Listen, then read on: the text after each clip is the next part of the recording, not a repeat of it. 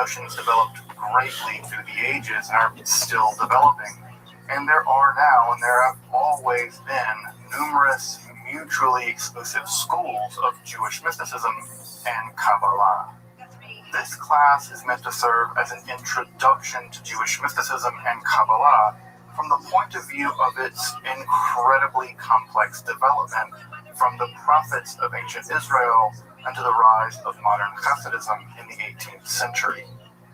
Of course, this series isn't meant to be exhaustive by any means, but only should serve as a springboard for deeper study and reflection, and hopefully it will also enable you to situate developments in Jewish mysticism and Kabbalah in their historical and cultural context, and hopefully embolden you to dive into the primary texts, which are admittedly as sublime as they are obscure.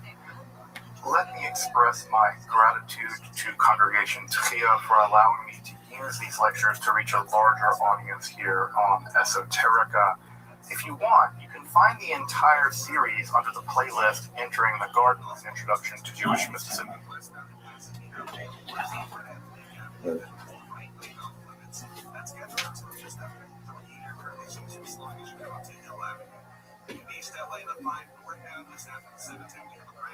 Taking up the left lane, that's slowing you down from about and as you travel on the 110 northbound in South LA, looks like the crash just before Adams Boulevard has been cleared out of the left lane. Your drive is recovering as you come away from Florence. Cascade for 5 northbound, we have work zone coming as they can into Parker Road. That's the right lane closed off until further notice. You're also going to see a work zone. This is in San Bernardino to Timber westbound from Highland Avenue to Milrose Avenue. Right lane's off limits until about 2:30 this afternoon. In Southern California's most accurate traffic reports. Pedro Moreno. Wayfind the life-changing travel is back for season 2. Join us as we explore life-documentary content and the mainstream destinations. One of the things that really struck me about my time in Alaska, there's just a more dramatic starkness where the water and the land meet. It really is just a magical landscape. So come along as season 2 takes off. Search Wayfind.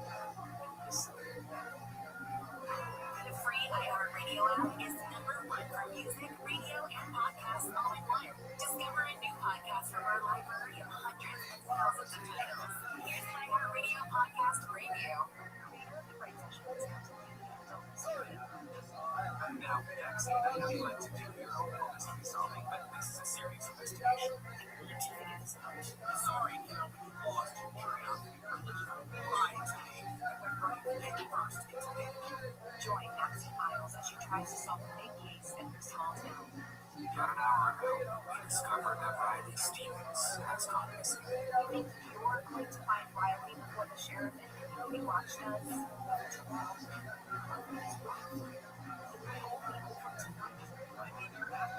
This is entirely your problem to fix. It's not even a problem you can fix. I don't want to say something much worse to happen. But why does it have to be you? Because as we discovered, we don't know who we can trust. Riley! Pay close attention to the clues, because when it's time to solve the case, it's up to you. I think I know what happened. It's Nancy Miles on the iHeartRadio app, wherever you get your favorite shows. The iHeartRadio app, #1 for music, radio, and podcasts, all in one app.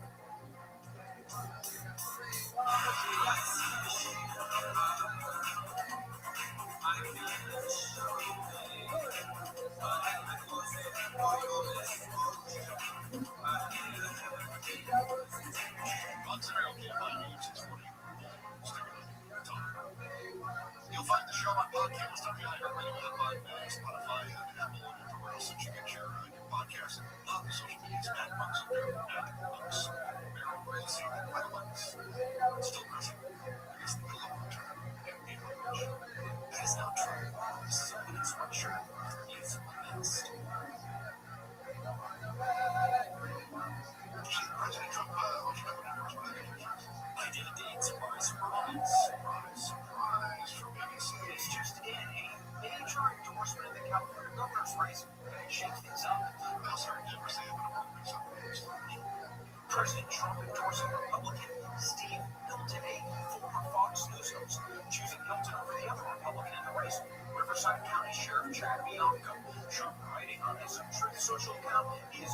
respected Steve Hilton for years, calling him a truly fine man.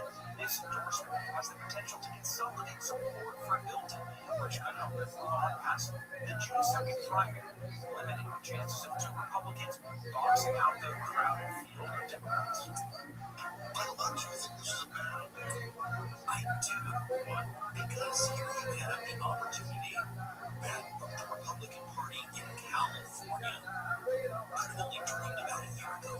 And that is the idea that there will be a Republican governor. And the way to guarantee that is to have two of these very credible candidates who run in the primary advance to the runoff against each other. So why does endorsement change that? Because I think the Trump endorsement carries a certain amount of weight with Republican voters, even in California, where Trump is not as broadly popular as he is in other parts of the country. The Republican Party is.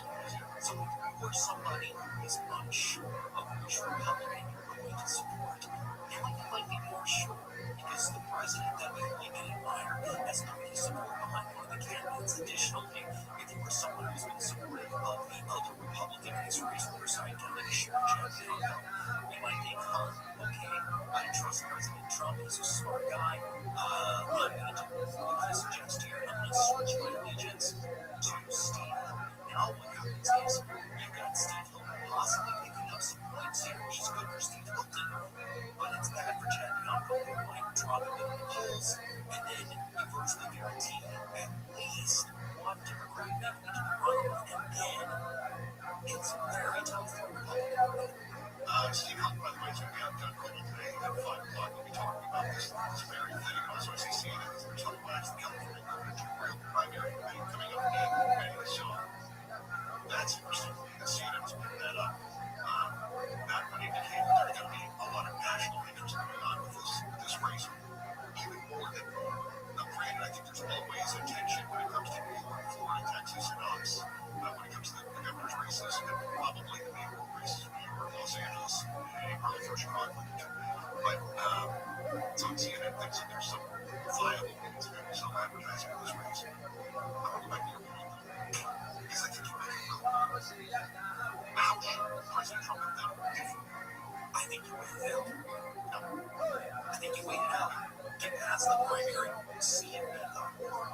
Do the double. There you go. Yeah, do the double. So President Trump has, by endorsing Steve Hilton, kind of gone back to the old way of the president offering up an endorsement. President Trump did something, I think, in his first term that killed everybody for.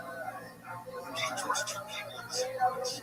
And we all went, what is this guy doing? You can't endorse two people in the same race. And then he did it again, and then in a different race. In fact, last day, I didn't get fired for his in Phoenix. And I was watching very carefully. He endorsed two people in the governor's race. This is after he endorsed two people in the Senate race prior to that. We always looked at it like, oh, the president is just endorsing two people so that he can claim victory one way or another, right? That's how we look at it. But in California, I think there's strategy in this, and I think we're getting at it.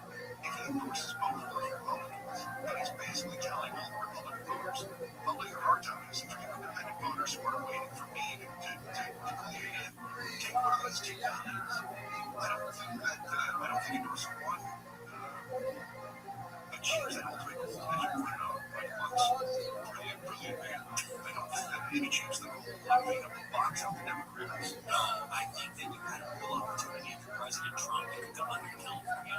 Again, he's not as broadly popular in California as he is in other parts of the country, but he has supporters here. And our enclaves are serious. He could have come out here and done one of those things. He likes to do one of those big rallies. And he could have had both of those Republican candidates with him and say that our goal is to ensure that these are the two guys who have the debate at November will be in California, and we can end, characterize it however you want, we can end this disastrous run of Democratic leadership in California.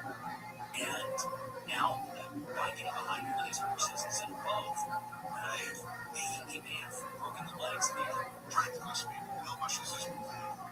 If what's the next one? Helping at 19. They're all about the same. All of the polls that have come out, Republicans have been 1 and 2. They've been 1 and 3. Yeah, he's in the top 3.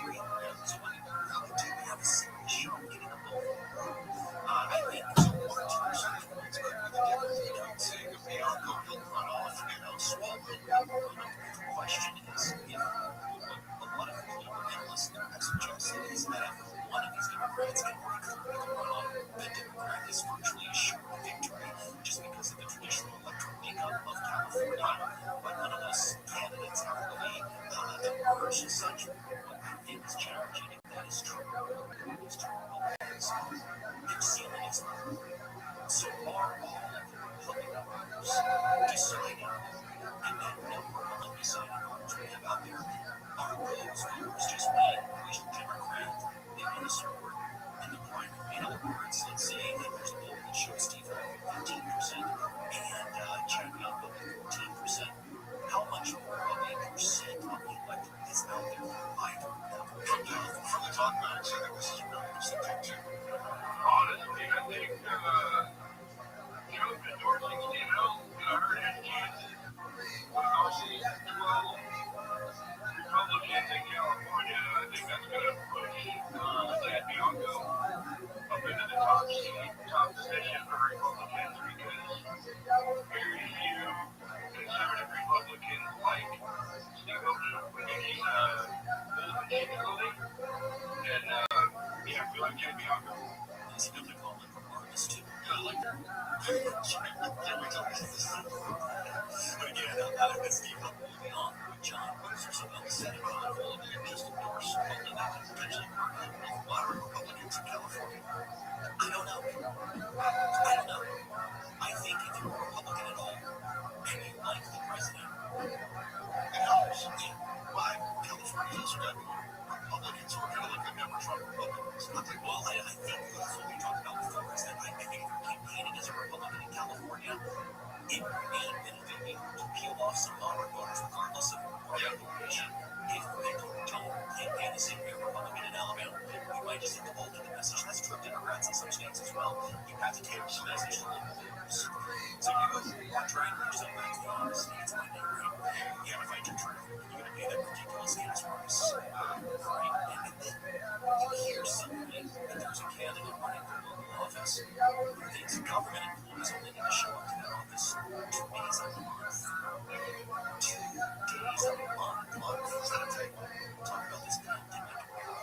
Like, you were paying for it. Next up, months in Maryland. After this update, 5 days a week in the office, never working from home. Here is the latest. President Trump is threatening to completely destroy all of Iran's bridges and power plants. Iran doesn't agree to a deal with Restream. News: the guy who allegedly planned to meet a teenager for sex got by camera. Coming to Beach, we'll have more at the bottom of the hour. From your Toyota dealer shopping center, we make it easy. Grab shop 210 and Glendora.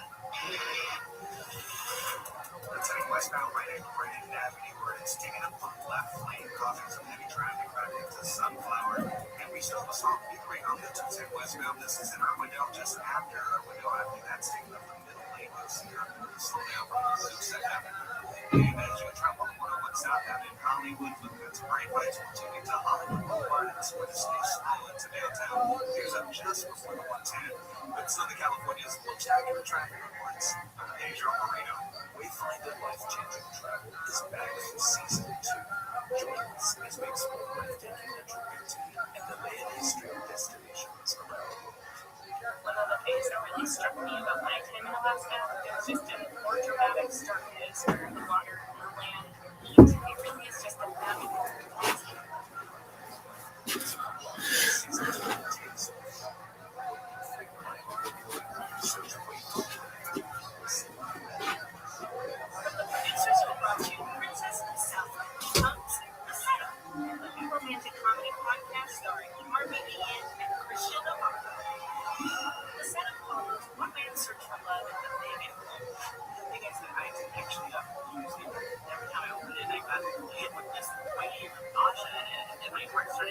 So fast, but the capitals get open.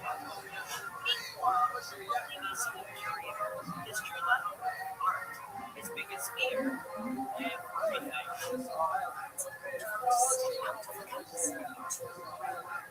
When the perfect man walks into his life, I guess we'll see the one. So he actually is too good to be true. This is to pull off this heist, they'll have to get close.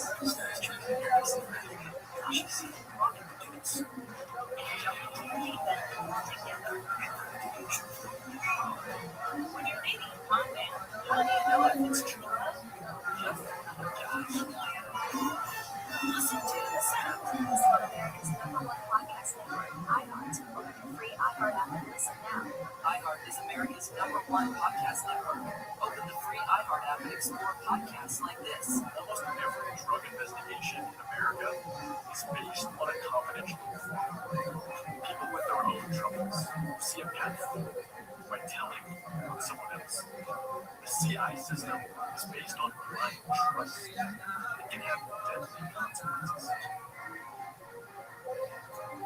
I'm Jürgen Arnett, investigative reporter with the Boston Spotlight team. And I'm going to bring you inside this secret world, the story of one city at the forefront of America's growth. Cause are in with me, okay? I do believe I like you talking something to them. They lie. They just lie. Right. And smart enough. I don't want to go there. This is Spotlight, Snitch City, an investigative series from the Boston Globe. Listen on America's #1 podcast network, iHeart. Open your free iHeart app and listen now. iHeart is America's #1 podcast network. Open the free iHeart app and explore podcasts like this. You ever wondered who ends my day? On his home hat monkey, my colleague Susie eating my lunch. Hypnotism is real. We'll use the suggestion in order to enhance your cognitive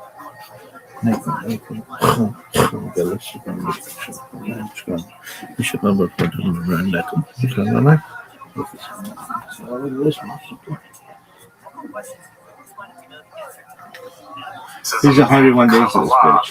I'll be uploading them over the next few weeks, or if you find these episodes after autumn of 2021 and you want to watch the entire series, you can find them in that playlist. If you find this series on Kabbalah interesting, I'd hope you check out my other content on topics in esotericism and perhaps consider supporting the production of free academic and scholarly topics in occultism, hermetic philosophy by joining my Patreon or perhaps with a one-time donation. You can find those links below, and I really appreciate your consideration. Now, let's enter the garden of Jewish mysticism and Kabbalah. All right, folks. Well, we're about at 5 after, I'm going to pick up with some summary from last time, so we can all be on roughly the same page of completely mysterious books that no one really understands, which is great. That said, we'll do some summary, then we'll jump into it after. I'll open up things a little bit more for questions, just in case there's some lingering questions. And again, I say questions, I mean questions I can possibly answer. If you ask me questions like how to make a golem, I'll tell you I have no idea, but here are 3 books in Aramaic that allegedly tell you how to do it. Go forth, have fun. So as we covered last time, we took a look at some of the really foundational texts that go on to form what I might call proto-Kabbalah. And anytime I hear the word proto-anything, it just sounds like completely pretentious academic speak. But what I mean here is these are going to be texts that are going to either underwrite or they're going to deeply inform. They're going to give some really important terminology to what will become Kabbalah. But they're kind of bridge texts from the period before the rise of the Kabbalah, which we'll get to in earnest tonight. And they're texts that underwrite or undergird or allow or serve as a foundation for what's going to become the Kabbalah as you may know it, or as you don't know it, and you're here to learn more about it, or you've heard this word from Madonna or whatever. I think even Britney Spears, God bless her, has a Kabbalah tattoo. I think. I don't know. May the Lord help her. She needs help, and not she doesn't need help. But the people that are doing terrible things to her, they need help. At any rate, the Sefer Yetzirah is probably one of the more famous of these books, and it's a very tiny little book. Like I think I said last time, in its normal recension, it's only a couple thousand words long, and it's a book of cosmogenesis, which is just a $2 word that means something like how the world came into being. We're still writing cosmogenic books, right? If you've ever read The Brief History of Time by Stephen Hawking, other kinds of books like that, we're still very interested in how the world came into being, and the Sefer Yetzirah is an early attempt to describe that using 2 different categories. The first category is the Sephirot of nothingness, right? The Sephirot Belima. And as I talked about last time, we're not really sure what these are. What we do know world is that they're not divine emanations. And we know that because the text never refers to them as such and never even sort of invokes that notion. That notion is going to come a bit later, and we're going to see it in full force tonight for sure. And the other, of course, is the 22 letters of the Hebrew alphabet. And what we have in this Sefer Yetzirah is a story about how the world came into being, with God using the 10 sephirot of nothingness, probably mathematical terms of some kind, right? Some kind of math term, and then the 22 letters of the Hebrew alphabet, and using those together, God hews creation out of nothingness. And I love this image of hewing. It's as if God is sort of like hammering away at nothing to form something. And it's a really, I've always found this image to be very beautiful because it doesn't have this sort of, God just went, and then everything came into being. It's a kind of working class God in the mind, building things out of nothing with numbers and letters. And I always appreciate, the working class God hewing the world out of being. This is the Rosie the Riveter God. This is not the aristocratic God speaking from a throne from on high. So I appreciate that image a lot more. The wobbly God. What we have, right, in these images of the undergirding structure of Sefer Yetzirah is that word and being have a continuity. That language and speech and ontology and metaphysics are connected in a very deep, powerful way. Parmenides, this is echoing perhaps an idea going back to Parmenides, where Parmenides says that there is no difference between thought and being, between logos and ontos, that the ontos and logos are the same kind of idea. By the way, in philosophy, that idea has come roaring back in the 20th century, in the 21st century, and so in many ways, I think of this as a pre-modern notion, but it's become both a pre-modern and a post-modern notion at the same time. The snake always swallows its tail. So, Sefer Yetzirah gives us an idea about how language and being relate to one another, and how being emerges from divine language. And again, the snake swallow its tail, right? It's also how one that speaks, us, we can also, because we speak, and if we can speak correctly, right? Not that I can, I'm Southern, but if we can speak correctly, right, we can force reality to our will. We can magically use reality to do what we want. And of course, that's going to underwrite the entire Golem legend. And that Golem legend, of course, we see all the way back in at least as early as the Babylonian Talmud, where some rabbis were able to use Hilchot Yetzirah or Sefer Yetzirah to shape into being living creatures, whether they were calf or a human being. Now, they're not perfect, right? Because we never speak as well as God does. I don't know what dialect of Hebrew God speaks, but we never speak as well as God does. And the idea, right, I imagine that God speaks Yemeni Hebrew. I always love the way Yemeni sound. They have this, they still separate between all the different pharyngeal and glottal sounds that have been well lost to both Sephardi and Ashkenazic Hebrew. By the way, the Babylonian Talmud says that if you can't pronounce the difference between an Ayin and an Aleph, that God doesn't hear your prayers. It's a minority position, but I do like the rigorous attention to linguistic detail on the part of at least that rabbi. At any rate, what we have in the Golem legend is the ability to speak beings into being. We can speak beings into being, specifically other people and even other animals. And of course, if you remember back to that line in the Babylonian Talmud, it says that if you're really righteous, you can speak an entire world into being, right?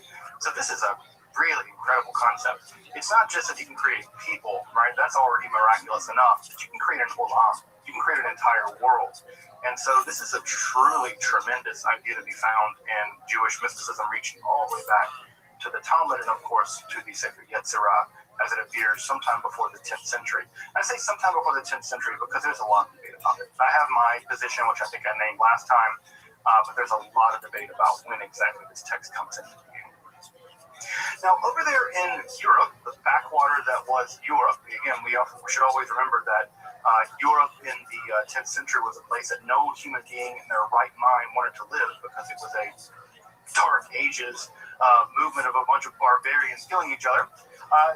Back there in the backwater that was Europe in the early Middle Ages, we have some elements coming together in what is called Ashkenaz, that is to say, what we now call Germany. And again, Ashkenaz is sort of a more broad term for Germany, but sort of in the German milieu, where we have a couple of different mystical movements going on. And the two mystical movements that really matter for us are going to be what is called the unique cherub circle and what is also called the folks called the German pietists, or the Chassidei Ashkenaz.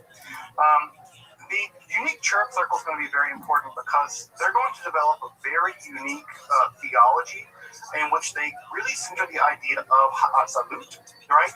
And Ha'atzalut is the idea of, or Ha'atzalah rather, is the idea of emanation, which is to say that God doesn't just create being in the sense that there is God and there is being and God is outside of being.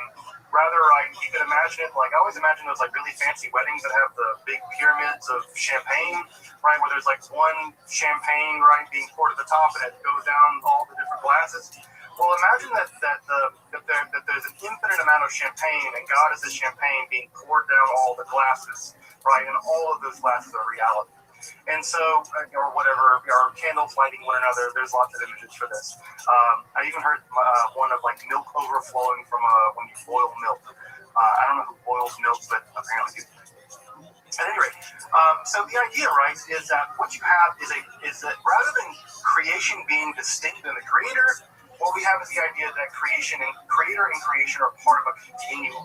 They're part of a spectrum of reality where God is the most real thing, and at some level it tatters off into non-being, right? It tatters off infinitely into non-being.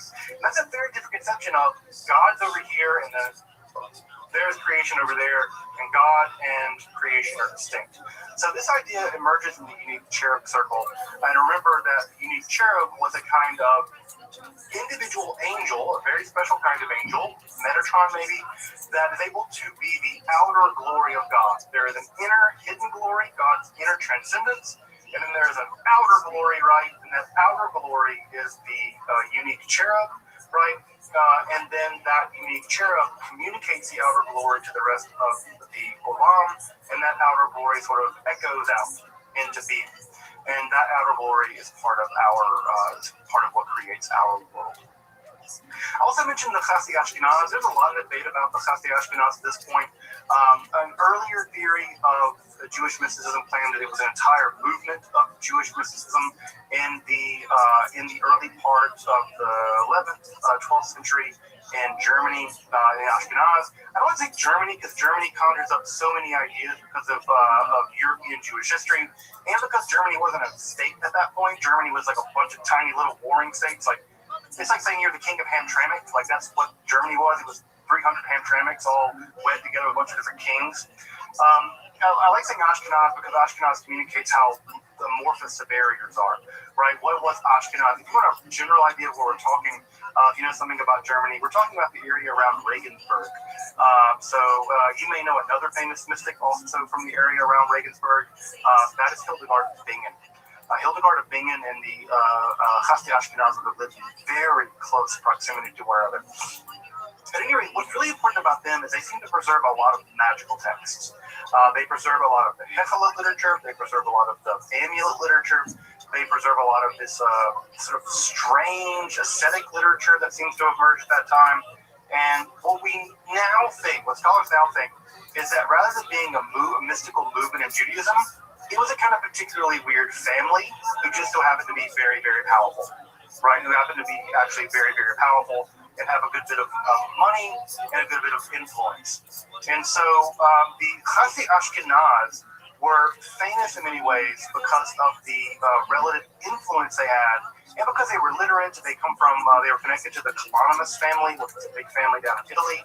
And it seems like what ends up happening is a lot of works are coming in from North Africa and from the Middle Eastern world. They're entering into Italy, and they're being pushed into the Ashkenaz via the Kalanimus family. Also, just mentioned the Kalanimus family has one of the earliest examples of a possible transgender Jewish person poet.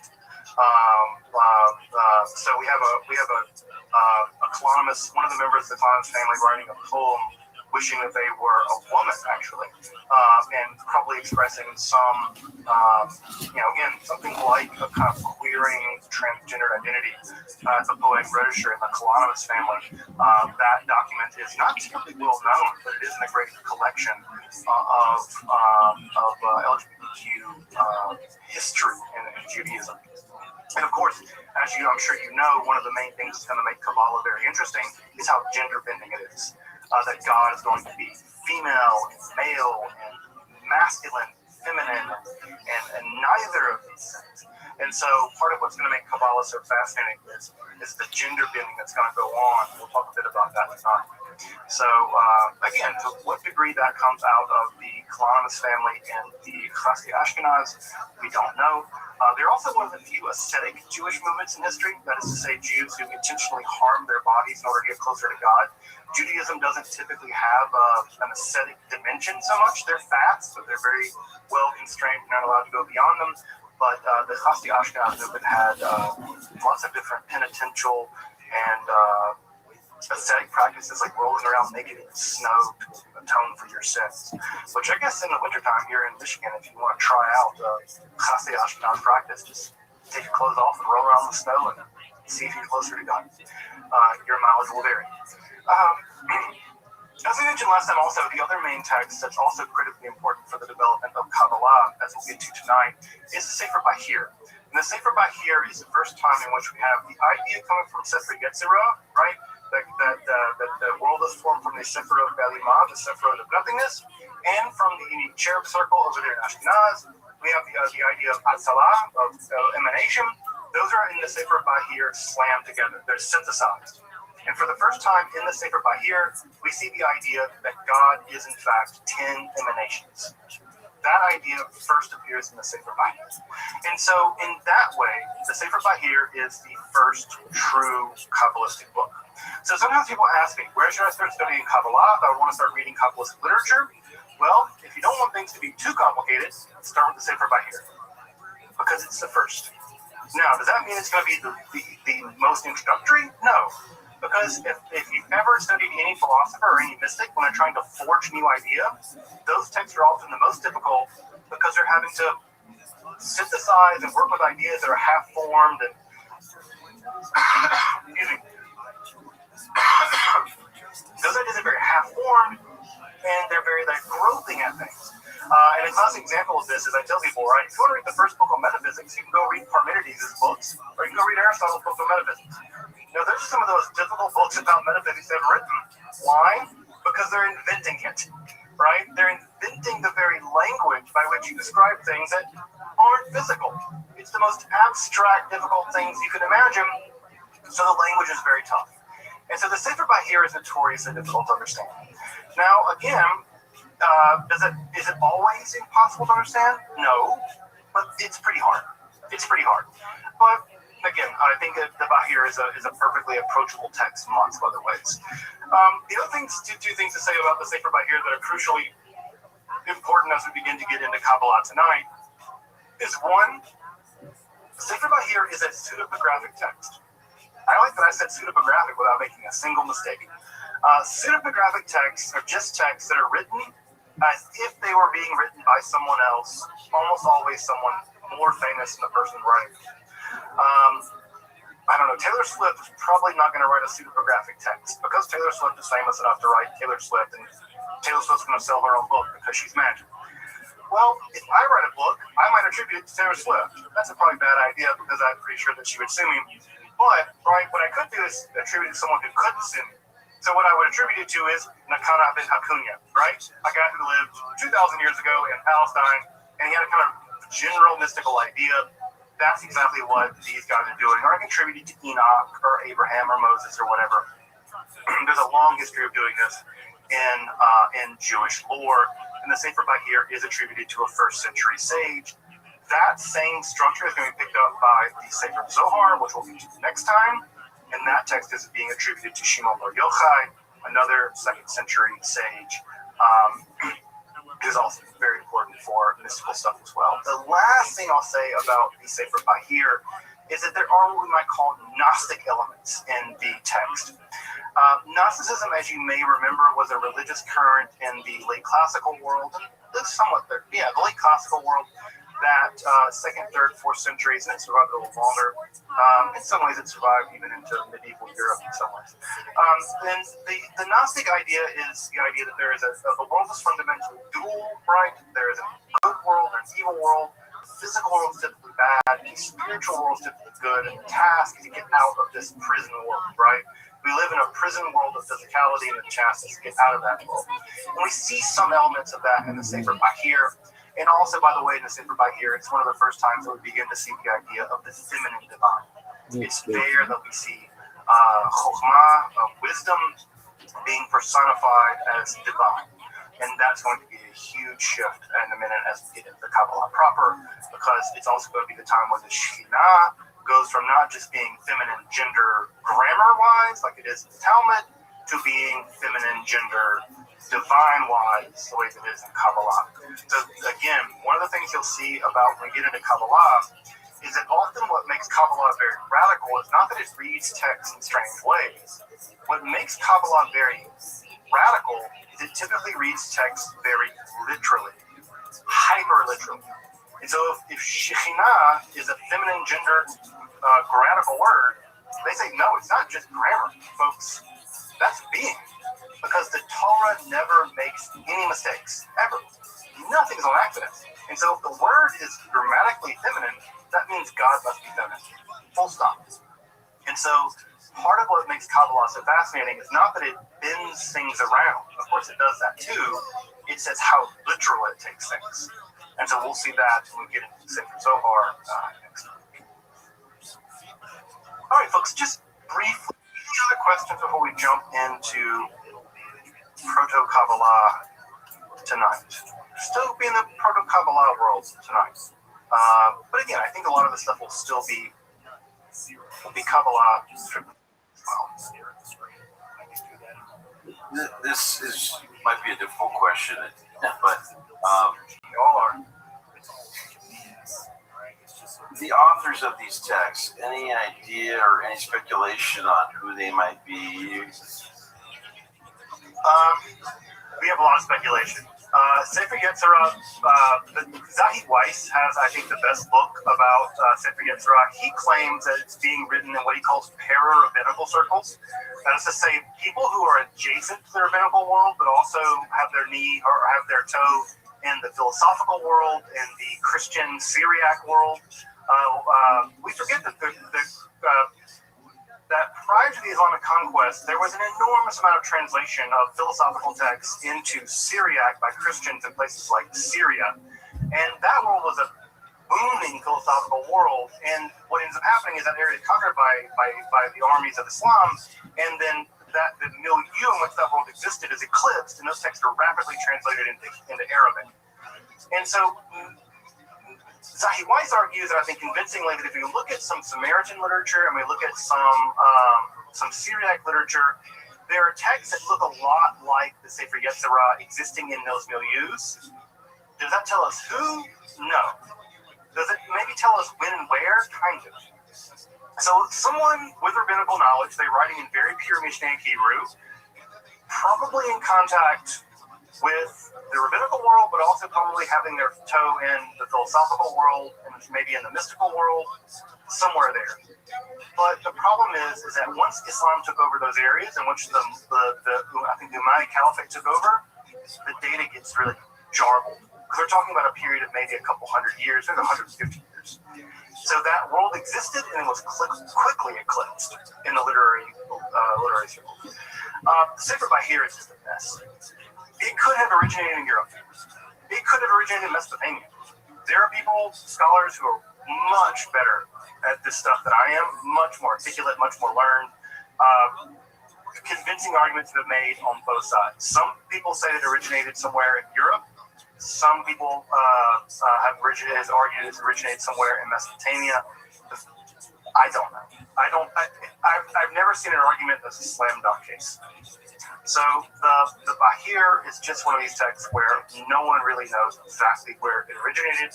The Bahir is much more closely in the rabbinical circuit. It reads a lot more like rabbinical literature. So it's so hard to say. You know, it's one of these things where, you know, I think about poets, right? I think about poets. And, you know, when I think about a poet like, I don't know, Arthur Rimbaud, right? I'll just give an example. Someone who jumps to my mind. Arthur Rimbaud. Arthur Rimbaud was a poet who existed in poetic circles in France in the 19th century, but created a poetic language that no one could have saw coming.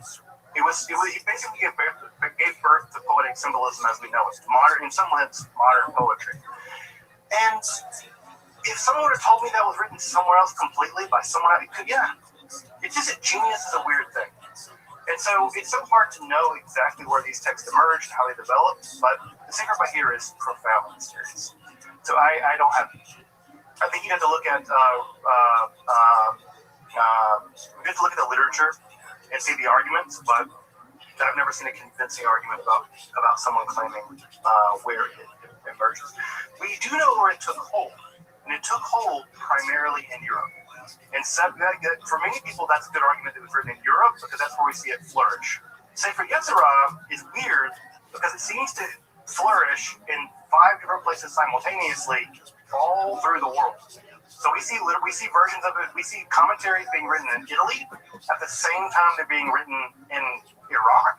At the same time they're being written in Egypt. And you're like, how the hell did this text get to these different places this fast? And why do they all start writing commentaries in the 10th century? What happened? Right? And the answer is we don't know. Scholarship is still working on this problem. It's profoundly mysterious because we know they weren't working together. It's not like the Sadia Gaon and Shabbatai and Benolo and Yehuda Barzilai over in Spain were all saying, hey, let's write commentaries on Sefer Yetzirah. They didn't even know they were doing it. And yet just... So, I don't know. It's something's going... There's a story there. And the truth of the matter is, we don't know. And also, by the way, Sefer Yetzirah is also composed in what is sometimes called the Jewish Dark Age. There was a period after the Talmud, but before the rise of the Midrash, where we have basically no documentation. There's a 300-year period in which nothing seems to have been written, right? And yet, Sefer Yetzirah was. So it's weird. It's super weird. It's a weird thing. Yeah, it's super profound. Again, and sometimes I tell people, young scholars who want to get into this field, they're like, is there anything left to do? And I'm like, you have no idea. Basic things we don't know. Basic things we don't know. And it's going to take people who read Persian. It's going to take people who read Arabic. It's going to take people who read Hebrew. And people are going to be in these archives in countries like Iraq, in countries like Iran, because it's in those places, I think, where if there is a clue in Syria, if there is a clue to any of this, it's going to be in the state archives of those countries. And, lucky getting someone who can do all that work in those countries to do the work. The geopolitics subsumes this kind of literature, unfortunately. Other questions before I jump into tonight?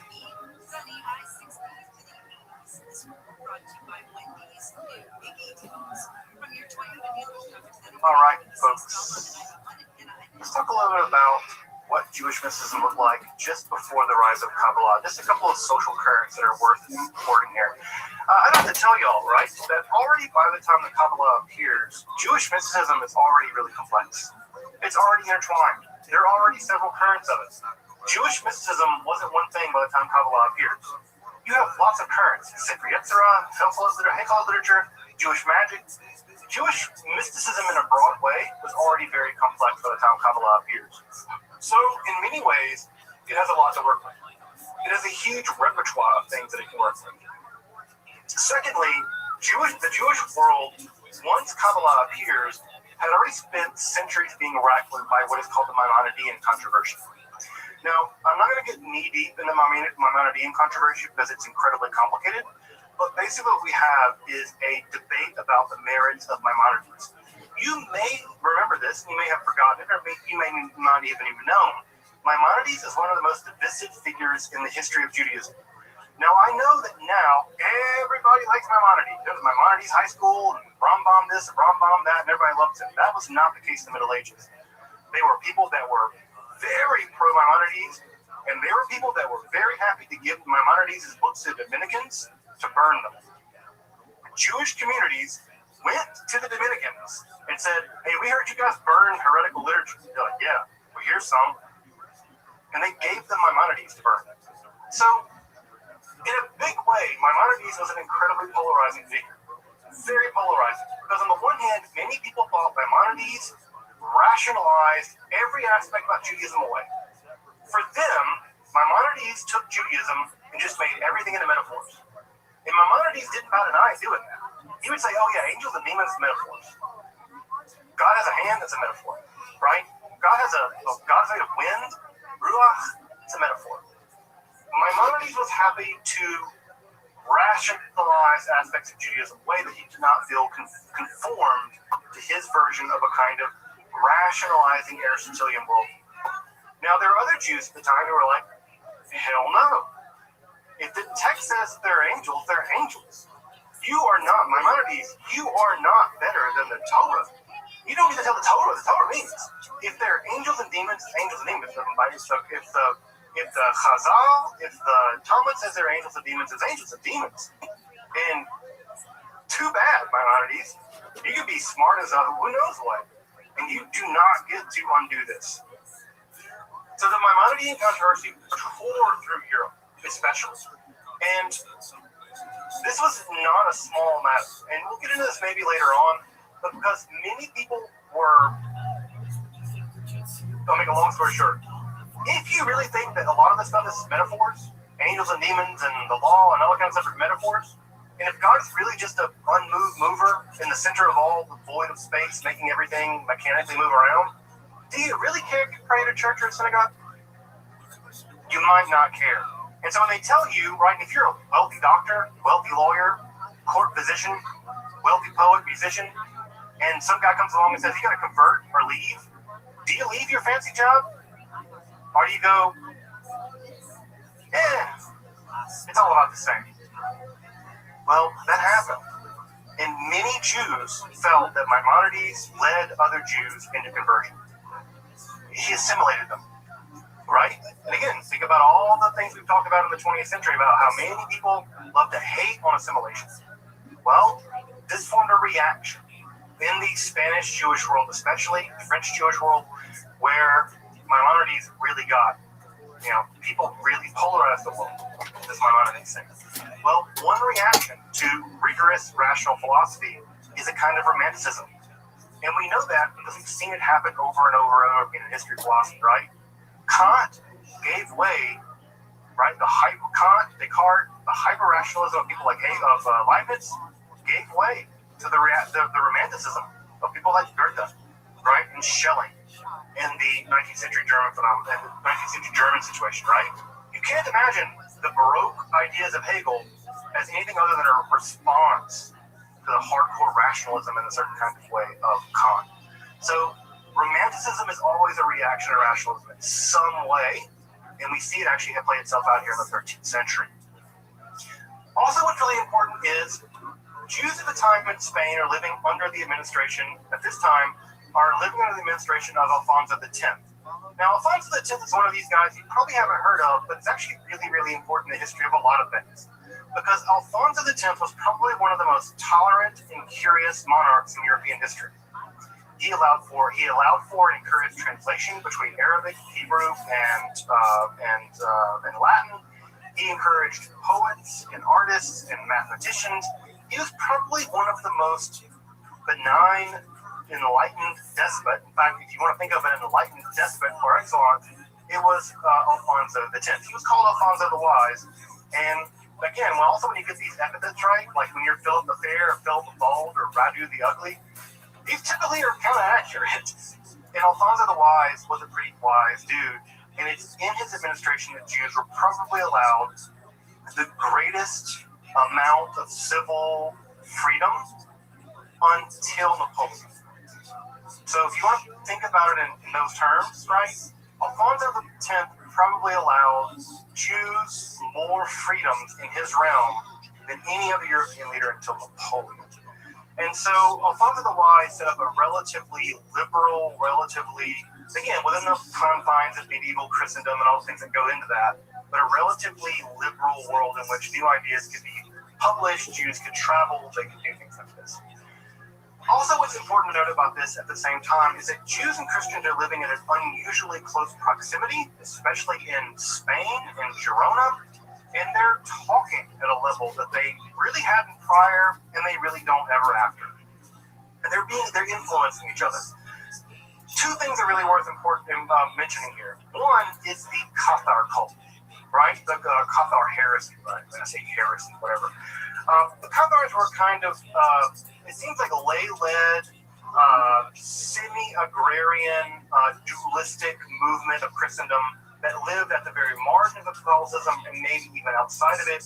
And they were intensely persecuted by the Catholic Church during what is called the Albigensian Crusades. People forget that the first Crusades were not Christians against Muslims, they were Christians against other Christians. The Albigensian Crusades was a crusade against, in many ways, other Christians, Albigensian Christians, Catholic Christians. And also what's important to note about this time period is this is the time period of the rise of the Marian cult. When I say Marian cult, just know that I'm going to use the word cult. I'm using the religious studies term. I don't mean the word cult in a negative way. I just mean as an intense religious movement.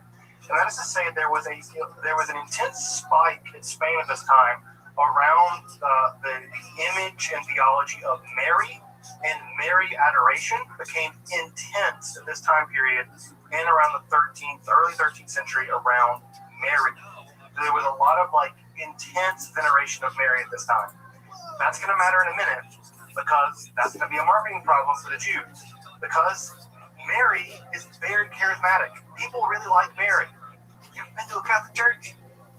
They're about that Mary life, right? Marian intercession, Mary veneration proved to be enormously popular with rank and file people. Well, it's supply and demand.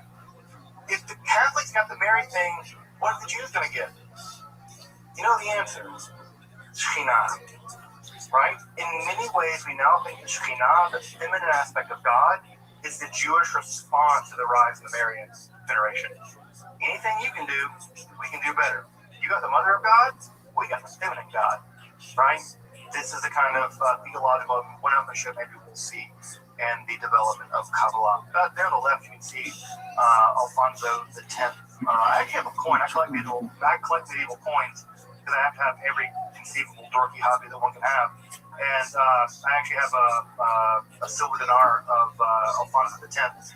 You can even see in his minting that he's really picky about his minting. His minting is especially beautiful in a way that previous and after their minting, Spanish minting is notoriously bad. But Alfonso X really wanted to have beautiful coins minted. You can see that in his mints. He's an eye to detail. All right. So, what are the kind of core philosophical problems that are going to intervene in the rise of Kabbalah? Because one of the things I always like to point out to people is that mysticism and rationalism are never really opposed in history until now. It's only in the aftermath of the 18th century that we really oppose the mystical and the rational. You don't see that in the Middle Ages. You don't see it in the late classical period. It's a really modern thing in many ways. So what we get, right, is an attempt to solve a group of philosophical problems. And when we say philosophical, what we really might say is theosophical. They're philosophical problems that heavily overlap with theology. So it's not quite philosophy, it's not quite theology, it's something in between. Because there was already a developed Jewish theology, and there was already developed Jewish philosophy, Maimonides, Sadigaon, right? And there was the traditional visions of God that had been inherited from the Talmud. Well, this isn't either one of them. This is something in between, sort of a cutting-edge kind of thing. So the question became this. This is basically a Neoplatonic question for folks who know a bit about the history of philosophy. And I say it's a Neoplatonic question because Neoplatonism is now moving into Europe via the Islamic context for the first time. And that question is this. And it's a pretty basic question that is probably unanswerable. We have an infinite God. Because no one wants a finite God, right? You don't want a God who doesn't know stuff. You ask God, hey, what's the derivative of this? God's like, You don't want a God who doesn't know calculus. You want a completely transcendent God that is all-knowing, all-powerful, all-wise, all-good, all the things. Right? You want this God. Everybody wants that transcendent God. And yet, we ain't transcendent. We're immanent. I don't know everything about calculus. I guarantee you. Right? I don't know everything about the Kabbalah. I don't know everything about most things. 99.999 things I don't know everything about. I don't know anything about anything, probably. This is a basic philosophical problem. bridge the gap? Because let's do some basic math. Infinity minus 1 is still infinity. Infinity minus 10 million is still infinity. Infinity minus 12 billion, 11 billion, whatever. You can't subtract enough, right? If you think about trying to pull the infinite towards you by subtraction, you never get to it. And if you try to get to infinity, right, by adding more, a little bit more, you're never going to get there either. Because no matter what you add to a finite number, you'll never get to infinity. How do you bridge the gap? And Neoplatonism is infamous, for trying to solve this problem by adding in what they call hypostases. Hypostases is just a complicated word for things that are in between. They're things that are in the middle. They're states in the middle. And so you can see that these go from really complicated, right? So this is the most simple one here on the far left. This is the system of Plotinus, the very famous Greek Roman philosopher from the 3rd century. And then by the time we get to the Orphic philosophies, right, this very small image, you can see how very complicated this has gotten. Now, right, these are just intermediaries between us and God, between the one and the simple. Now, if you look at this image, right, or this image, and this image, I bet you can already see where we're going. If you've ever seen an image of the Sephirot, the tree of life, right? You see how these look the same? They're starting to look similar. It's because Kabbalists are going to solve the problem in a really similar way. All right. Again, we have to end this weird modern idea that mysticism and rationality, mysticism and philosophy can't play together. They've always played together until recently, and this is a great example where they clearly played together. Now, Kabbalah wants to, like I say, have its cake and eat it too. They want to maintain that God is, in fact, infinitely transcendent. They want to maintain that. And they want to maintain that God is immanent. God is the God of the Hebrew Bible that walks around in the cool of the evening in the Garden of Eden. They want to maintain God's radical transcendence and God's radical immanence. They want to have both. Because they have to have both. Because if God showed up to some guy and gave him a bunch of rules, God is immanent to this world. And also, if God is responsible for being, God must transcend being, because being can't come from being must come from something else. And so God must also be beyond being. And how Kabbalah is going to solve this is by introducing 3 concepts that I bet anyone here who's studied any Kabbalah already has heard of. But you may not know why they're there, right? If they're there because they solve these 3 philosophical problems. Now, solve them is a strong word, but the mind of the Kabbalists, they solve this. The first is the concept of Ein Sof. This is the infinite hidden God. This is the God beyond all being. Ein Sof just means the infinite, right? It's just the God beyond all being. This is the God that is transcendent, that is unknowable, that is beyond everything that you could ever imagine, and is beyond all linguistic predication. But you can't end there. God has to get to here. How does God get to here? God emanates out of that vast, infinite, beyond being, that vast nothingness, no thingness, right? God is no thing. God has to begin to enumerate. God has to begin to emanate out of God's self. And how does God emanate out of God's self? Well, God emanates out of God's self in 10 Sephirot. And those Sephirot are the emanations cascading out of the Godhead, out of the infinite nothingness of the Godhead, something. And bit by bit, a ladder is built, reaching down into being. And the very last rung of that ladder is God's presence, Shekhinah, the feminine aspect of God, right? God pours out God's presence. And as God pours out God's presence, that in the shelter of that presence, right, is the immanent reality of God in this world. And in some sense, is this world. That's a final one, this world. So the solution to this problem, the gap between the infinite and the finite, this Neoplatonic problem, Kabbalah is a very, very, very, very complicated way of solving that problem using these three philosophical devices. Ein Sof, the Sphirot, Shekhinah. Now we're going to greatly complicate that story as we get into this, right? But my argument is that if you want to boil it down to the basic problems, the gap between the finite and the infinite, and the basic solution are these three things. Now, when I say basic, not basic at all, and also when we get into Kabbalah, as we'll see, it gets much more complicated, right? It's going to get much more complicated. Let's talk about some of the early groups of Kabbalists at this time. The earliest one we can talk about, right? We may need to stretch this lecture until next time. That may have to happen. So we're actually kind of going kind of slow. We'll make what time we have, and if we have to pick up next time where we leave off, we'll pick up what we like to pick up next time. The earliest school of Kabbalah that we can recognize as such is what we would call the Iyun circle, the speculation circle. This circle of folks existed somewhere either in southern Spain, although more recent scholarship puts them, southern France, although more recent scholarship puts them in Spain. And this group of folks seem to have been a very small group of rabbinical elites focusing on these kinds of problems.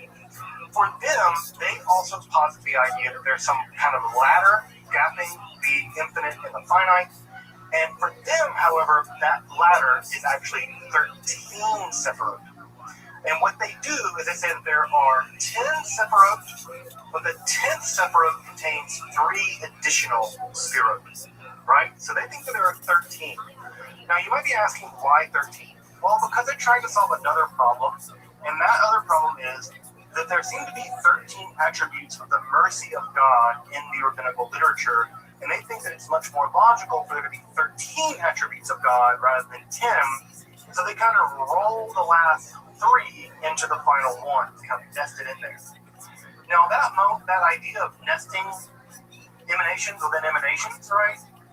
That's going to go absolutely bonkers in a couple hundred years, where you have nested Sephiroth inside nested Sephiroth inside nested Sephiroth. It's going to go out of control. Their metaphorical language, what really makes the Iyun circle really important, is that a lot of their symbolic language, like the language of light, flames, lights of fragrances, right? That when you smell a beautiful rose, right, it doesn't take anything away from the rose. Now, strictly speaking, I guess it does, but they didn't know that, right? But the idea is that when you smell in the rose still stays the same, even though you get the fragrance. And so, in some ways, you can think about that the rose emitting fragrance is an image for the emanations of God in the world. In fact, this idea survived. If you've ever read the 13-petal rose, the idea that the fragrance is given off by the flower that is God, which, by the way, is a feminine symbol, right? Flower and the vulva are almost always connected together in medieval poetry. Already beginning to get this sort of queering aspect of the nature of the Godhead, where God is feminine and male at the same time, both an active force, right, but also a passive force. That humans are the ones smelling what God is giving off the odor. So again, you get this idea of this gender bending stuff is already beginning to happen. The image of the overflowing fountain, it's very clear that they're actually looking at medieval fountains and imagining these cascading fountains in the Middle Ages in Spain as kind of like what God is like. So you can actually look at these medieval fountains, which I've actually gone to Spain and seen some of these medieval fountains in Castile, and they're still there from this time period. And you're like, oh wow, that's what they were seeing when they thought of the Sephiroth, right? And sometimes they imagine the sun going down, and they can see the sun coming through the light of the water, and that image to them is very powerful of how the universe, how the cosmos functions. They're also very keenly interested in the sacred Yetzirah. They do write some commentaries involving the creation of the golem, and they're very interested philosophically in how creation began and it persists. About 32 very brief works of the Iyun circle, the earliest circle of Kabbalists there, probably in Spain, survived. Although some of their works are only a page long. The most famous work they produced was a text called The Fountain of Wisdom, and The Fountain of Wisdom goes on to be reprinted well beyond the survival of the Iyun circle. There is a book, I'll give a reference at the end. If you want to read basically the major works that have come down to us from the Iyun circle, I'll give you a book that you can check out if you want to read some of their works. So many of them have been translated. Some of them have been translated.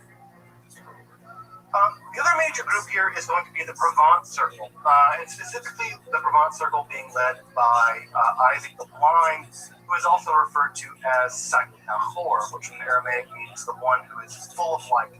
The idea is that while Saki Nahor couldn't see from birth, he could see from his eyes, but he could see with his soul, and the fact that he was blind was not a disability, it was actually an ability, because Saki Nahor wasn't deluded like the rest of us. Saki Nahor could see the inner structure of reality, whereas we just see a bunch of illusions. And so the idea that Saki Nahor was not blind, he was full of light. So I always like to refer to him as Saki Nahor rather than Isaac the Blind, rather focused on his ability than him as a disabled person. At any rate, Saki Nahor arrived in the late part of the 12th century, and he is, so far as we can tell, the first full-time Kabbalist. He wasn't an adjunct Kabbalist. He was a full-time Kabbalist. He was a Kabbalist continued track. And we can thank him for fixing the amount of the Sephirot. He fixes it to 10. After Saki Nahor fixes the number of Sephirot to 10, he uses a verse in the Hebrew Bible from 1 Chronicles 29:11 to fix the number of Sephirot to 10. It never changes after that. Ever. Saki Nahor basically sets the stage for Kabbalah, at least in terms of delimiting the amount of Sephirot that there are. And what he argues is that the Sefirot actually existed prior to our world. They're a bridge to our world. So God exists in God's utter transcendent state. The Sephirot are a kind of intermundia. They're a world between worlds. And our world is what is connected by the ladder of the Sephirot to the world of the transcendent. So, and this will be a debate, by the way, a lot in Kabbalah, is to what degree do the Sephirot exist in our world or beyond our world, or are they a part of our world? Do they transcend our world? In what worlds do they exist? Do they exist before or after creation, right? When God said yes before, does that inaugurate the development of the Sephirot, or do they exist prior to that? Saki Nahor actually argues in a really dramatic and really, ingenious, is another word for it. What he does is to prove this, that the Sephirot existed prior to our world. Saki Nahor actually goes to the Hebrew Bible, to the book of Genesis, and he describes how the very first chapters of Genesis, the creation story, do not describe the creation of our world. For Saki Nahor, the Genesis creation story, let there be light, and there was light, and there was lights, and there was a firmament, and all this stuff, for him, that's not our world. That's the world before our world. So the Genesis creation story, the first Genesis creation story, describes the world. In fact, the second one too describes the generation of the post-divine world, the world after God is utterly transcendent, but before our world comes into existence. Now, we're very lucky because our world mirrors that world. And therefore, the Genesis story does double duty. Read on one level, it's the story of how our world came into existence. But read on a deeper level, on a more transcendent level, it's the story of how the eternal world, the world of the Sephirot, came into existence. And so if you know how to read it correctly, according to Saki Nahor, in this very esoteric way, you can read into the Genesis story the preternatural coming into being of the world. And his commentary is, to my mind, the first commentary to do exactly that. Now, the Sefer Zohar, which we'll get to beginning next week, spends hundreds of pages on that. So again, Saki Nahor sets the stage for what's going to become the huge unfolding of the world of the Zohar and the world of the Kabbalah proper. Now, as you might imagine, Saki Nahor also prohibited teaching these ideas to the public, even prohibited writing them down. He had a famous quote that he sent to some of his students over in Castile, where he said, and the lines in Provence, he said, look, he said a book concealed in a cupboard isn't. If you lock a book in a cupboard, it's not concealed. It's going to get out, right? And so he says, if you write this stuff down, right? He says a candle concealed in a cupboard isn't concealed. Why? You see the light shining at it. If you try to conceal a candle in a cupboard, see if someone's going to see it. Well, if you try to conceal this stuff in books, it's not going to work. Why? People are going to find the books. People are going to publish the books. They're going to copy them. And so he's the first person to actively forbid the writing down of Kabbalistic ideas. And it was for a very brief time successful. Let me focus on the phrase very brief, right? Very brief. Because as soon as it gets over the border to Spain and Girona, the brothers, the Kabbalists over in Girona, immediately began disseminating this material.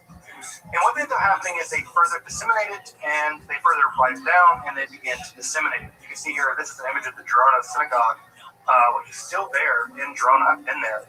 It's very weird to walk around in the old Jewish sections of Girona, knowing that Kabbalah was basically birthed there.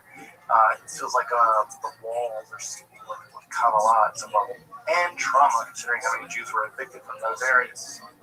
Rabbi Azrael, one of the of Saginaw-Hor's students, systematizes the Sephirot for the first time. And not only does he systematize the Sephirot, he systematizes the very earliest doctrines about the Sephirot into what is basically a Kabbalistic catechism. When I say catechism, I mean catechism. Question, answer, question, answer, question, answer, catechism. Again, Catholics and Jews, they're kind of talking to each other. And Catholics, about that catechism life, well, right, many Jews look to scholastic literature with its question and answer structure, and they copied it.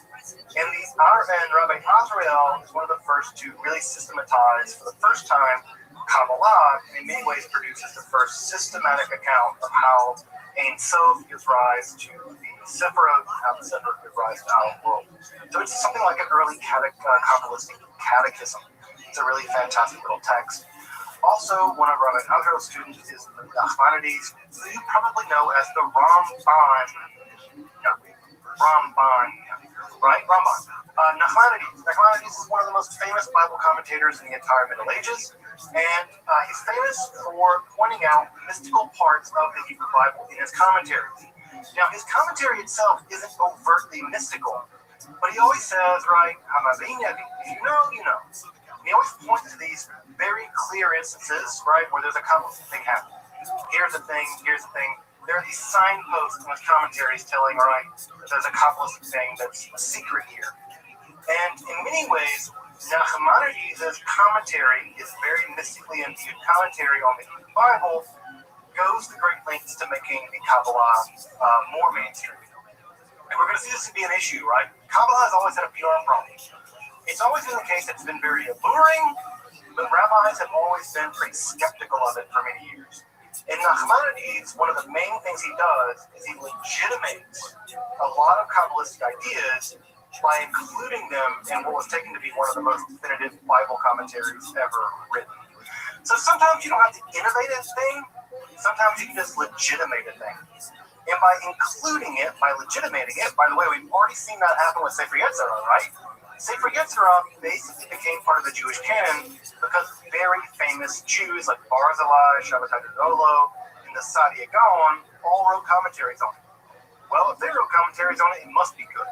It must be true. Well, ditto, if Nachmanides has written, right, if you understand this, right, al derech, al pri derech, right, if you understand this, right, al pri derech emet, according to the way of truth, then it must be some Kabbalistic thing that must be important. Also, Jacob and Sheshet is important here as well. He's basically a moralizer, right? He writes very moralizing treatises, and those moralizing treatises go a great deal the way of developing a Kabbalistic moral system, which we'll get into. And also, he leads an attack on how Moses Maimonides interprets the throne of God. This is very important, right? Because one of the things the Kabbalists are going to want to do is maintain earlier forms of mysticism, like Merkabah mysticism. Remember, it ultimately results with one being able to witness the throne of God. And part of what Yaakov Sheshet wants to do is maintain a very traditional, mystical understanding of the throne of God, as opposed to Maimonides' very metaphorical and symbolic and non-literal, maybe more rational God. Last one, folks, as we start to wrap up for this evening. We're now moving over to Castile, right, into northern central Spain. And again, the drama of the Kabbalah is playing itself out in southern France, Spain, over here now to Castile. The Castile circle really focused in on two brothers, the Coen brothers, which I know you're now thinking the Coen brothers, like they make movies, not them.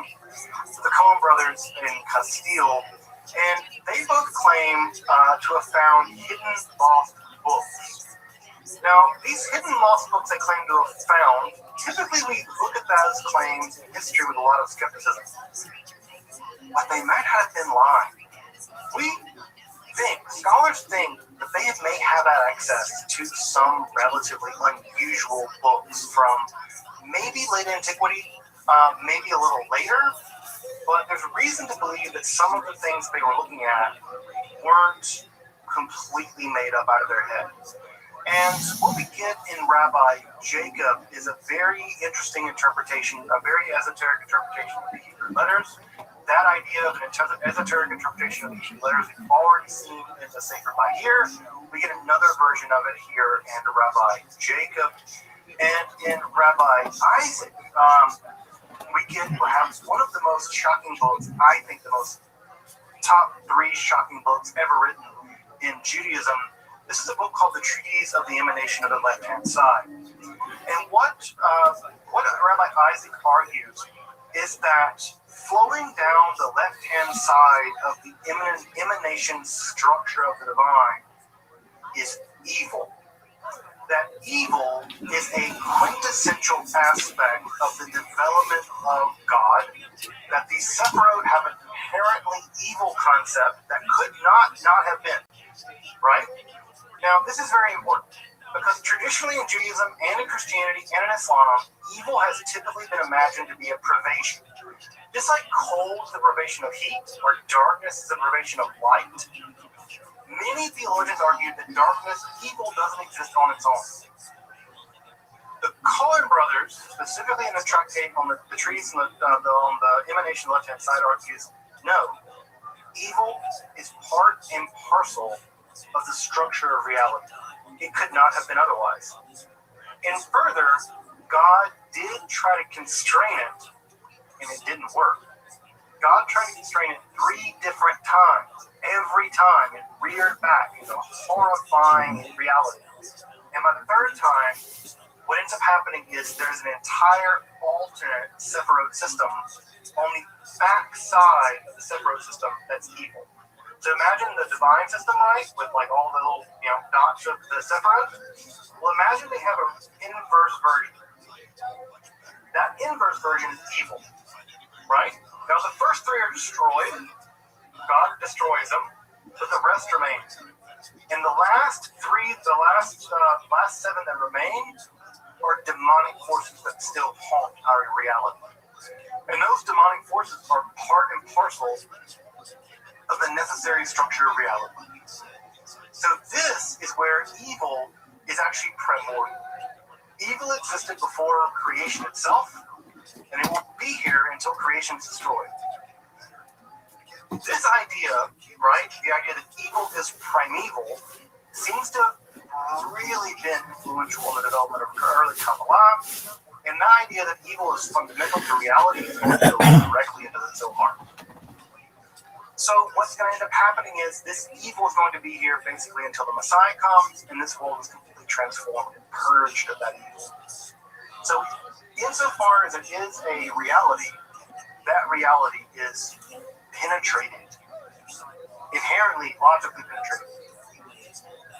Now, the idea, right, is that we can resist that evil by doing the mitzvot. This idea coming from the treatise of emanation left-hand side says when you do the law of God, when you follow the Torah, you're not just following the rules of God. What you're actually doing is metaphysical warfare against evil. you observe Sabbath, when you lay tefillin, when you give money to the poor, you're not just doing a mitzvah. You're engaged in a titanic battle of good versus evil, where the goodness pushes back against the demonic forces of evil. And by pushing back the demonic forces of evil, it creates a kind of gap, and into that gap, Messiah will come. And so the idea is that you have to do this. And the Talmud's also pretty clear about this.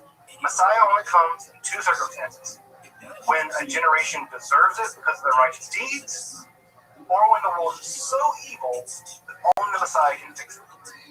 And so the idea here is you must do the work of creating a gap through righteousness in the forces of evil so that Messiah can come through and wipe it all out. So the trees on the emanation on the left-hand side, and we're going to see this when we get into the Zohar next week, is decisively important in the development of the Kabbalistic conception of evil, which is not anything like Maimonides. It's nothing like St. Augustine. It's nothing like the proponents of al-Ashari in the Islamic tradition. This is a rigorous idea that evil is real, it is part of reality, and it must be actively resisted. Again, look at some Christian theologians in the Middle Ages to see also their focus on evil. Right? You can even see the art of the Middle Ages, right? Where, have you ever seen the art of the crucifixion, right? You can see that around the time of the early Middle Ages, Jesus is hanging on the cross looking very serene. But by the High Middle Ages, he's bloated, green, he's dangling almost at a Y shape. His body is frail and broken. Evil becomes a huge conception in the 13th century in Spain. We can see those ideas beginning to leak into the Jewish sphere with the treatise and emanation on the left-hand side. It's in this circumstance, folks, as we start to wrap up this evening of some questions, I'm sorry, went a little bit longer than normal.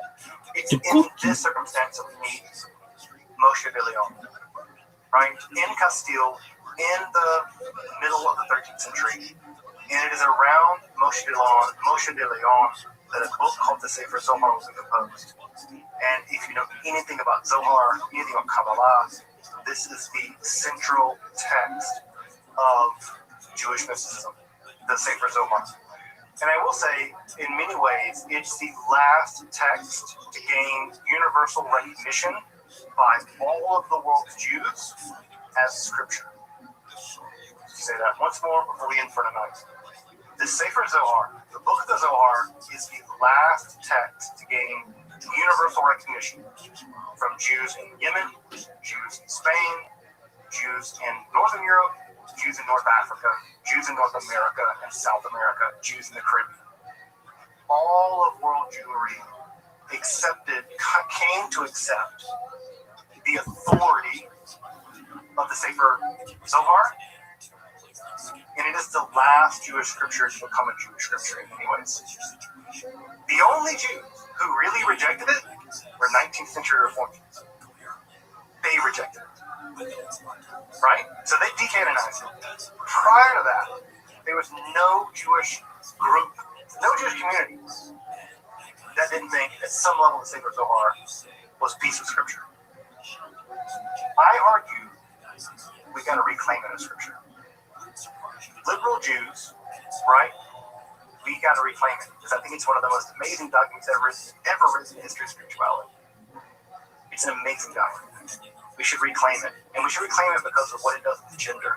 We should reclaim it because of what it does with language. It's a postmodern text in many ways. We should do it for what it does to all the amazing things in theology. We should reclaim it because it's ours, and it should not be the unique purview of the Haredi world to claim it as theirs. I think the Zohar should be claimed as part of our scriptures too. And so we'll get to it starting next time. Just some text here on early Kabbalah if you're interested. The Joseph Don book, early Kabbalah, I will say is pound for pound single best book of Kabbalah, early Kabbalah you can get. The early Kabbalah, that's pretty aptly titled. He covers a lot of the stuff. The treatise on the emanation, the treatise on the emanation left hand side is also in the early Kabbalah. There's a really great book he has on the unique cherub circle, the guys that invented Had Salah, emanation. He has a whole book on them, really fascinating. You'll need to ILL that one, it's a little expensive. If you want to read about the Yun Circle, earliest group of Kabbalists, Vernon has a really great book on them. The entire text of the Sefer Bahir is reproduced by Kaplan, although I will say that my caveat with Kaplan is that Kaplan is a practicing Lurianic Kabbalist. We'll get to Lurianic Kabbalah in a few weeks. And he kind of reads back into literature like Sefer Yetzirah and Sefer Bahir, later Lurianic conceptions, which distort them a little bit, but still a good text and still a good translation nonetheless. And I reproduced the cherub circle down there. It's just done. All right, next week, folks, we get to the big one. We're going to spend an entire session on the Sefer Zohar. I could do an entire class on the Sefer Zohar, and easily do an entire class. I could spend the rest of my life studying the Sefer Zohar. But we're going to spend an entire class on it. I'm going to do my very best to get you oriented to it, so that you can feel confident, at least beginning to get into some of the sections, because it is an intimidating text. And I'll admit, it's the single most intimidating text I know of. Like Hegel, Fisher-Price, compared to the Sefer Zohar, right? Like just, phenomenology of spirit, it's like training wheels. So that said, folks, Sefer Zohar next week. Welcome back, and thank you for joining me as I explore the garden that is Jewish mysticism and Kabbalah. Again, if you'd like to support my work of providing accessible, free, and scholarly content on topics like Kabbalah, alchemy, and the occult, along with magic, hermetic philosophy, consider supporting my work on Patreon, or perhaps with a one-time donation. You can find those links below. Until next time, I'm Dr. Justin Sledge, and thank you for watching Esoterica, where we explore the arcane in history. That it won't be attacked again. The mission to recover the airmen shot down in Iran by one more than military force, the CIA, in 8 CIA director John Ratcliffe says the agency used threat intelligence to assist.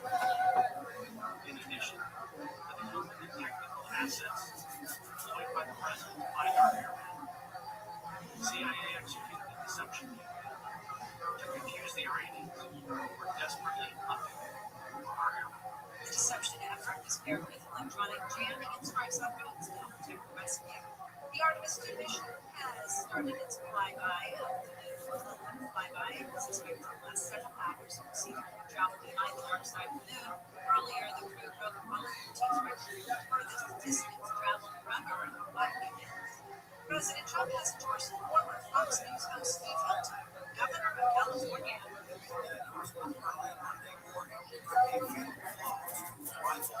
Bianco's campaign is current sheriff of Riverside County. California Republicans had hoped that a large field of Democrats would divide the vote so much that two Republican candidates would emerge in the state's jumbo primary. Trump's endorsement of Bianco is unlikely to garner enough votes to compete as the second highest vote getter in the field. Michael Castle, KFI News. Steve Hilton will be on John today. John Cobell at 5 o'clock. If you're flying out of the Hollywood Remainder, officials say you should get there 2 hours earlier than normal. It has nothing to do with long TSA lines caused by a partial government shutdown, but is due to construction. The work that starts today will close one lane of southbound Hollywood Way near Thornton. Sidewalk and bike lane on the west side of Hollywood Way will also be closed. The airport's encouraging drivers to use the Empire Avenue entrance as an alternate or take Thornton Avenue over to the airport from Buena Vista. The construction is expected to cause delays getting in and out of the airport early June. KFI News. Savannah Guthrie has returned to the Today Show for the first time since her mom's disappearance of it's been more than 2 months since Nancy Guthrie was taken from her home. Savannah Guthrie posted a message yesterday on her church's YouTube page. My mom believed that we miss out on fully celebrating resurrection if we do not acknowledge the feelings of loss, pain, and yes, death. It is the darkness that makes this morning's light so magnificent. Guthrie acknowledged as a changed person, as it's hard to go forward not knowing what happened to her mother. Southline weather, AO5 sunny tomorrow, highs in the upper 70s, Metro LA, the upper 70s, mid 80s, valleys, high 70s, windy for the high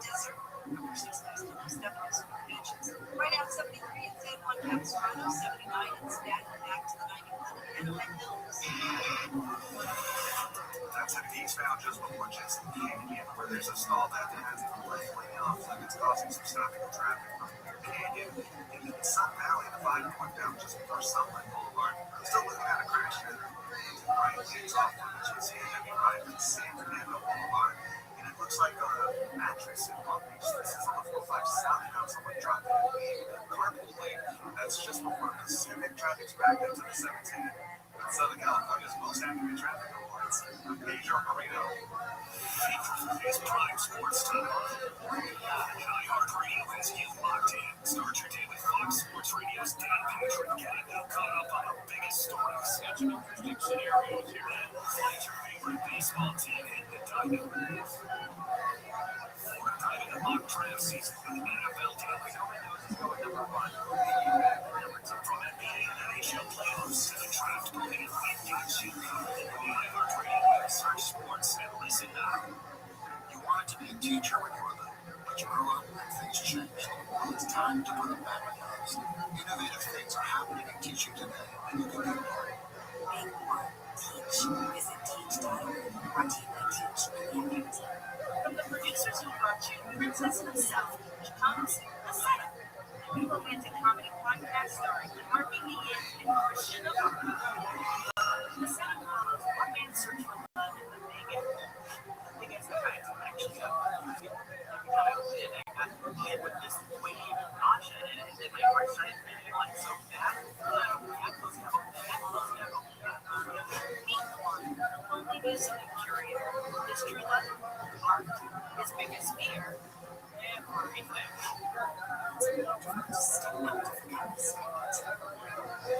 When the perfect man walks into his life, so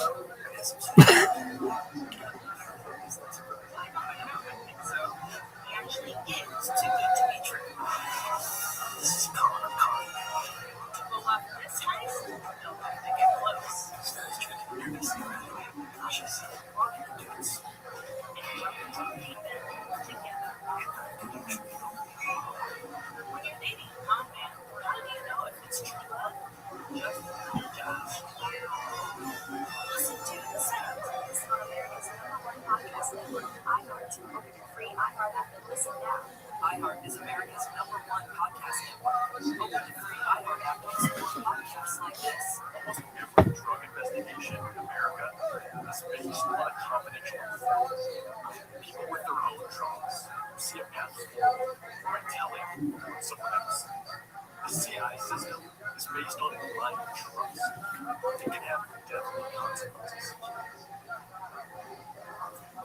I'm Dugan Arnett, investigative reporter at Boston Globe Spotlight TV. And I'm going to bring you inside the secret with the story of one city at the forefront of America's growth. Cause a big given anything, okay? Big lie. Raunchy. I swear enough. I don't want to go to This is Spotlight, Snitch City, an investigative series from the Boston Globe. Listen on America's #1 podcast network, iHeart.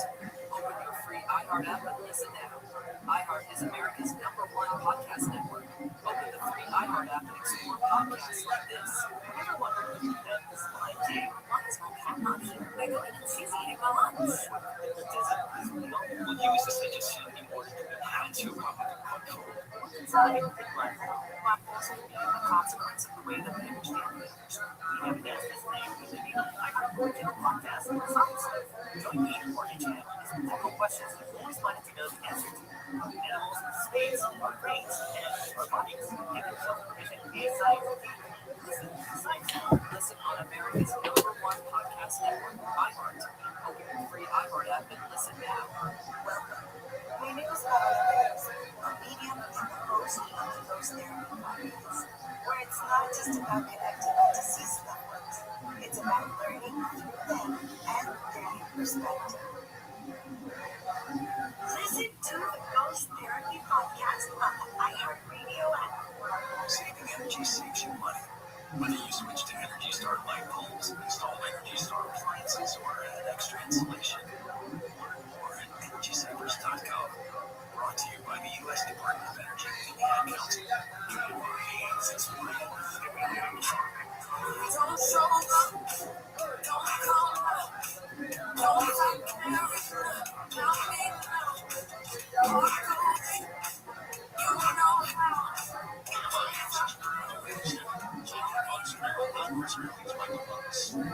On demand anytime the iHeartRadio app follows on the socials networks. We are fixing the crisis in Los Angeles by telling you it's not working. Everything turns out. It's not a simple solution. Can we agree on that? That there is always one size fits all how to fix homelessness. Oftentimes talk about homelessness. When I talk about the homeless, people are growing and I'm screaming. Some things like that. In my opinion, those people are too far gone. They're the ones that are being Forced institutionalization. sure. I mean, there's got to be a process for all that. But yeah, now think that no process. Not anymore. I think there has to be a process. But that said, I don't think everyone who's on the street needs forced institutionalization without due process. But it has to be determined. And that's what the bar to determine that. You just for me to I see someone coming in and I did take a picture of a crowing rooster outside my apartment, and I sent it to you in text message on Saturday. And this was, I opened the door to it because a lot of these folks that are so far gone down the street, they have walking cans of the zombies on that show. If you watch the popular zombies, but they also sound like sort of just that. And that's what was happening outside my window in a parking lot that I'm parking. And that's somebody who, one, did not miss last night's ride. This is not an economics issue for their time. And two, will never live in a home by himself like me. And three, if you went up to him and said, hi, I'd like to take you down to this mental health ward, would you like to come with me? What do you think his response is going to be? Well, can I contact your next of kin to get some more information about your situation? Sure. No, I'm sorry. You gotta go. No, and this is why I was really super anxious about it. It was a highlight that was going on here. A lot of times they have early years, $3 million for separation of the street, so they're highlighting this guy, Jonathan Flores, and maybe he had one of her shelters, and he ended up getting kicked out because he didn't follow the rules. He refused to follow the rules where you can't have visitors. So the first time he gets caught, maybe you can't have visitors. Second time he gets caught, you can't have visitors. This is your last warning. Third time he gets caught, and they kick him out. He's like, hey, really was basically from Paisley Bears, who lives in an RVs in the San Fernando Mountains. The bulls are down. They treat houseless people like a child. We can't have to go this way. They take what you being provided housing without having to pay for it. And if that's the rule, to keep you indoors, absolutely. So at what point, we keep talking about cutting food because we're tired of the money on that. What is funny is that we can nothing about it. So now President Trump is saying, you know what, the government, help with the homeless programs. And there are a lot of people who are going, wait a minute, you cut the things like rental assistance that you're basically blowing up a really important part of the funding to try to keep homelessness off the street. But I guess the flip side of that is, even if they're working, why are they for money? Well, think about how bad the homeless services authority's financial situation has to be for it to get the attention of the President of the United States. And it was basically named by President Trump himself in his 2027 budget, which singles out Plaza as a cautionary tale about Democratic mismanagement. This is that example of budgets to financial cuts to homeless or something like that. So the failures of Plaza could have a trickle-down impact on this programs all across the country because it's creating a budget to provide federal dollars to homeless programs across the country. Right. And you're looking at what's happening to this large agency in the city of Los Angeles. You think, oh, that's probably happening everywhere. Yeah, and maybe it is to some degree. And even in conservative states, you still have cities, some of Dallas, Absolutely, regardless of whether the states are red or blue, there are homeless people who are living there in services that are offered to assist them. It is destructive. In California, that has led to this moment where they're just giving too much food to people and make it so unpleasant to live. So let's talk about lawsuits. One of the criticisms is that basically the same issue that the counties have lost, other cities have lost, which is why the counties basically said, forget it, we're going to do our own thing. Imagine if Lhasa had clean waters. Imagine if we saw some numbers. Imagine if Kiribati weren't telling people just look around. Of course it's getting better. Of course it's not getting better. As we can see, it's getting better. The president would go through that and say, let's have it fun. He would have to acknowledge that it's working. There are no outcomes that we can point to and say, yes, that was money well spent. So why, for the president, obviously it's going to make some political noise. Why would you keep throwing money at Los Angeles, the county, the city, the region? Why would you continue to do that when the outcomes are so certain? And if you were somebody who builds these systems, you would find yourself crying like a loser. People just need to have compassion. The system just needs more money. Just some little problem. Just one more little tax. Just small tax. One more press conference. Everything is going to be okay. How much patience are we supposed to have? I got nothing. All I'm going to tell you is still pressing into more the outcomes. Next on Monks and Merrill. After this update, Mark Taylor, 24 Here is the latest. President Trump has a warning for Iran as his latest new mission is swinging around the dark side of the moon this afternoon. About the hour from the OU.com Weather Center. ODU, the only business software you need. Sunny tomorrow, highs over 60s and 80s. This report brought to you by Anthem Blue Cross. From your Toyota dealers, projects that are remaking easy. Crash on the 605 in Santa Fe Springs. That's heading northbound just before Telegraph Road. And sticking up the left lane, you'll see a heavy ride as you come away from the 105. And as you're driving on the 91A Anaheim Hills, that's eastbound just before Gypsy Canyon. Still looking at a stall that's stuck in the left lane. That's slowing you down from above the canyon. And the 15 northbound looking slow as you approach the 215. Heading into the Cajon Pass, it's going to stay that way until you get to about Leghorn Road. With Southern California's most accurate traffic reports, I'm Pedro Marino. April is prime sports time. iHeartRadio has you locked in. Start your day with Fox Sports Radio's Dan Patrick getting you caught up on the biggest stories. Schedule predict scenarios here. And find your favorite baseball team in the Diamondbacks. We're diving the mock draft season with NFL Daily. Number one, who do you have? Number two, from NBA and NHL playoffs to the draft movie, we've got you covered in the iHeartRadio app. Search sports and listen now. The free iHeartRadio app is number one for music, radio, and podcasts, all in one. Discover a new podcast from our library of over 350,000 titles. Here's an iHeartRadio podcast preview.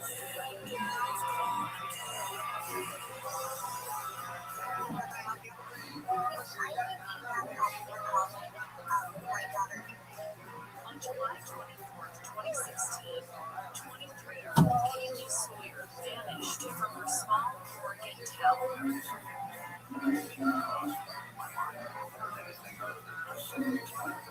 But the story of who killed her and how takes wild twists and turns. A second woman kidnapped.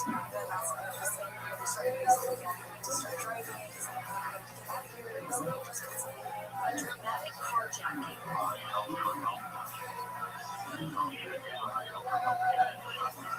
A high-speed police chase and a murderer's disturbing urge to kill. It just baffles me that somebody can just take someone's life. Even personally.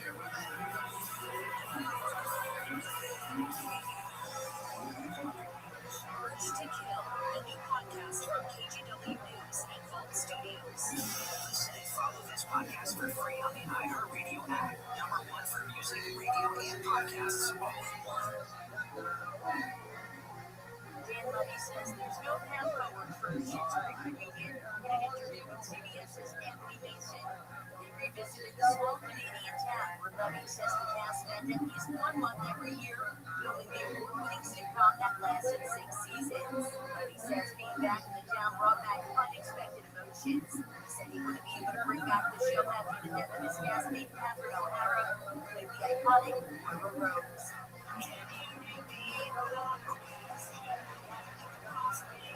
Malcolm in the Middle reboot is making its comeback in just a few days, but without one of its original castmates. Lead Spring Communities and Bryan Cranston say they first discussed bringing the family back together in 2015.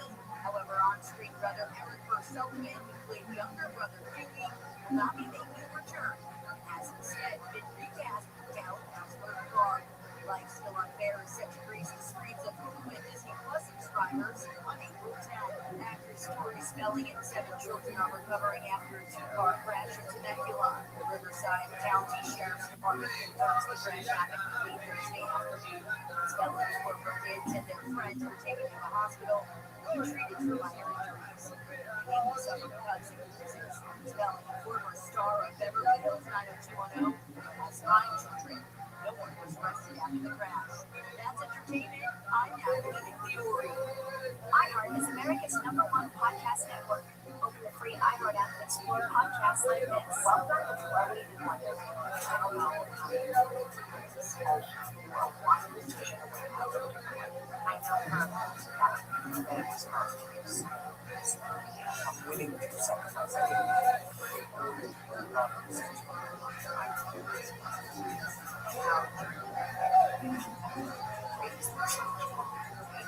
Every week, I'll sit down with fascinating guests. It wasn't nearly as bad as what I could see. A real conversation. Straight up crazy.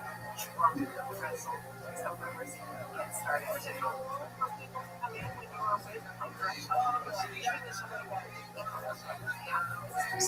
This is a window into my world. Listen on America's #1 podcast network, iHeart. Open your free iHeart app and listen now.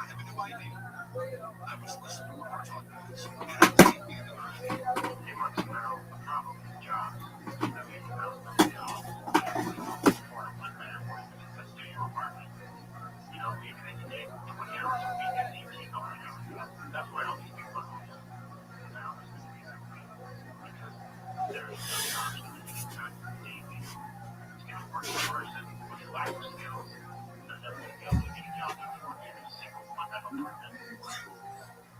I hear you. I disagree. I also hear you. I also disagree. So what I entire, let me lay out my disagree. Before we saw the current unemployment rate increase, we've seen much many people want their jobs, there weren't jobs now. Maybe those jobs were paying that much. Like, yeah, but it's too expensive. The jobs are huge. There were jobs in other cities that aren't as expensive to live, where you still had homelessness as an issue. So those things continue to happen. But I think you're right. But I think part of the problem we have with people who are doing the insights is they don't have any skill. So it's silly times when Sarah and this guy.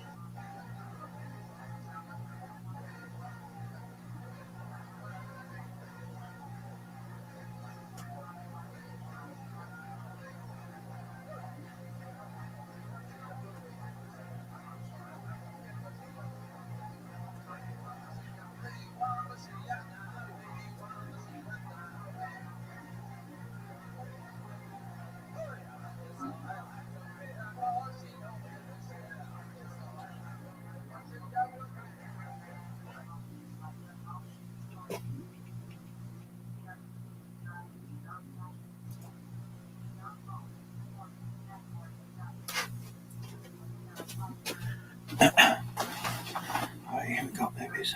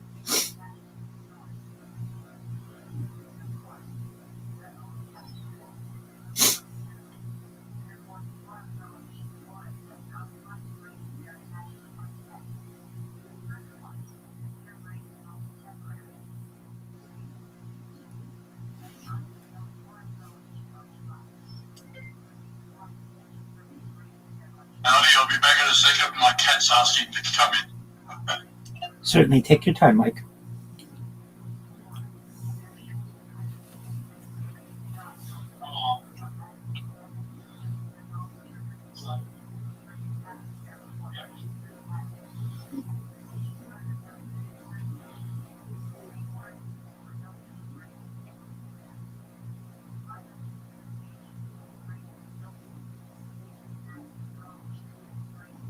Yeah, she's a lovely cat, but she's also a nuisance. All right, let me find the email where we talked about what we're going to talk about. And discussion series, there we go. Excellent. All right, so, do you mind if I ask a question? Yeah. Okay, so I know we had previously said that the first session would be like you would give an introduction of who I am, which is absolutely fine, and then we would just name the topics that we would review in the upcoming sessions. Is that still the plan? Okay, excellent. So we won't be going into in depth on life extension technology today. That'll be for next time, right? No, I think we have plenty of time to start because an introduction is very quick. I mean, I'll just talk to you about who you are and what you do, and then we'll introduce the first topic. Oh, okay. It's just going to be a very short interview. Absolutely. Okay, so to clarify, we'll do the introduction, and then if you don't mind, I'll just say what we'll do in the upcoming 5 sessions, and then today we'll move into life extension technology. And then I had that list. It'll take me about a minute to read the different topics. We can discuss it, have a discussion or so for a few minutes on each one of them. Whatever one comes to mind is of interest to us. We'll keep it to about 20 minutes, and then that's the session today, correct? Excellent. That sounds good to me. And then one last thing, when you introduce me, if it's possible, could you show my YouTube lives like you did last time or 2 times ago, where you type in Rabbi Rothschild into YouTube and you filter by live so people can see all my different live streams? Okay, hang on. What's your YouTube channel name again? So it's my name, Rabbi Rothschild, RABBI, space ROTHSCHILD, and then you go to the filter. You remember the filter? It's in the right corner, and then press live. It's the 4th column down, and then you'll see all of them simultaneously. Yeah, I'm just trying to find the live. Where is that? Certainly. So there's a filter. Yeah, I've got the filter, but I can't see the live. Okay, so then it's the 4th column of the filters. Oh, there it is. Gotcha. Okay, there we go. Okay, we can do that. You want me to do that right now, or you wait until we start talking? Once we start talking, once we're recording. Yeah. Okay. So I'll get going. Excellent. Recording in progress. Well, welcome aboard to the Mike Holt Show, and today my guest is Rabbi Rothschild, and you're in California. That's correct. Tell us a little bit about yourself, because you're a very interesting chap. Thank you so much. Yes, I'm based in California. I stream my life 24 hours a day, 7 days a week, 365 days a year for world peace. I've been doing so for more than 4 years. My streams go back to the pandemic. We've seen the death of a queen, the birth of AI, the coronation of a king, and everything in between. If any of the audience has ever seen the movie The Truman Show or the television show Big Brother, it's very similar to that. Every moment of my waking and sleeping life is recorded live on YouTube, and not just one YouTube stream, but multiple, at least 20, generally at any given time, and other streams as well. I multi-stream. In 2017, the Economist magazine stated that data had overtaken petroleum as Earth's #1 resource. And I have more data archived on the internet than any individual ever, which may make me an influential person someday. And if that happens to anyone listening out there, I want to make you, your friends, your family, all financially independent if you're not already. I want to ensure that you have generational wealth if you don't already. And I want you to be able to start charities and philanthropic organizations of your own. Thank you. Okay, well, look, I'm going to share the screen here and show you a live stream here. So if anybody wants to follow up on the Rabbi, it's YouTube, Rabbi Rothschild, and then in the filters over here, you select live. And that will give you all the live streams going out here. The obvious first question, Rabbi, is what is your affiliation with the Rothschilds, the WEF? Most certainly. I get this question quite often. We share DNA and we share a surname, but we're not all bankers, and I certainly am not by trade. In addition to being a rabbi, I'm a certified project management professional. I have successfully launched apps on the App Store and Google Play and had contracts with major Fortune 100 organizations, but certainly there are other aspects of the dynasty that I am not as closely related. Well, that's good to hear.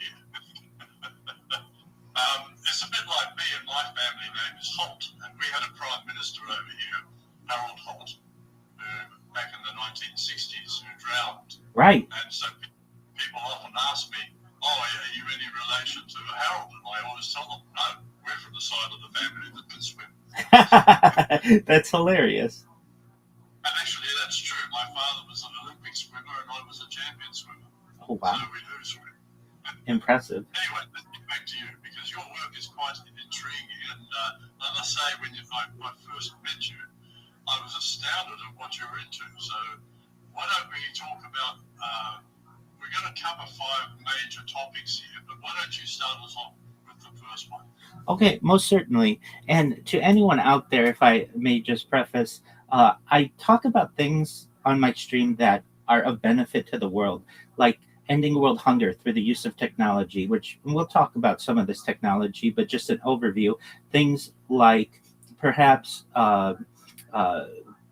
greenhouses, floating greenhouses, things like perhaps cloud seeding, things like perhaps even vertical farming, um, agricultural drones. These are all very advanced ideas that I like to discuss. Additionally, ways to end thirst in the world.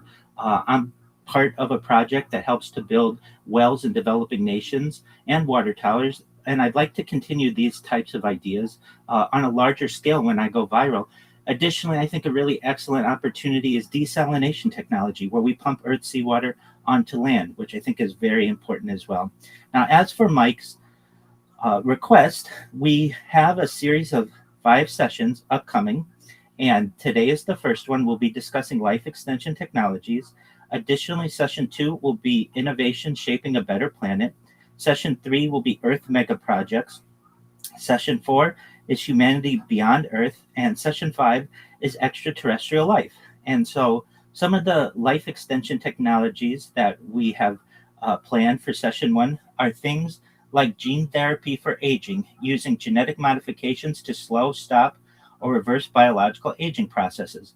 CRISPR gene editing, a precise technology for editing DNA sequences within living cells.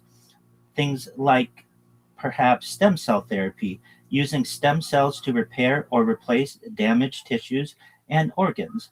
Things like regenerative medicine, a field focused on restoring or replacing damaged cells, tissues, or organs.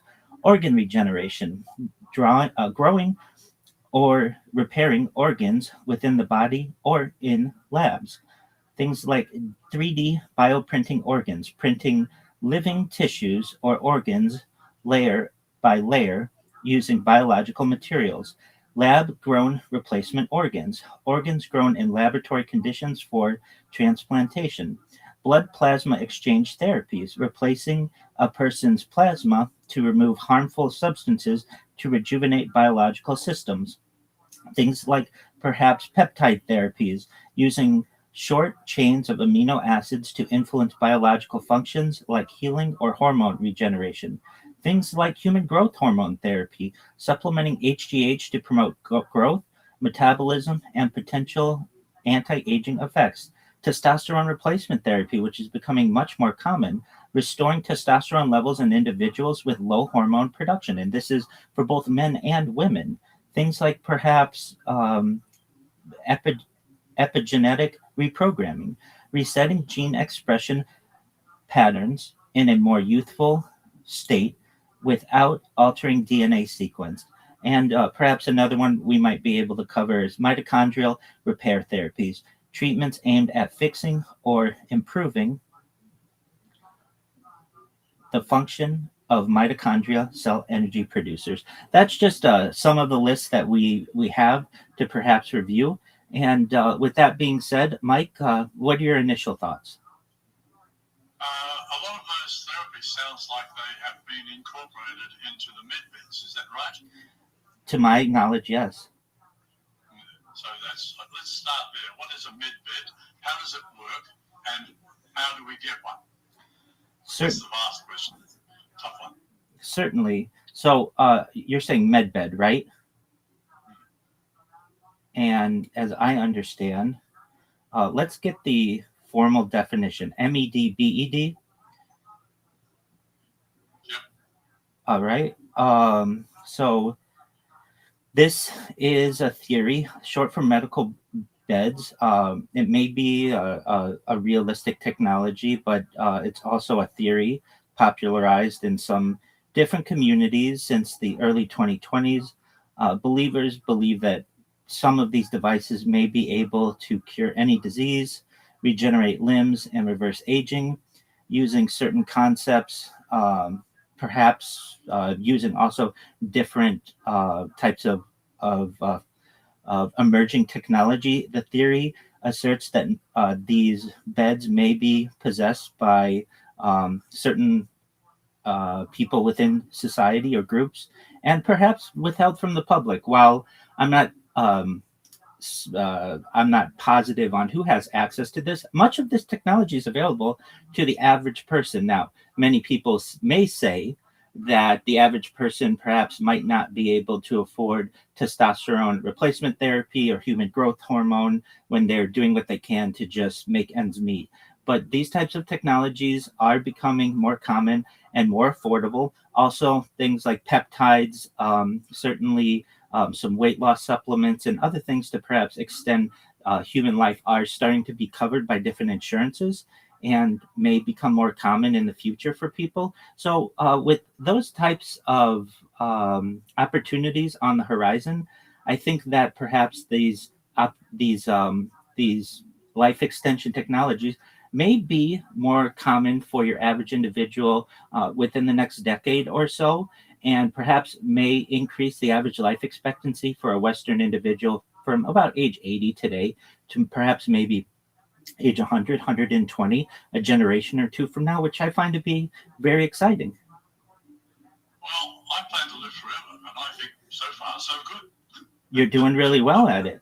And I think that that is a wonderful mindset to have. And I talk about that a lot, especially on my stream. So I certainly talk about life extension technology, things like oxygen therapy, human growth hormone, stem cells, cryogenics, nootropics, peptides, cold shock therapy, red light therapy, perhaps ambrosia therapy, or cold shock therapy. But I also talk about I think a really exciting type of technology known as mind uploading technology. And this is with everyone's consent. Consent's really big in my world, and you shouldn't have any technology forced upon you, I feel, if you don't want it. But for those of us who perhaps may want to continue life, like it sounds like Mike wants to, and I do as well, there may be the utilization of a type of technology known as mind uploading technology, where, with your consent, we can scan your brain into a computer like a CAT scan or an MRI, knowing where every atom is in your central nervous system and your peripheral nervous system, for later download as an android, an avatar, a cyborg, a cybernetic being, a clone of yourself, a robot, an ethereal being, whatever you want to be. But there may be an opportunity in the future, and perhaps not the not so distant future, to be able to have this digital immortality or immortality of a certain kind. So I think this isn't science fiction anymore. It's becoming science fact. Yes, look, I believe very strongly in technology. I love AI because it's such a great tool, and a lot of people seem to have lost sight of this, that it is just a tool manipulated by human beings, and any good that it does is just as good as any bad that it does, because it's the human operator that does it. But I've made some major changes to my life in my later years. I've started eating a lot healthier. I'm actually on a carnivore diet right now, which is marvelous. It's healing me. And as you can see, how old would you say I am? 25 years old. Oh, yeah, right. Again. No, I'm 78 years old, and I'm still young, thinking with all my faculties. I'm spry. I'm not as agile as I used to be because I've got 2 titanium knees now, knee joints. But apart from that, I'm in good shape, and even the doctors are telling me, gee, you're in very good shape, Mike. So, I believe that a good, healthy lifestyle is part of this longevity that we can achieve. And, I go to the gym whenever I can. I've got a membership, so no problem there. I was going 3 times a week, but lately I've been very busy, and of course, terrible weather here. So I get there when I can. But I'm also eating well. I'm sleeping well. I'm happy. I've got a happy household here. Wonderful wife, and she's a good partner. So, I think all of these things factor into helping a man or a woman, for that matter, live longer than normal. And my wife's family, for instance, I was at the bedside of her 103-year-old grandmother just before she died. Her mother has just reached 95. Or maybe not. Yeah, she's 90-something anyway. And she's not getting any younger. None of us are. So, and my family, the same thing. My mother died at 91. My father at 85. But he did look after himself. He had a stupid diet, and he was always angry. And you can't live life happily if you're always angry, and that cut his life short. So I tend not to worry about the things I can't control, and I control the things I can. That's an excellent philosophy, and especially with some of these emerging technologies, in collaboration with what you're currently doing, the carnivore diet is an excellent, I feel, diet to utilize. It's high protein, generally low carbohydrates. The ketogenic diet is quite similar, which may implement more fats into the diet. But if you're aware, using the carnivore diet or the ketogenic diet, after a few days, sometimes it's called keto flu, there are other names for it, of perhaps withdrawal of carbohydrates, you have more energy than you've ever had in your entire life. And you're spry, just like you're talking. You feel the mental sharpness, and you recognize that you don't get hungry nearly as much as you do when you have a primarily carbohydrate-based diet. And you can test your ketogens. You're using little test strips with your urine to ensure that you maintain a ketogenic life within the ketogenic, the proper ketogenic levels. And it's just an incredibly valuable way to live your life. If you haven't had the opportunity to try it, it's worth the exercise to just say, I'm gonna say, for this week, I'm gonna really try to limit my carbohydrate intake. I'm gonna focus on proteins and perhaps fats, and you'll find after about 2 to 3 days, you no longer have those hunger pains that you normally will have. You'll no longer have that midday slothiness that many people experience. And as you can see, Mike, who is in his late 70s, is as spry as someone 20 or 30 years younger. I know I've had many conversations with him. He's extremely sharp, and we should all want to be this sharp when we perhaps are of a similar age. And so I think that is certainly an excellent utilization that you have brought into your life. I also think that in conjunction, perhaps in the future, there will be, and these are already being experimented, but not just anti-aging, but also reverse engineering, reverse aging types of pharmaceuticals that may be able to actually add years to an individual's life. We are at the precipice. We are at the brink of something really special, where someone perhaps a generation or two ago might see 80 years old as perhaps the time when they're starting to wind down, when in reality, just based on changing your diet and implementing some of the things that Mike and I have discussed, you're going to add decades to your life. And then perhaps with some of the other technology, may be able to use transhumanism to be able to live forever. And that's what Mike wants, and that's what I want. Well, the thing is, when I started this diet, little things in my body, I had my liver wasn't functioning properly. I had split nails, fingernails, and after I started the diet, everything healed.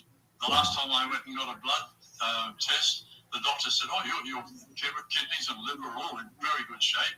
I've had my heart checked. That's excellent. So, yeah, I'm in pretty good shape for an old fella. And I'm looking forward to a very long and productive life. I find now, with all this energy, I'm achieving more in my so-called retirement than I did during my business life. And I was a pretty busy boy during my business life. I ran 3 companies. Wow. So, yeah. Well, that's incredible. And anyone who's watching you right now is a witness to that.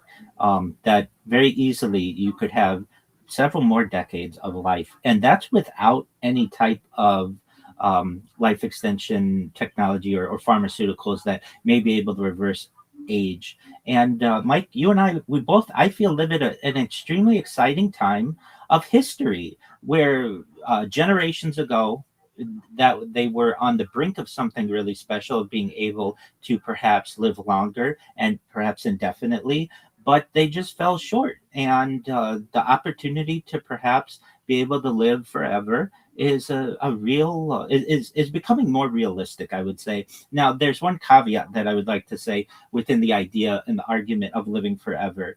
I think that living forever could potentially be a punishment, and so I don't want anyone to feel punished. I always say, or do my best to say, if you're going to live forever, you should be able to live forever within reason. You might get sick of living someday as being a cyborg or a robot or another version of yourself, and you may be sick of it. And so I want people to have the freedom that living forever within reason is the key. And if you want to stop all of the regeneration someday, I feel that you should be able to, but I feel that you should also be able to live a very well lived life here on Earth and perhaps be able to explore the stars, as has been perhaps prophesized by previous generations, and be able to basically live all of the dreams that you have wanted to ever live. But at a certain point, you may get bored, and then I feel you should be able to end the life that you wish under your conditions. What are your thoughts on that?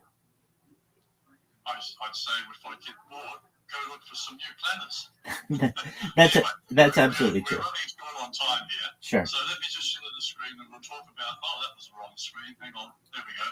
We'll talk about the next session that we're going to do next week, which is innovations shaping a better planet. I think this is going to be a very interesting one. And I look forward to seeing you then. Absolutely. And for anyone who wants to learn more about my project, feel free to go to my Linktree, linktree.com/Rabbi Rothschild. You'll find all my links there. I have more social media than perhaps anyone on earth.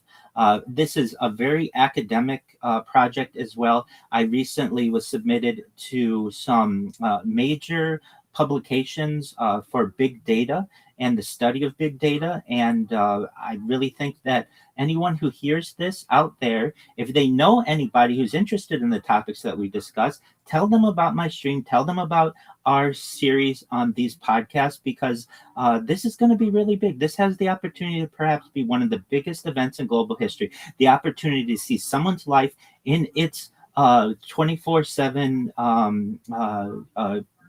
24/7 unification, and to be able to follow along with someone's life. It's really something special. So I thank you, Mike, for the opportunity. I look forward to our upcoming series, and thank you to the audience. Thank you. See you again. Take care.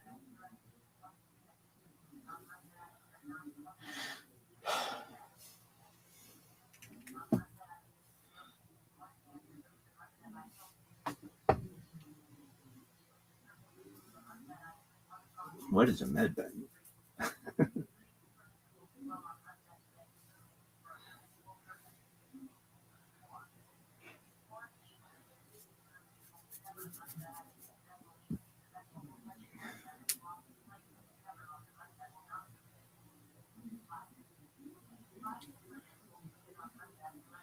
All right, you happy? Yeah, dog, that was baller. I forgot to mute this one. That could have been bad. Thankfully. Are you happy? Yeah, it's okay.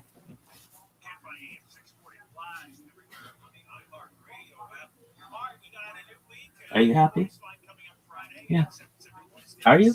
Yeah, it could have gone a little better. There were times where I struggled finding a word here or there, but overall, it's fun. Really? Yeah, I'd like to watch it. Hopefully it goes well. Also, you can use the talkback feature on the iHeartRadio network just as well. All right, so let's start playing this. CBS News did an investigation and walked There is no price gouging going on by oil companies in California. It was a complete lie, complete fiction from that liar's mouth, Gavin Newsom, amplified by the idiots, jackasses in the Assembly and Senate, all Democrats. They have collectively lied and they brainwashed some people.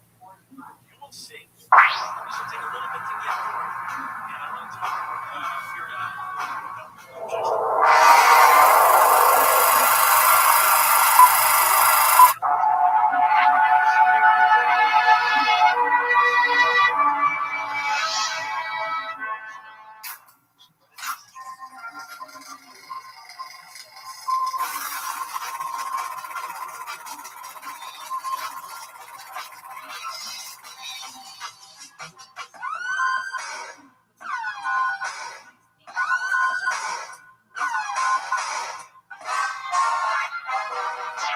This is Red Bay coming to you live from the world famous Comedy Store main room for a brand new episode of Kill Tony. Give it up for Tony. It's Hey! Wow, how exciting is this? I'm here with the great Brian Redman. How are you, my friend? Good. Exciting to be here. Good to be back home. Went on the road this weekend for the first time in forever and headlined shows for the first time in 4 months. 4 1-hour-long sets in beautiful Salt Lake City, Utah.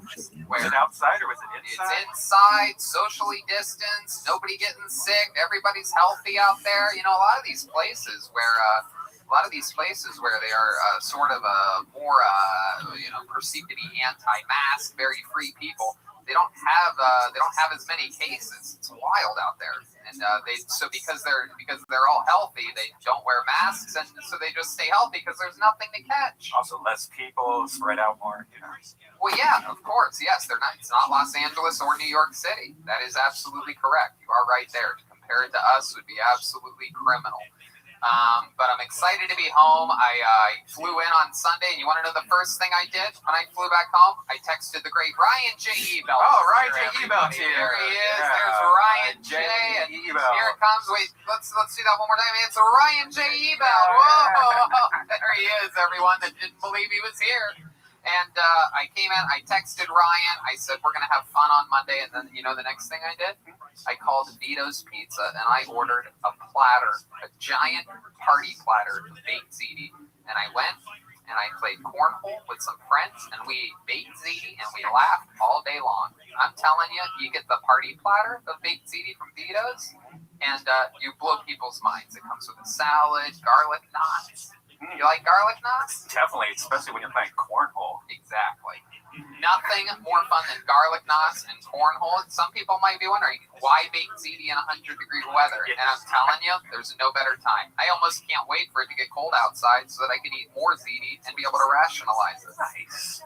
Vito's Pizza is the best. They keep us filled up every single Monday here. It's incredible. In fact, tonight joining us, if I can give a little shout out, you know, the great Charlie's always here, but tonight Grace is here, everybody. One of the sweetest souls, always there to greet you at beautiful Vito's Pizza on La Cienega. I love it.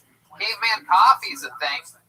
Use the promo code KILLTONY and get 15% off delicious Caveman Coffee. I like the hibiscus tea. I just got a new pack from them the other day. Heck yeah. And life is good. But before we start tonight's extra special show, here's a little bit more from our sponsors. Now more than ever, you really shouldn't put off seeing a doctor when you're not feeling well. And I know that with everything going on, it can be difficult to put your health first.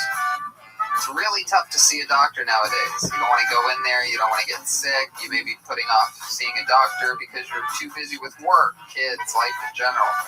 That's why I use PlushCare. They make seeing a doctor so easy. I do it right from home. PlushCare provides virtual doctor appointments through your smartphone or computer. I just pick a time that works for me and book an appointment right online. I don't have to sit on hold forever to make an appointment or leave the house, sit in a crowded waiting room and be exposed to who knows what. You know about this, Red Band. I think it's great.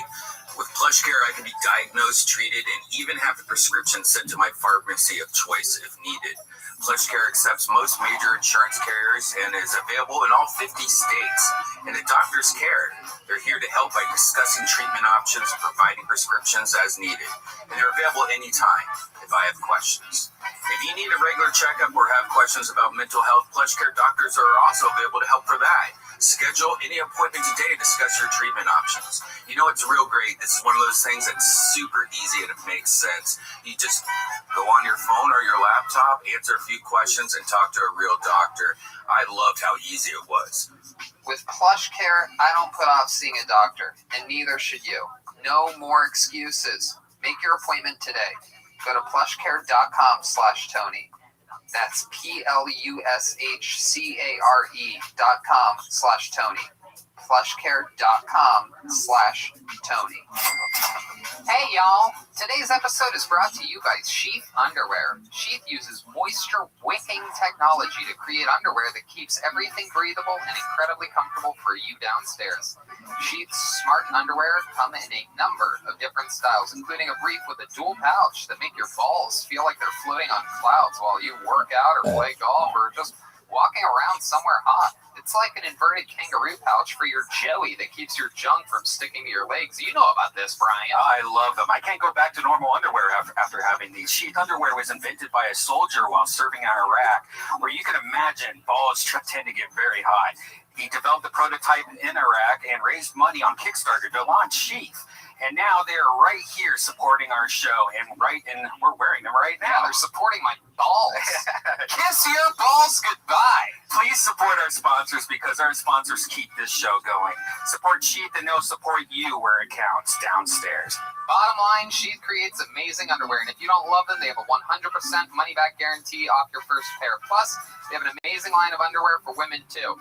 I'm telling you, I wear my sheets all the time. Wearing them right now. There's proof. You see that logo? That's the Sheath logo. I see red bands, too.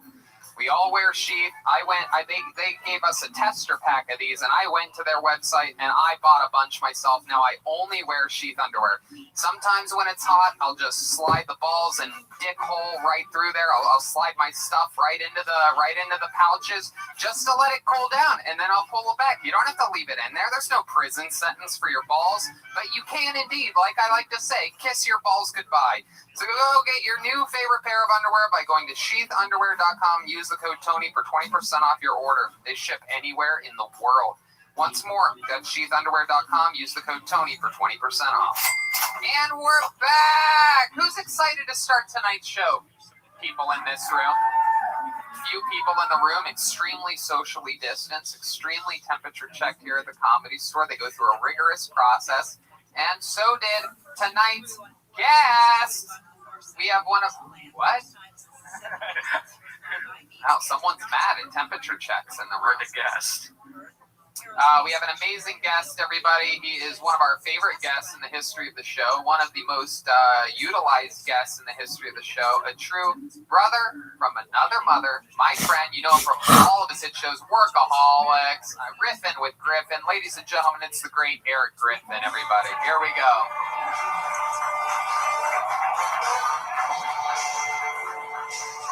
Welcome, Eric Griffin. Welcome back, sir. I'm excited to play with you tonight. Yeah, how you been? I'm great. Like 7 months. I know, it's been a long time. Crazy, right? That's it. The only time I text you is when I want you to come do the show. I know. Never hello, how you doing? Right, I know you're Want to go good. to lunch? I know you're good. I know you're good. Even if you got the Rona, you have like 40 pounds that you could lose. You know what I mean? First of all, I'm down 25 pounds. Yeah. Really? Did you get it already? Yeah, no, I just... You got the Rona? I'm just doing good. I love it, man. I'm happy for you. I'm excited. Oh, shit, immediately when I sit down. Nothing more fun than getting to see you and fist bump those hairy knuckles of yours. Those things are. Well, I miss your Adam's cantaloupe. Hey, that's it. Excited that you're here, Eric. You've been on the show many a times. We've had so much fun, and we're going to have fun again. I'm sure that you were... What's going on in your life? Anything crazy going on? I love that you've been cooking on Instagram. Yeah, I'm cooking. Doing Riffin' with Griffin. I'm engaged. Whoa! Yeah, congratulations. I didn't get her a ring, but I got her a promise card. A promise card? Yeah. Oh my Because goodness. it kind of rings you up. I'm like, this is not practical at this particular time. Right. In a car, let's do that. You know. What kind of car? Is it a used car? No, it's a nice Buick. Nothing says I do more than a Buick LeSabre. Hey, it's an Encore GX, by the way. Whoa. That's the car she wanted. No, don't get mad at me. I love it. That's what every guy wants in this world is a woman that'll just settle for a Buick. You know what I mean? Amen, brother. I got a good one. You know what I mean? Well, I'm sure that you remember from your numerous appearances on this show that there is a band here on this show, on Kill Tony. Every single episode, they commit to being different characters. Jeremiah is out on this episode, but we have the rest of the best damn band in the land. Let's see who they are tonight. I'm excited about this one. Something in my gut's telling me this is going to be an extra special one. Ladies and gentlemen, here they are, the Kill Tony band. Jet Ski, Jesse Johnson, Joel Burke, Joel Jimenez, and Chroma Chris. Here we go. Uh-oh. Whoa! Oh my God. Oh my God. Oh my God. This is what coronavirus looks like in real life. Unbelievable. I heard that song. I thought this makes sense. Firemen this week. And then they come out and they are actual fire. Wow, that is exciting. There's smoke. There have been wildfires here in California all week. Ash falling from the sky. I mean, absolutely incredible times here in California. And I can't believe that we were able to book some actual fire on the show. How are you, Fire? Good, I'm actually Wildfire. Oh, that's your name, Wildfire? Yeah, that's right. All right. Well, welcome to the show, Wildfire. Good to see you. You've been busy lately, right? Yeah, I'm actually a big fan of comedy. Really? Yeah, I got a good Donald Trump impression. Oh, can we hear it? Yeah, you're fired. Hey! I love it. Hey! She's been here all week, right? I love it. I love it. I love it. I love it. And then we have this little fire patch over here. What's your name? Hey guys, my name is Campfire. Hey! It's the I really fire. enjoy nature and the outdoors. Yes, you feeling the breeze between my flames. You do. It's a whole fire family here tonight. Very excited about it. And then clearly back here, one of my favorite Street Fighter characters of all time. Yeah, I reused the wig. All right. What's your name? The name's Forrest. Forrest. Last name Fire, I'm guessing. Yeah. AKA Diego Fuego. Wow. And where are you coming in from tonight? Fucking everywhere, dude. Awesome. So we have the entire Fire family. We have the great return of Eric Griffin, Red Band and his soundboard, Ryan J. We're all stuffed up on pizza and serotonin. So let's do it. Shall we start tonight's show? All right. Sounds great to me. No better way to start it with all these fire people up here than one of the people that constantly sort of looks like fire. This young man from beautiful Memphis, Tennessee, has taken the show by storm. One of the longest-standing regulars in the history of the show. One of my favorite all-time silly joke writers and performers. I'm excited to see what he's got up his sleeve this week. A real, true artist. Ladies and gentlemen, it is the Big Red Machine, William Montgomery. Oh boy. There he is. First off, big fan, Eric. Nice to finally meet you. Yeah. You don't remember when we met earlier, right? All right, here he goes. 60 seconds uninterrupted from William Montgomery. This might be a little longer than 60 seconds. Everybody always says don't mess with cockroaches. They carry diseases. But who's ever gotten sick from cockroaches? Hey, you hear about Anthony? He has cancer. Shit from smoking? Nah, a cockroach touched his leg when he was chasing it around his bathroom. He has 6 months left to live. I'm not suggesting we keep them as pets, but let's not pretend there's some pharmaceutical company out there trying to find the cure for roach flu. I said that kind of weird. We let dogs sleep in the bed with us while both of us are naked, and yet a roach crawls around the kitchen cabinet, and we contemplate starting a gender reveal fireworks party. You don't think the family dog rolled around in the same shit as the roach? There's a lot more. Dogs and roaches are practically the same. It's just dogs have better lobbyists. Dogs have Sarah McLachlan singing in every commercial. Roaches have a spray. Every roach commercial. Should I finish it? Keep going, absolutely. I'll listen to an hour on roaches.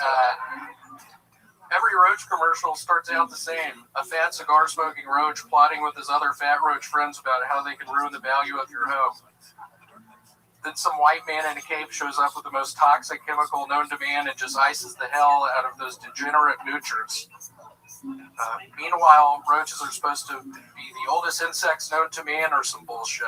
Hell, that's probably made up too by the same people claiming that dogs can tell when humans have a horrible disease.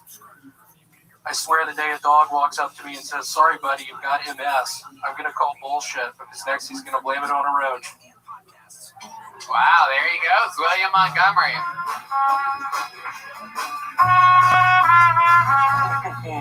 Wow, look at that. Outside of the wheelhouse a bit, sticking to one subject the entire time, coming in with a guns a-blazing bit that can really kill with a cockroach fundraiser or something like that. All right. So let me start off with this question. Are you currently dealing with an infiltration of cockroaches? I am. Yes, I had a feeling. Yep. So how many are we talking about? How many do you see on an average day? 200. Oh, okie dokie. Yeah, that's a serious. Oh, wow. One just crawled out of your sleeve. Okay. I'm just kidding. Hey, by the way, there's some shorts in the office for William. Is that true? Yeah. Yeah, the guy at the front was pissed. Zach, can you go grab some shorts from the office? If that's true, we have to make it part of this episode right now. We're going to debut William's new shorts. You've heard of the Emperor's new clothes. This is William's new shorts. I'm excited. Are you excited? I am. I hope they fit properly. That's my only problem. You are oddly shaped. I know. And we have to figure out how to keep them on you. You have a belt on those things? Yep. It's the only way they're staying up. Oh my god. Yeah, you can't even see your belt because your belly blocks the light. Lift up your shirt again. Oh wow! Oh my goodness! Wow. What a debacle! That belly button is big enough to do. That thing is. You just got back. You were in Vegas for a whole week. How I was. Yeah, you didn't even tell us about this Vegas trip. You're just like I did. You got mad last time, so I thought I would keep it under wraps. Yeah, you really kept it a good secret. Posting it the second you got there on Instagram. That's great. I want to say, you seem oddly sober. I know. After the debacle with the podcast, it did get the most views we've had in a long time, which is positive. But it wasn't I great. wasn't sure if you were still with us. I heard about this. He had a little. Oh man, he had a bigger than this, full of vodka. And I didn't know till the end, and he just was a hot fucking mess. Wow. So to see you right now, I can feel some the haze is off of you right now. Is there anything you want to say to Eric Griffin, who showed up, who probably drove all the way to Burbank to be part of your show and to support you, and then you went there? I apologize for sabotaging him. Wow. Wow, there you go. For him. You accept his Are you going to apology? accept my apology? Oh, look at that. You think you can just get off that easy? I do. Typical alcoholic thinks he can just apologize and That's wish it. it away. Yeah. Just because he doesn't remember what he did the night before doesn't mean we forgot. You're still on step 2, buddy. So, any highlights? Any highlights from this Vegas trip? I lost $1,000. How much did you lose? 1,000. Wow. How much money did you have to your name before that? Like 1,200. Wow. So you still have 200 left. Still got 200. Was there? I'm sorry to interrupt, but I just want to know, how's the gambling? What is that like in Vegas right now? Oh, it's the same. They're taking. No, but I mean, at the tables. Is there? There's in between plexiglass. Oh wow. Yeah. And then a guy like William shows up at your blackjack table, and everybody gets up and moves to a different table. Because the glass is all foggy and sweaty, coughing everywhere. Did you lose that on slots, like the electronic slots? Yeah, where did you lose the majority of it? Roulette. Yes. What are your numbers on roulette? What do you like to bet on? I would do red every time and even. Wow, that is the exact opposite of what I do. Oh my shit! God, we got a lot of shorts. Is this real? Bring them in here. Yeah, Bring them on this is stage. real. Come on, this is Zach Bogus. Bring it up here, Zach. Oh my god! Up here, Zach. Up here. Here Are you those really all shorts? No way, you're fucking with us, Is right? this uncontaminated? Wow. This is You're very gonna ask for $100 from everybody next time. Oh, well. Yeah, the guy front got mad. I'll put in a good word for you. Let's, is this real? Let's start opening them up. Oh my God, it really says William Montgomery. This is hilarious. Wow. Yeah, are those swim trunks? What are those? Oh my goodness. Let's open up another one. That's for when he's fighting for the Keep world opening them up. championships. Exactly. Look at those. My goodness. This is very exciting, William. This guy, for those of you that don't know, maybe this is your first episode watching. Oh, look at this. Look at that. Uh-oh. Did someone just escape from a French prison? Yeah. No, those are I Love Lucy swim shorts. Uh-oh. Look at this. Oh. Miami metrosexual. Love it. Oh, my goodness. This is very exciting. I feel his balls popping out Redman's of so those excited. He's pushing the table back. He can't believe he gets to open. Whoa! I feel like Brian bought those for William. He's leveraging the table. No, you got it. Just don't use your foot to push off on the table. Okay, here we go. Oh my goodness. More shorts for William. This is, ooh, black and gray camouflage. It's from the David Lucas collection right there. Brothers in cursive. They have the same. Oh, look at that. But those are David's good shorts. Look at that. Those are a pair of extra large Tony Hinchcliffe golf shorts right there. Very exciting. Oh, here we go. Whoa, look at those. You know, these will be the only pair that he wears for 6 months for some reason. Uh-oh, look at that. Yeah. We have Grandpa with coronavirus shorts there. Whoa, these are classy. Oh my goodness, what are you going to do with those, William? Oh my God, whichever listener did this, you are an absolute fucking legend. Hey, look at this! You can wash your shorts! Wash your shorts! Wash your shorts! This is very exciting, ladies and gentlemen. An entire container of Tide. It has happened. Dreams have come true. William Montgomery's been wearing the same pair of shorts for, what has it been, years? 8 years, probably. 8 years, and now he has many pairs. This is, wow, this is another Shorts nice and pair. tie. It's like you just got out of rehab. Look at that. Charcoal black right there. Look at that. Black shorts matter. Oh, look at these ones. Those might be a little bit big on you. I'm warning you about that pair. Those look a little thick. You might have to give those to your brother in cursive. Whoa! Oh, look at those. I like these those. ones. Those William are fun. Montgomery. Oh my God, somebody sent 25 pairs of shorts to the Comedy Store. This is exactly what I thought was going to happen. Hey, can we burn his old shorts? Oh! No. Those shorts. Burn those shorts. Oh my God, William. What do you have to, Zach, can you zoom in on this? But that's how that gender reveal fire started. The waist to the head there, that looks great.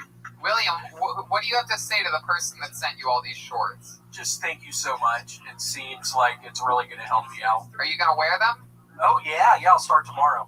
You know what? Why don't we start tonight? Why don't you go to the back and put on the put on the blue ones with the sharks and dolphins or whatever that is, and take those things off, and we will put one on in between each person. So Should we do that? Should we do a little William fashion show? Okay. Yeah. Perfect. There he goes. There he goes. The great William Montgomery, everybody. He's going to start putting on shorts. Yeah, go. All right. Might be an improvement. You ain't lying. You ain't lying. You should have heard the amount of relaxation we had before the show, not having to hear a saxophone being tuned. And you know what sucks is that the episode that said the short thing, the one after, you asked if we hadn't gotten any shorts. And so that means more people are going to send tons of shorts. We might have this going on for a while. Good. Tell Curtis it's because of Tony, and then it'll be allowed magically. Anyway,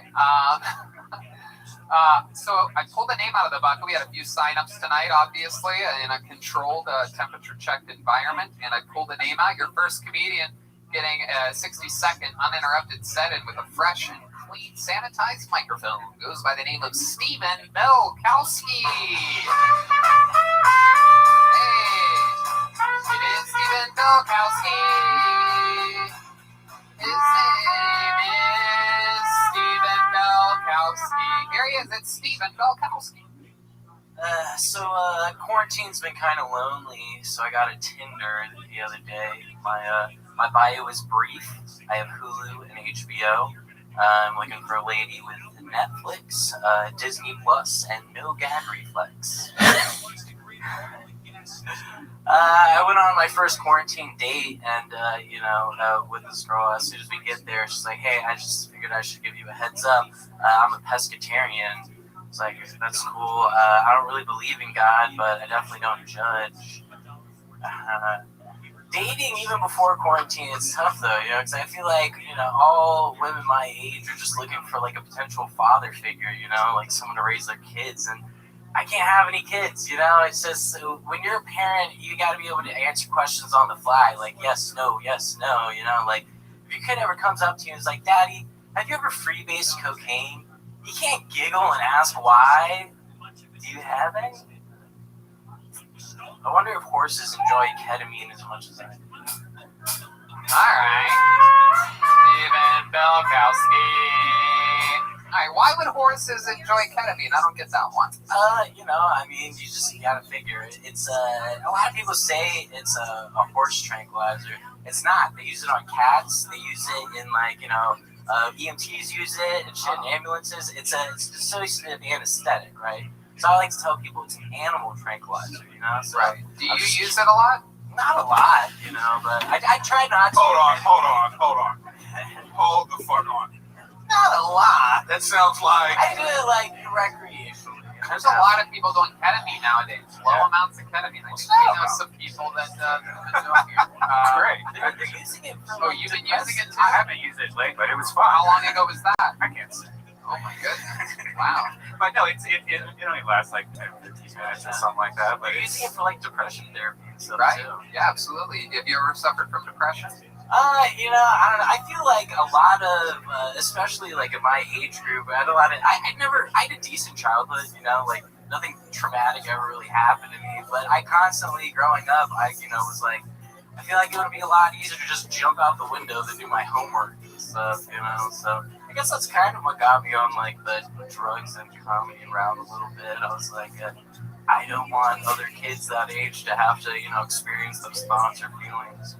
So you had a what you consider a non-traumatizing childhood. Your parents were stayed together the whole time. Yeah, everything. They're still married. Never molested or beat. Yeah, they're still married. What does your dad do for work? So my parents are both retired Air Force colonels. Air Force colonels? They made you? Right. Wow. So you are a disappointment. I'm the psychedelic sheep of my family, but I'm also the youngest of 6, so it's they cashed out 3 times over before they were like, fuck it. How about your brothers and sisters? What fields did they get into? So the 2 oldest brothers both went Air Force. Wow.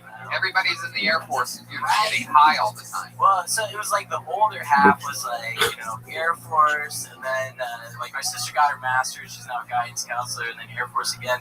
And then the younger half is like, she got a master's and then went to the Air Force? No. She was, and then she became like a counselor. She was initially selling like medical shit, but that ended up about her. Right.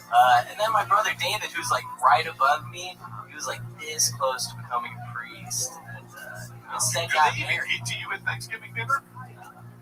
That's why I became comedy. That's why I started doing comedy like 5 minutes of undivided time. Let's go back for a second here. You said that your brother David almost became a priest. Then what happened? He just decided to go straight pedophile? He decided he wanted to have a family instead. Yeah, I mean, he's like, fuck putting on this front. I'm just going to go straight for what I want.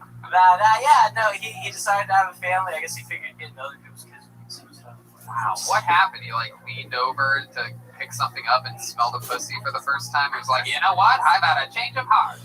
Yeah, I'm thinking that's just one of those things. Yeah, I almost became a priest, a savior, a servant of the Lord and Savior. But he was always like super religious, so he's always going to retreats. I think he just got to college, and then somebody just told him what pussy was like, and he was like, what? Never mind, I gotta try it. Yeah, someone's like, pussy's better than Jesus, dude. He's like, all right.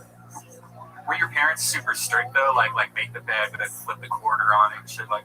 Well, yeah, do but 20 push-ups. again, youngest of 6, so by the time it got to me, it was like, make your bed. I was like, I don't want to do it. They're like, just make it. And then, oh man, yeah.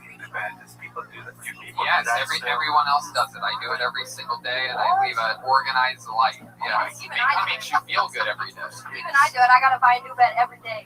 So it just flames out. Right, you're fire. Yes. Your fire mattresses are very flammable. Yeah, it's good. You really don't make your bed. I mean, like, I'll put like the blanket back on the bed. You know, but I'm like, unless people are coming over. You have like a weird setup. You like eat dinner Well, in your it's my bed and kitchen shit. table, You have like clothes all over your room. No. Your like walls are made out of shelves of clothes that you never wear. Yeah. My Or t-shirt t-shirts, collection's out of control for sure. It's very bizarre. It's time to take a trip to Goodwill. It's already been done 3 times this year. Wow. Yeah. Where do you keep getting these shirts from? People send me shirts, and I make shirts. And I'm constantly buying shirts. You have the same problem with shirts that William Montgomery has with shorts right now. Should we check in? See, get a Miss Aquarius. William, come on out. Come on out here. Hey, I heard you talking earlier.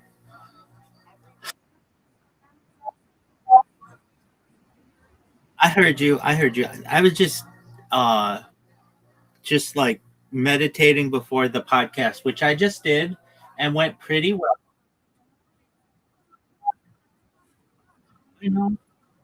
I know, but I heard you. I would just, when you're like in bed and you don't want to get up yet, and you might have something to do, and you're just like, okay. So like literally for like 6 hours straight, every hour on the hour, I set an alarm, and I was like, until I really, really have to get up for this thing, and I did, and it went pretty well. I was caught off guard right away with the question that was asked about a certain type of not well-known theory on medical beds, but I was fortunate that I had my phone right there and I was able to look it up right away and not look bad. So that was good.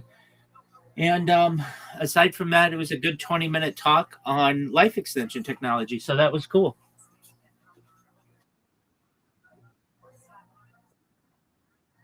Yep, and I've got another, I think we said another 5 sessions coming up. So, or another 4 sessions after this one. So that's good. How was your day?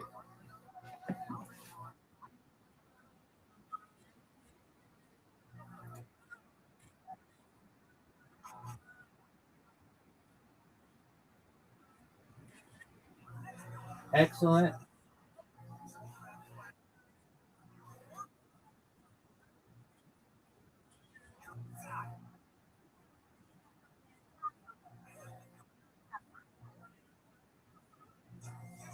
For the Okay, are we talking for the wedding? Okay. Your cousin's in the wedding too?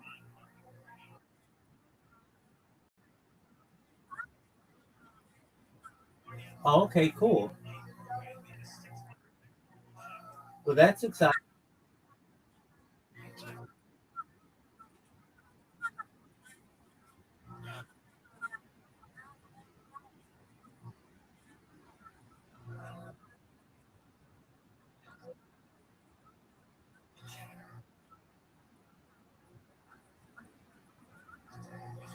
Excellent. Good. So that's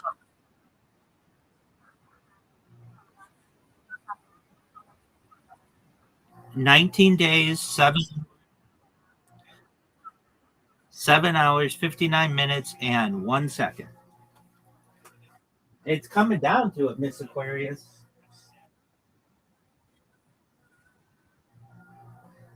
I think this is really cool.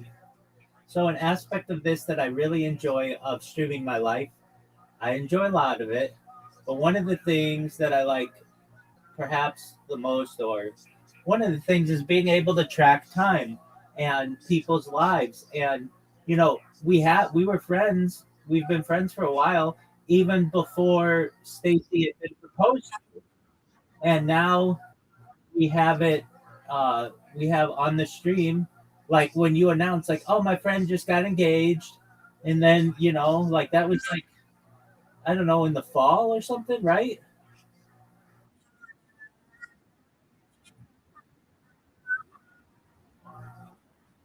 Oh, apologies. Okay, so then back in May, and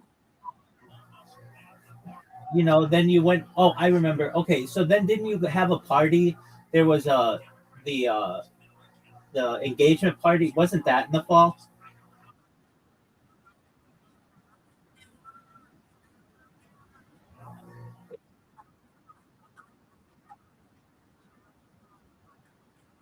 That's right. And so at that, like on the stream, just some cool stuff.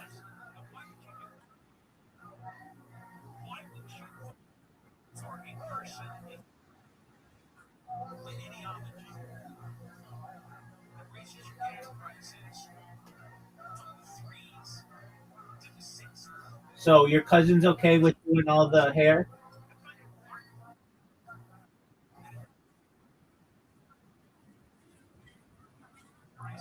That's good.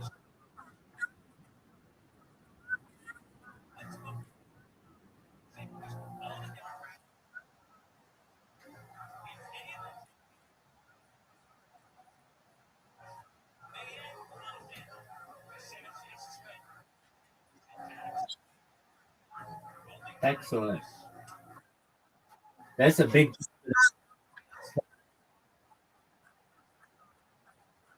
That's a big.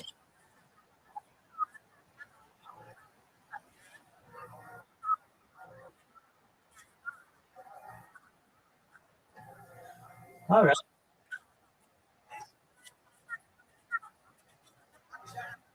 Yeah.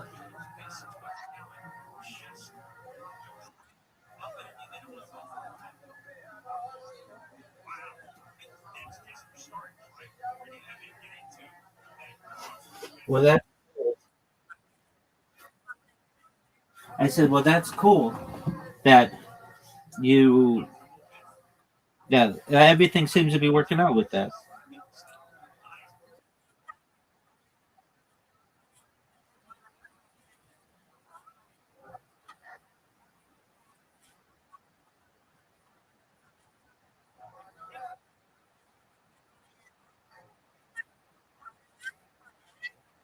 Oh, yes.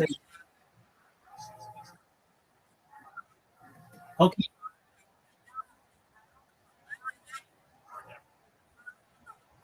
Okay. So now help me with this. Stacy's the New Orleans Saints fan, right? Okay. That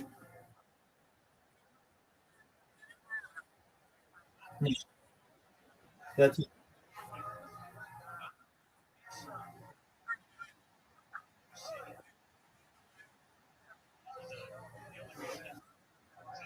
excellent.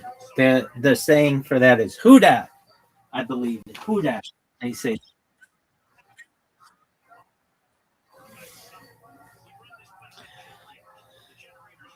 Well, excellent.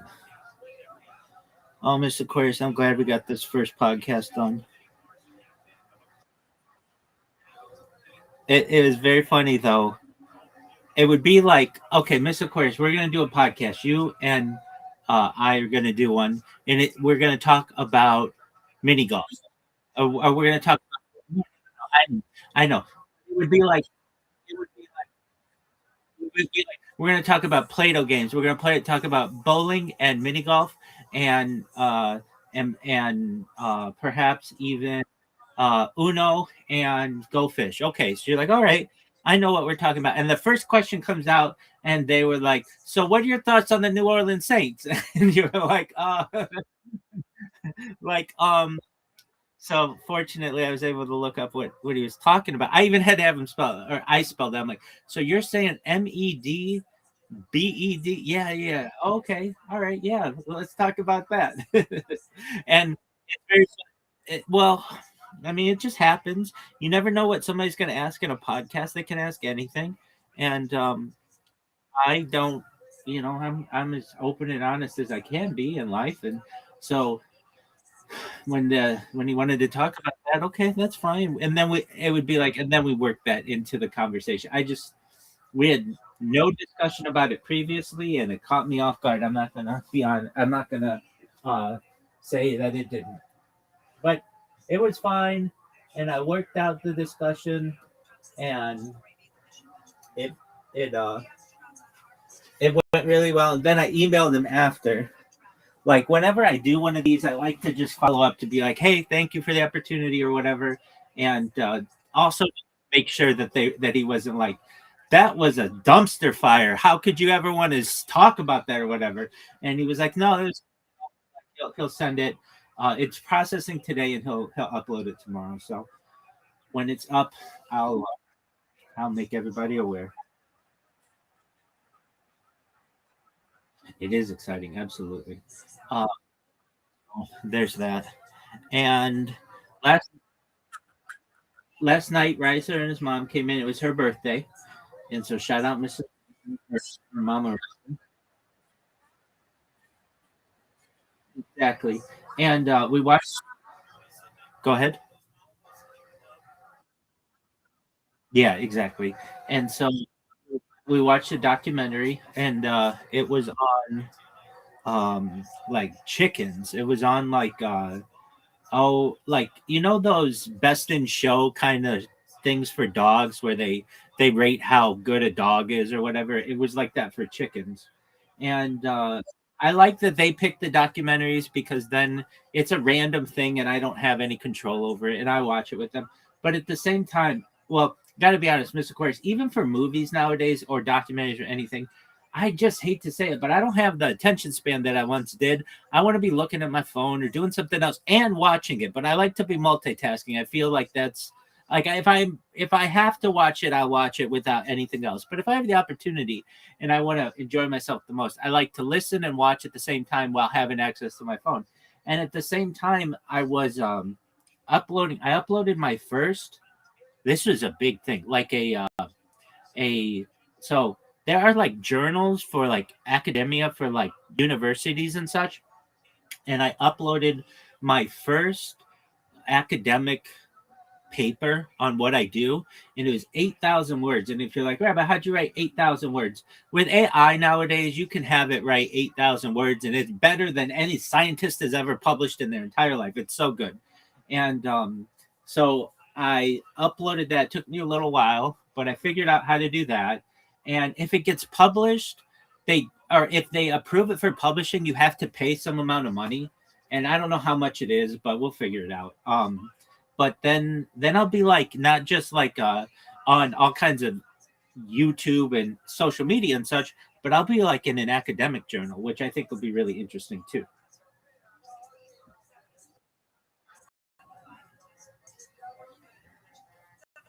So we'll see how that goes.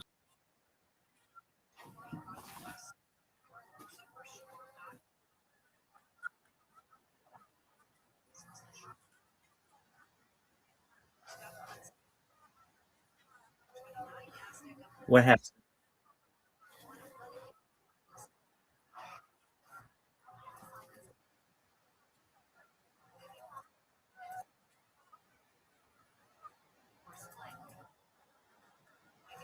Oh, that's nice for fun.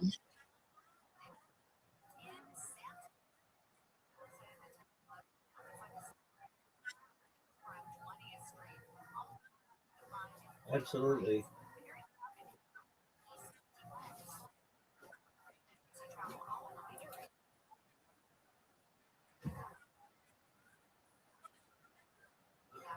You're breaking up, Mr. Chris. I don't know if it's me or you.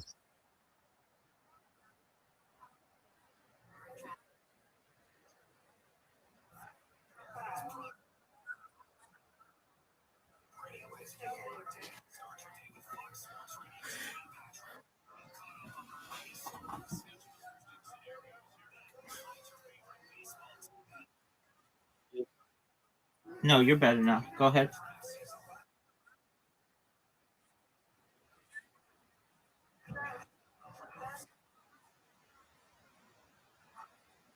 Absolutely. She just turned Saturday, a week ago Saturday.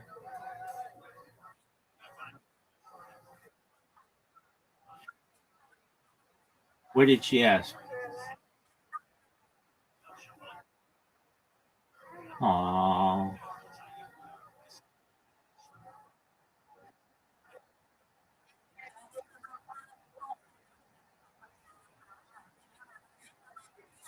right,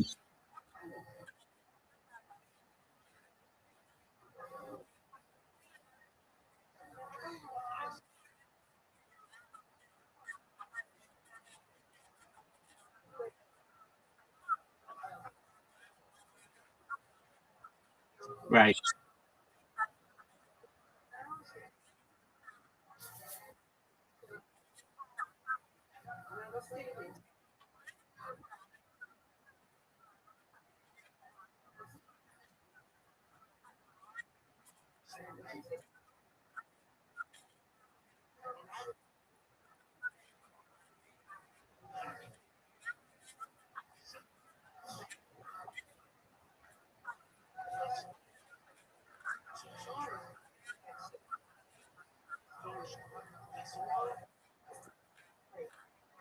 Well, that's really beautiful. That a few things about that, that she cares, that she has that kind of awareness, and in its own way, we all have to learn how to deal with loss, and it's she's not ready for that yet, but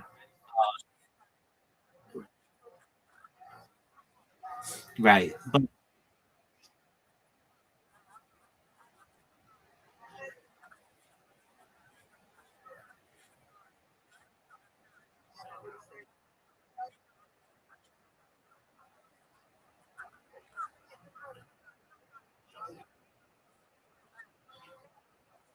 right,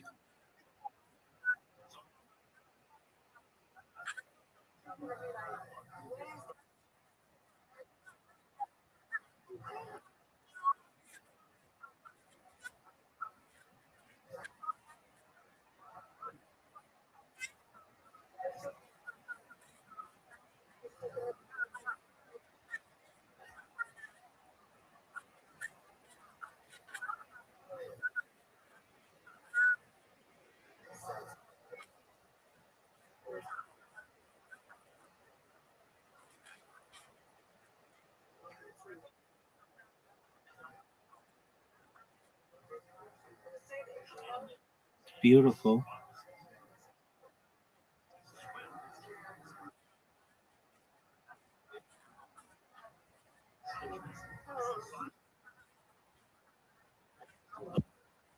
Yeah, exactly, exactly. She's not gonna be able to take that on right now.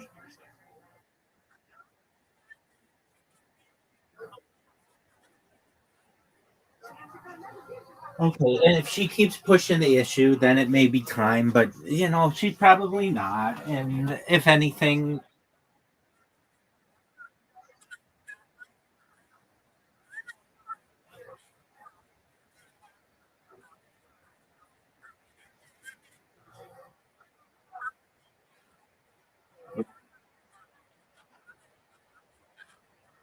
you know, you can just give a vague like he's in a better place. Well, where is that? He's just in a better place. You just keep saying that. You could say that for years.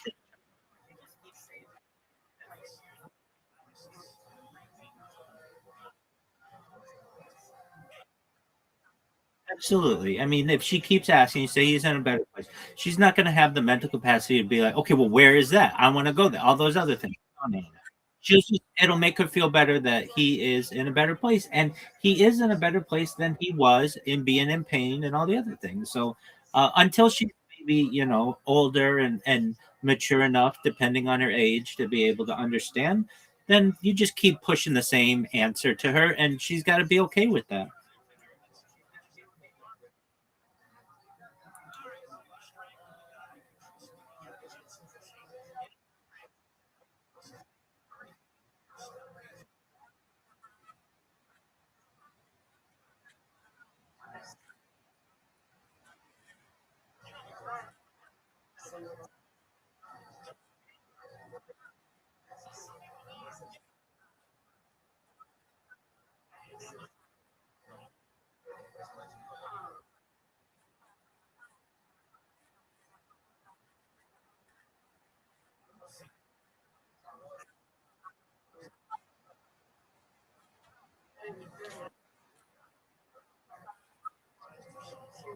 Right.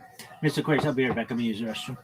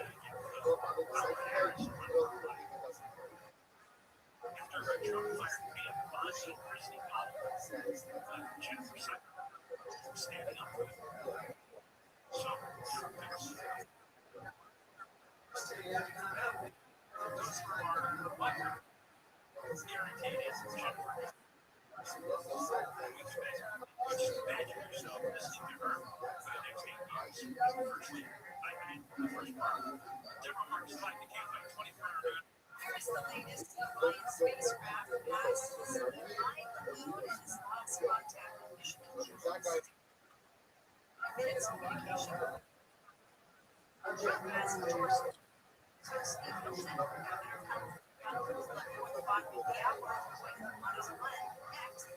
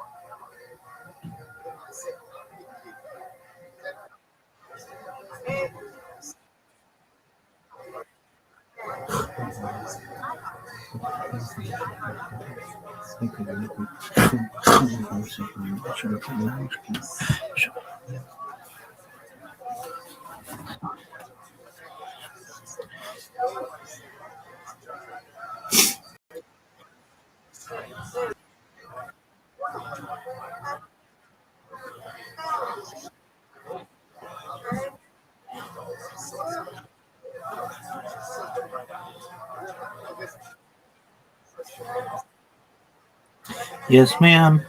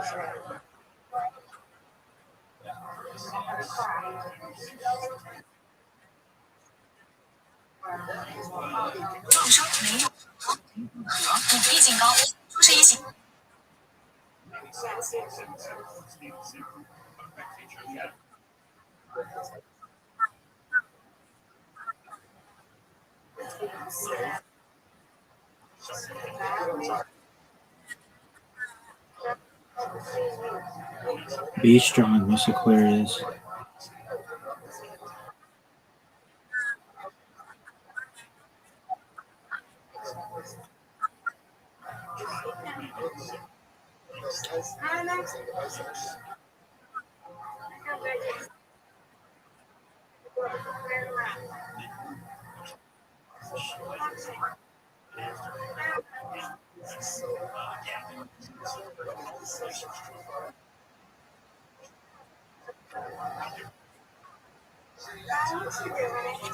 Good question.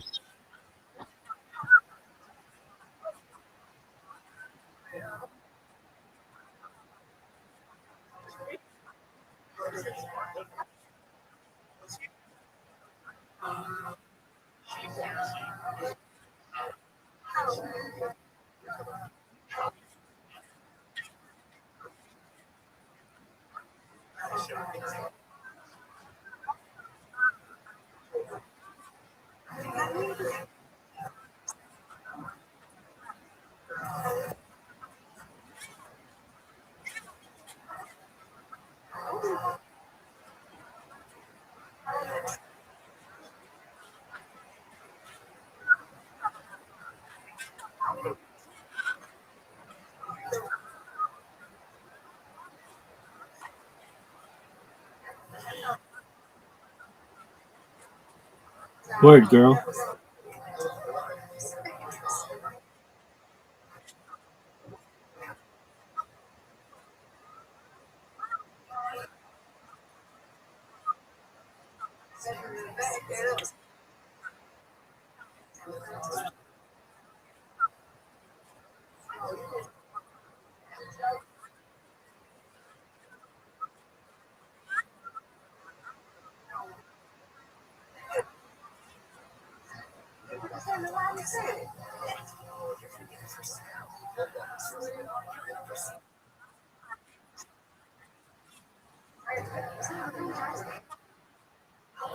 Yes, ma'am.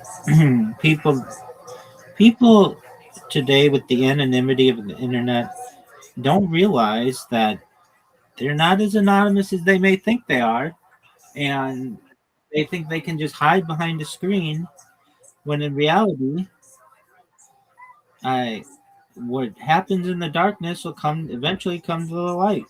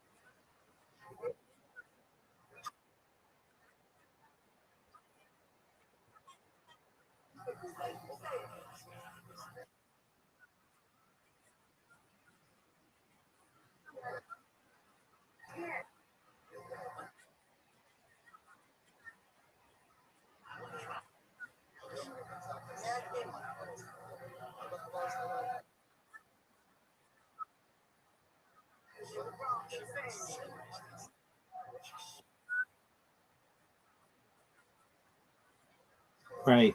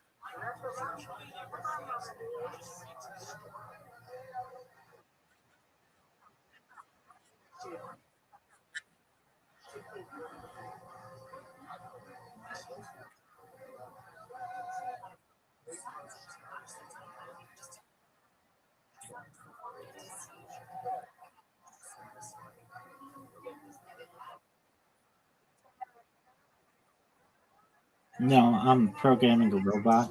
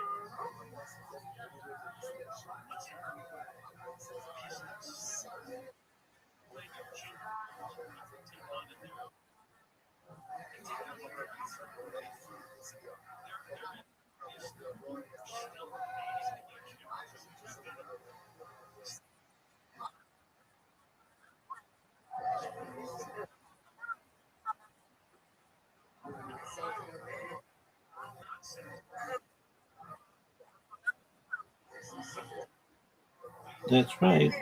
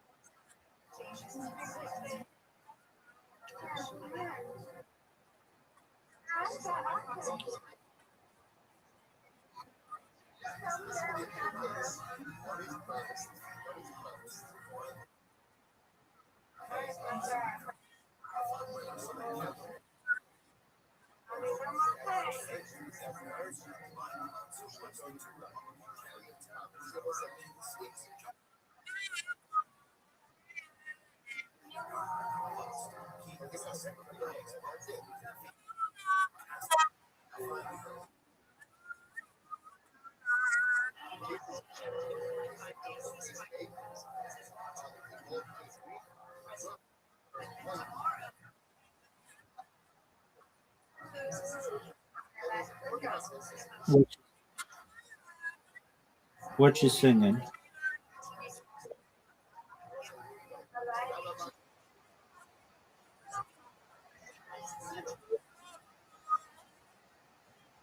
Who's it by?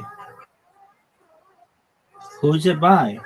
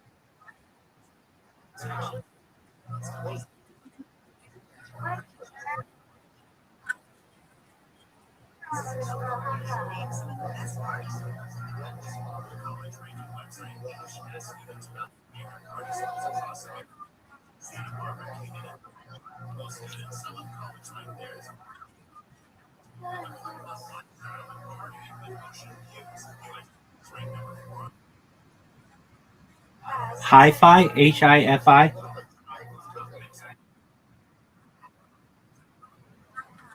Oh, hi-fi. No.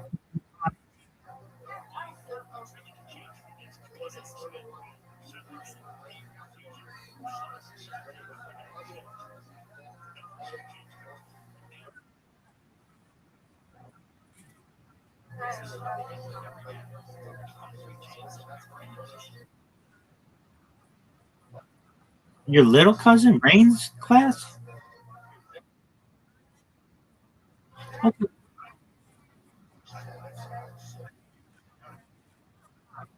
I know that's what I'm. Look, Miss.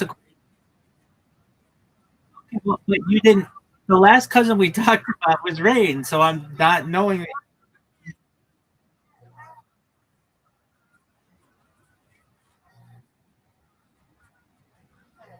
Okay. Okay, I was gonna say they're singing that song at 3. That seems strange to me. So Jasmine, like,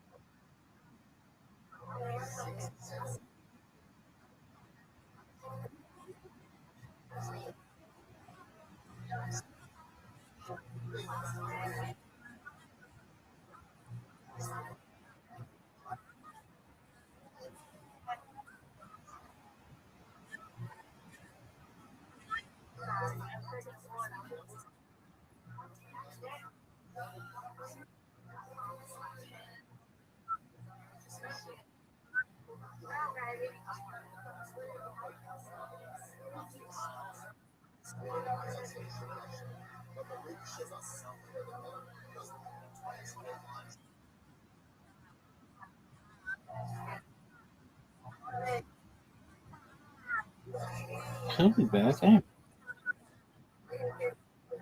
I didn't make him leave.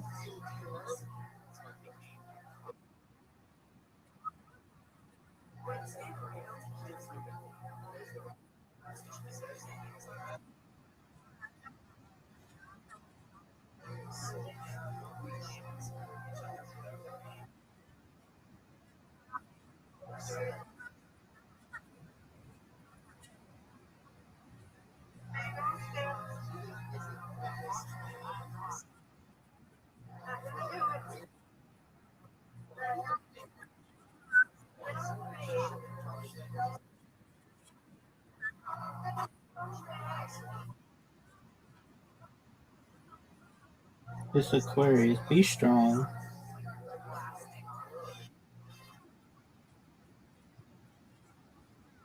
Okay, well, be strong. Get your bearings and get back up.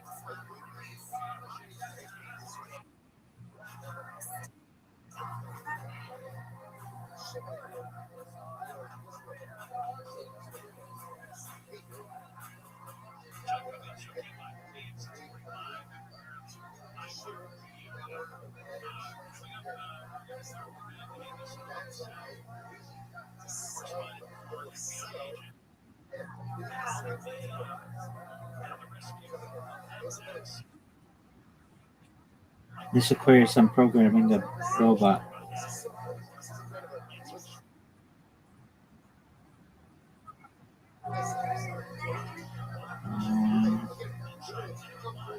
Maybe someday, Miss Aquarius.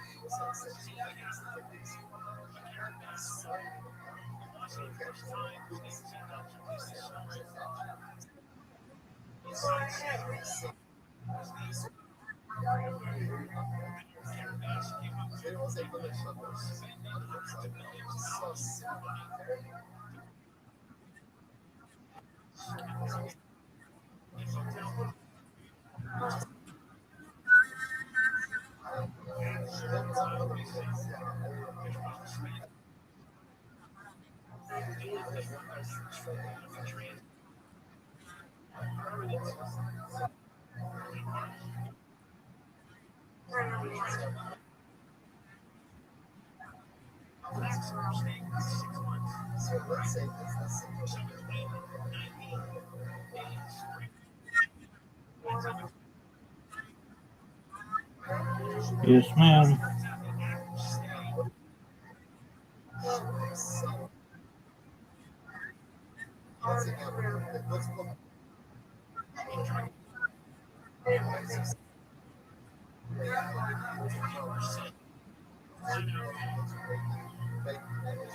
What kind of lift are you talking about? To get into bed or to get downstairs?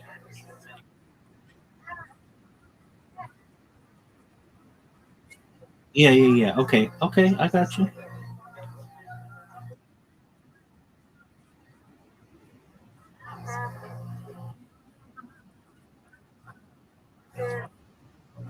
Yes, ma'am.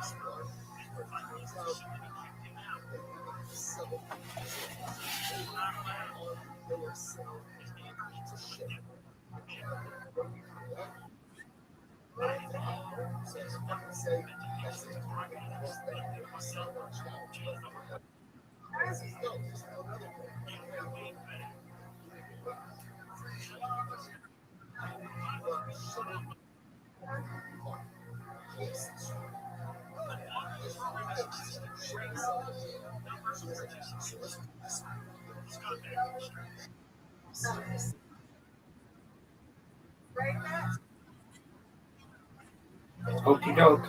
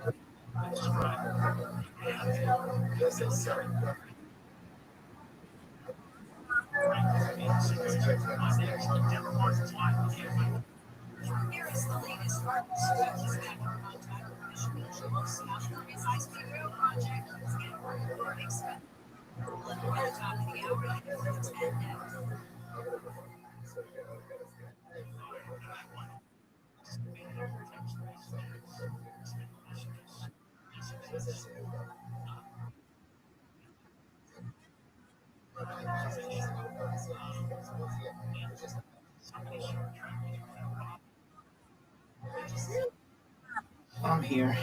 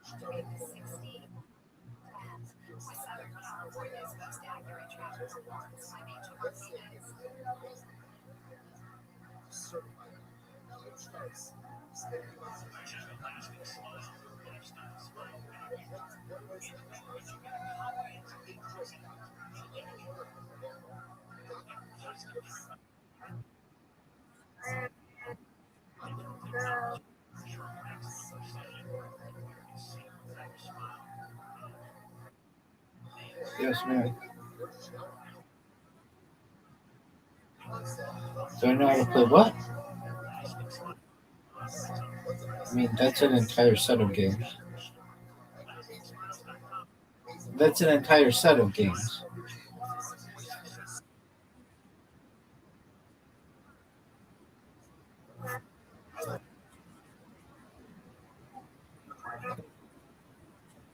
Oh, I misheard you. Pluto? Pluto. I don't know what that is. What is that?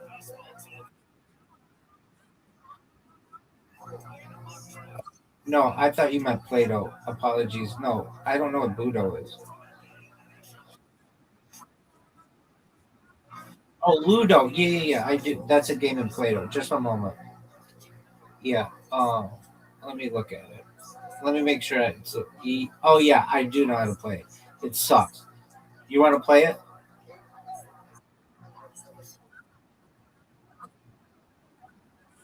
I'll I'll teach you how to play it. I don't like it, but you want to learn?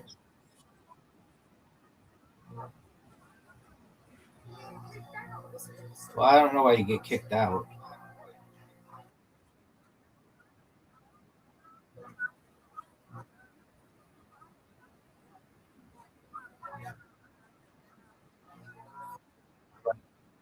I know that.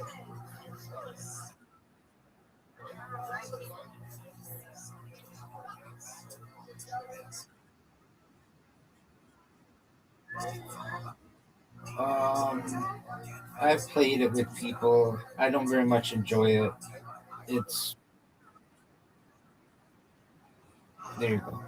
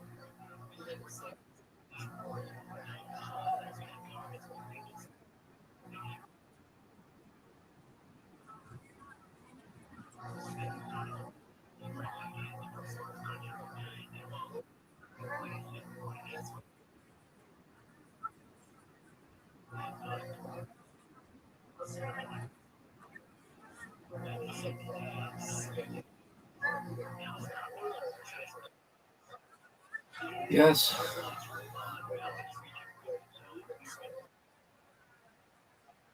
You go.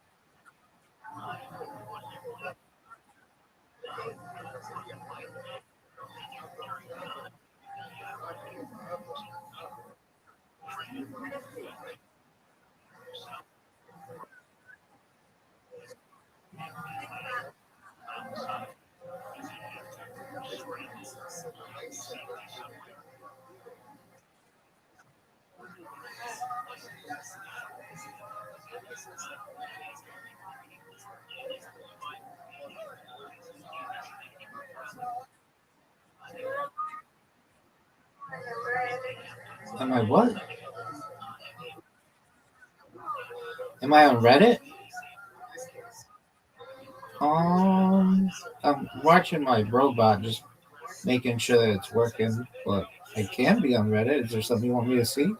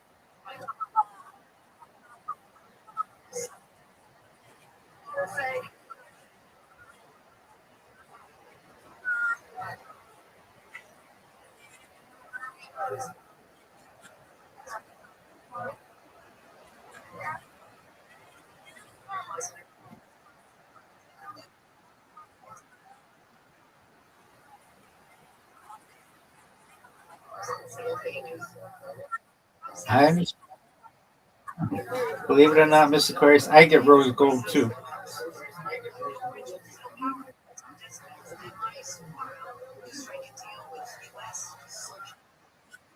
I get rose gold too. I have black.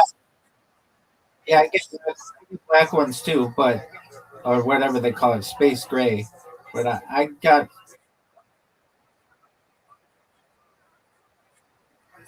I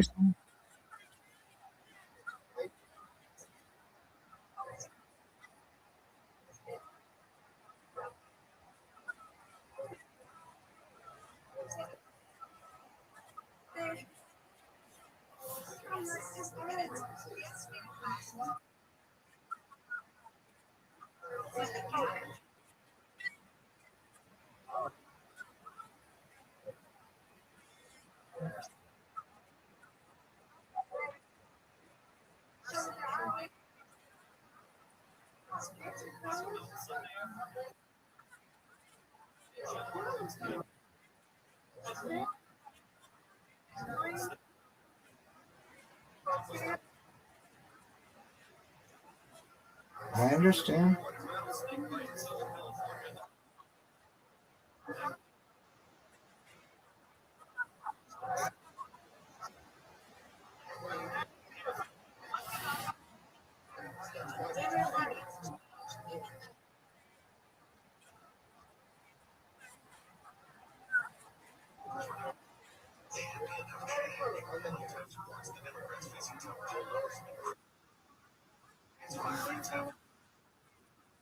Apple used to offer a lot of different colors.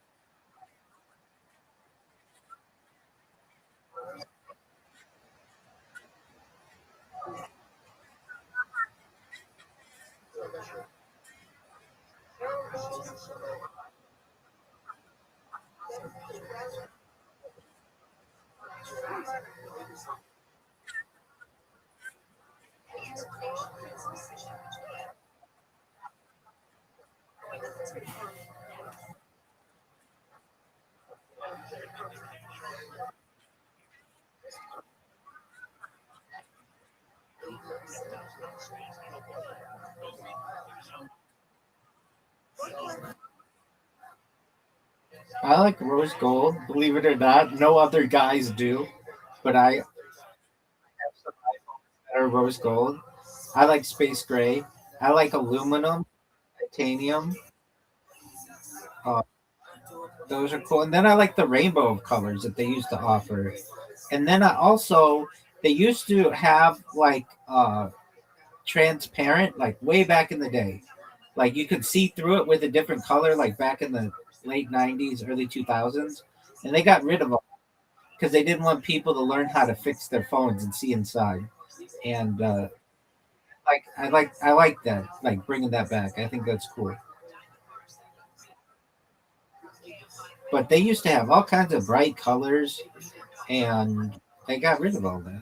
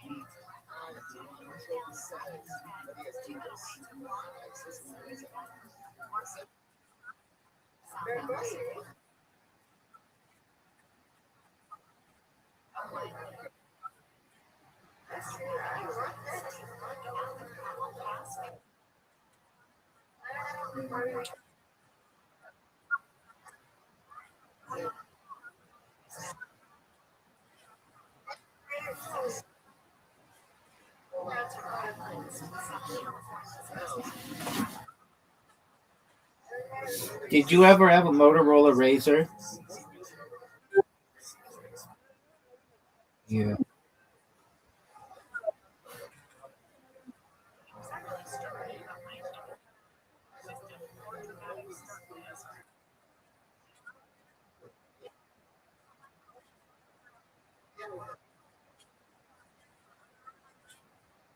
Well, that'll do it.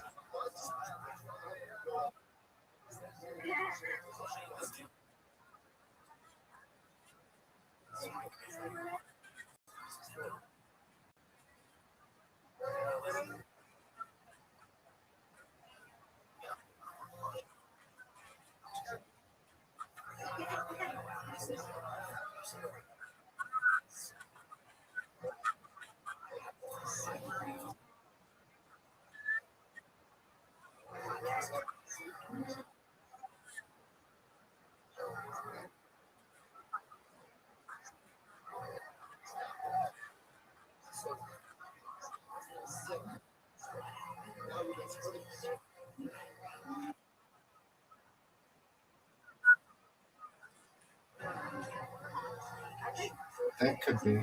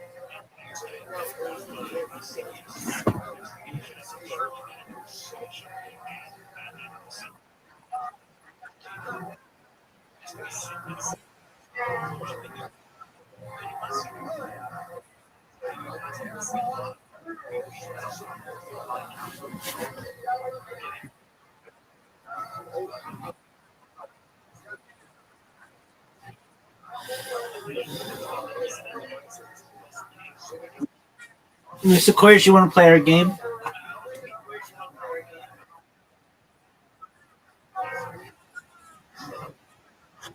Take your time.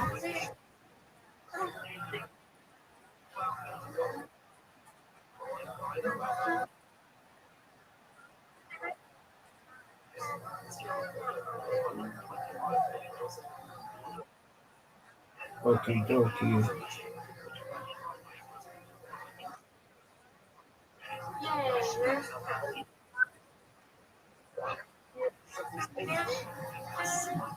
You win, I win.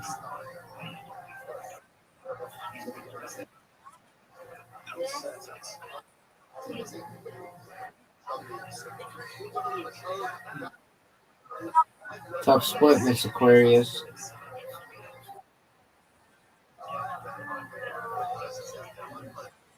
Most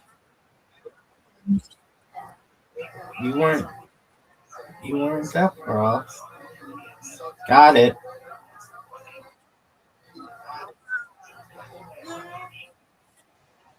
Thank you, ma'am.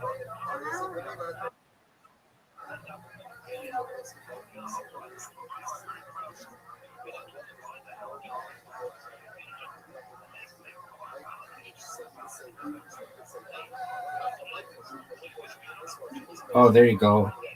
What a spare. You're welcome. I tried. I have a chance to get this. Got it. Oh, spoke too soon. Psych. It was on its way.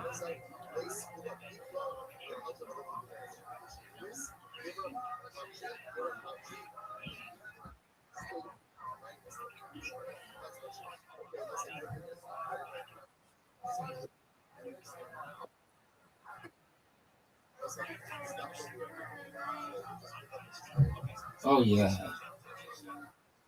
That,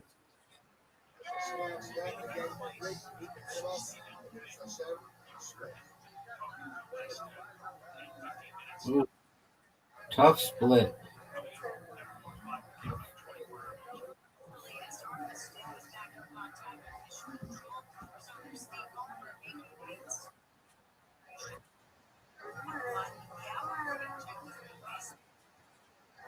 Yep.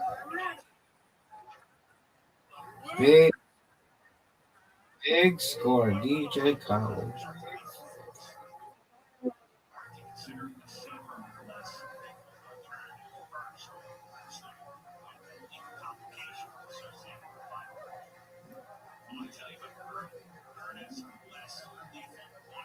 Get it.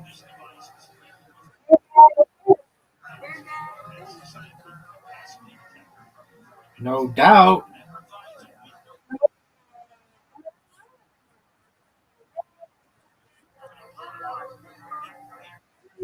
Oh, almost. I'll take 100. No punch. I win, you win. Reload.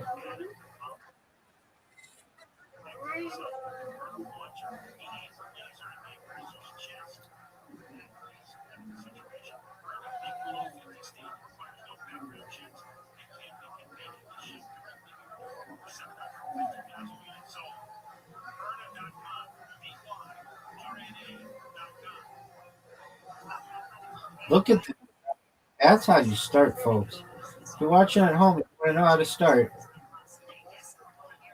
Where this is tough split. Give me this. Almost.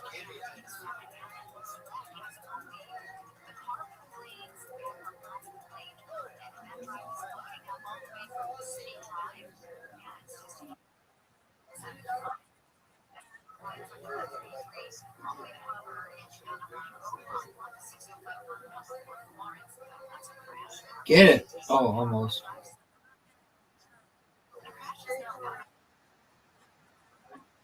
No doubt.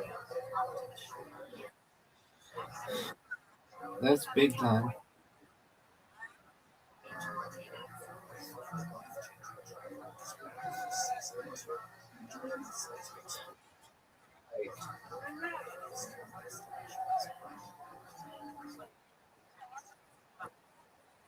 Not good.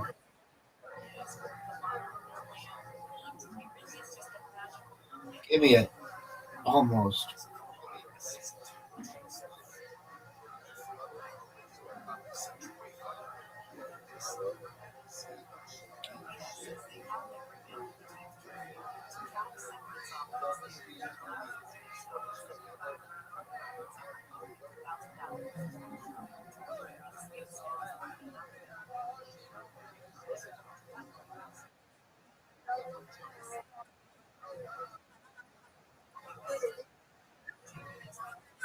He is right.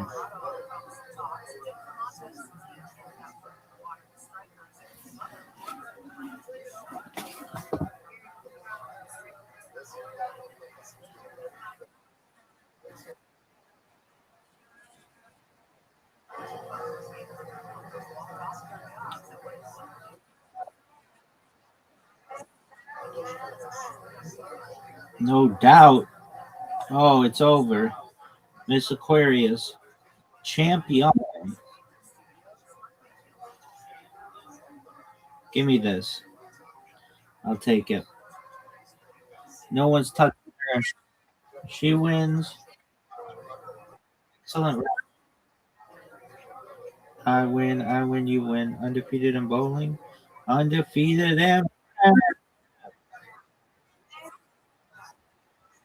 Yes, ma'am.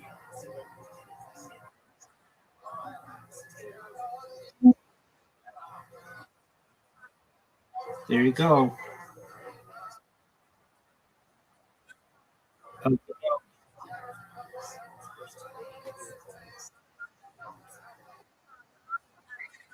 William, come on up here. Come on. Get him with that one. There you go. Let's get a nice little shot. Zoom on in there. Oh, yes. Unbelievably beautiful. Here, move up on the camera a little bit. Let's keep facing that. Oh, wow. That's sexy, man. That's beautiful. Absolutely stunning. All right, there he goes. William Montgomery, everybody. Keep playing, band. Keep playing. Yeah.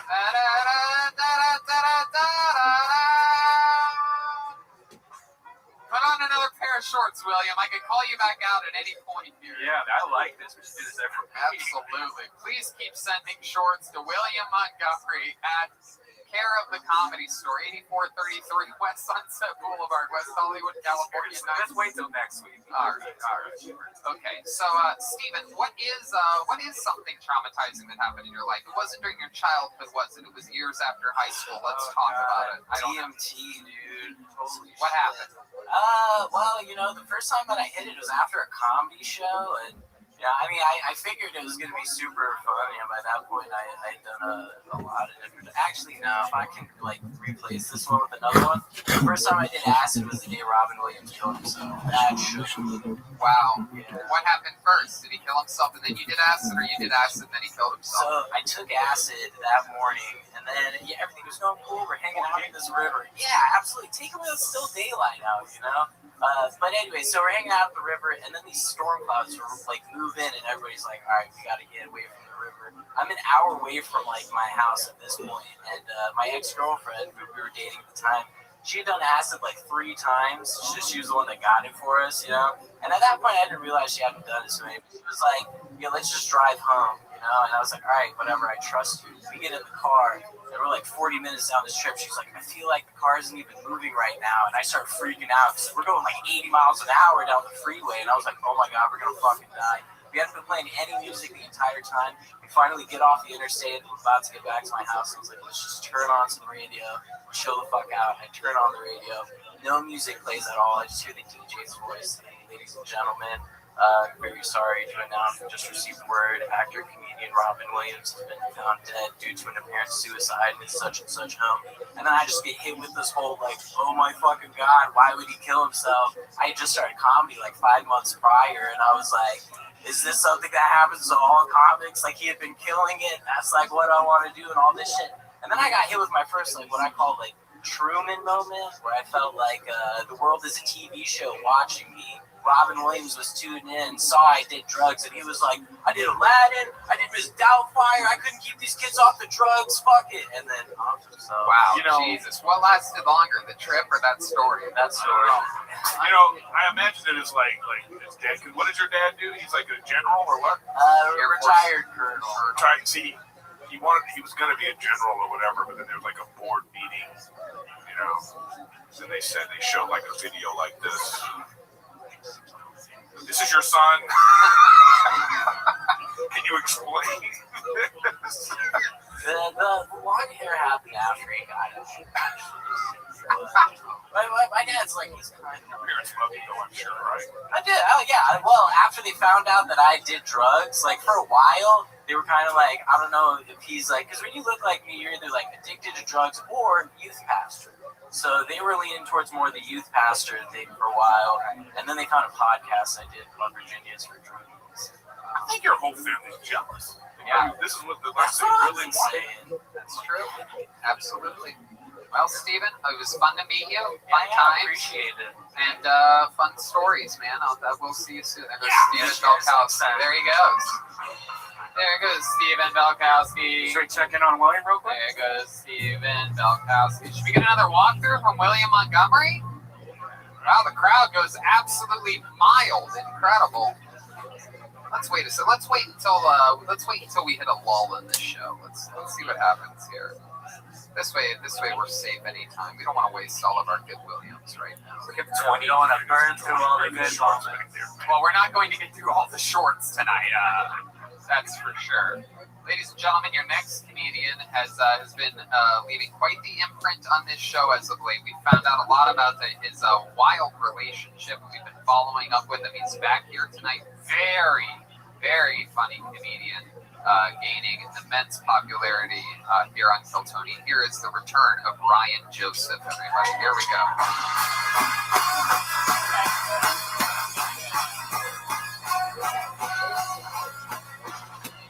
Just ran into this girl I used to mess around with a couple years ago. I can't believe how much she had aged.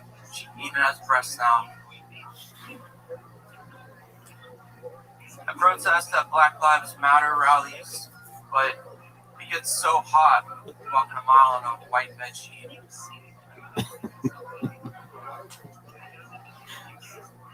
COVID has changed the way I think about diseases, viruses. Like, my best friend's got AIDS. Now I don't even think it's funny.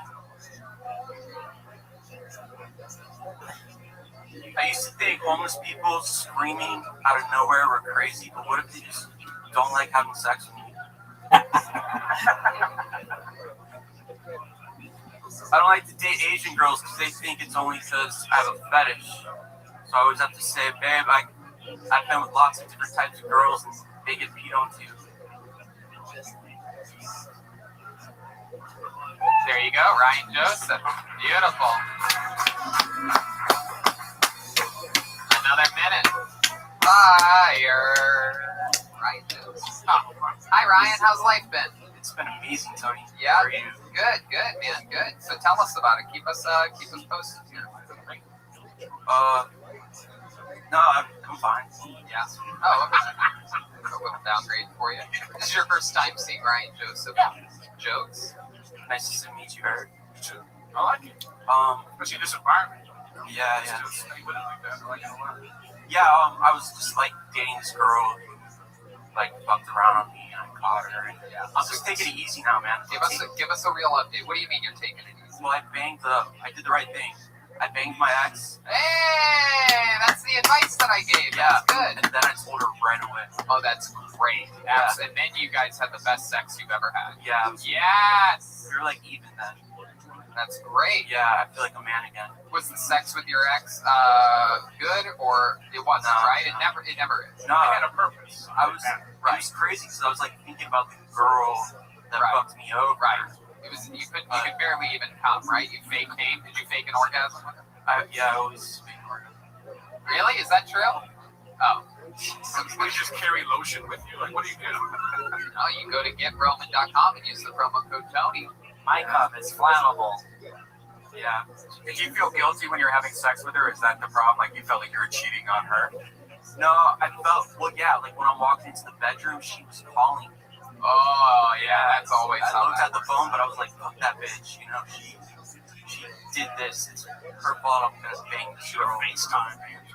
Well, one time she FaceTime me, because then I told her, right, and she freaks out, and then she's like talking to me, saying, she's been freaking out, saying, "Are you gonna see her again? Are you gonna see her again?" And one time we're FaceTiming, and my ex, who's upset, now confesses like her undying love for me, knocks on the door, right?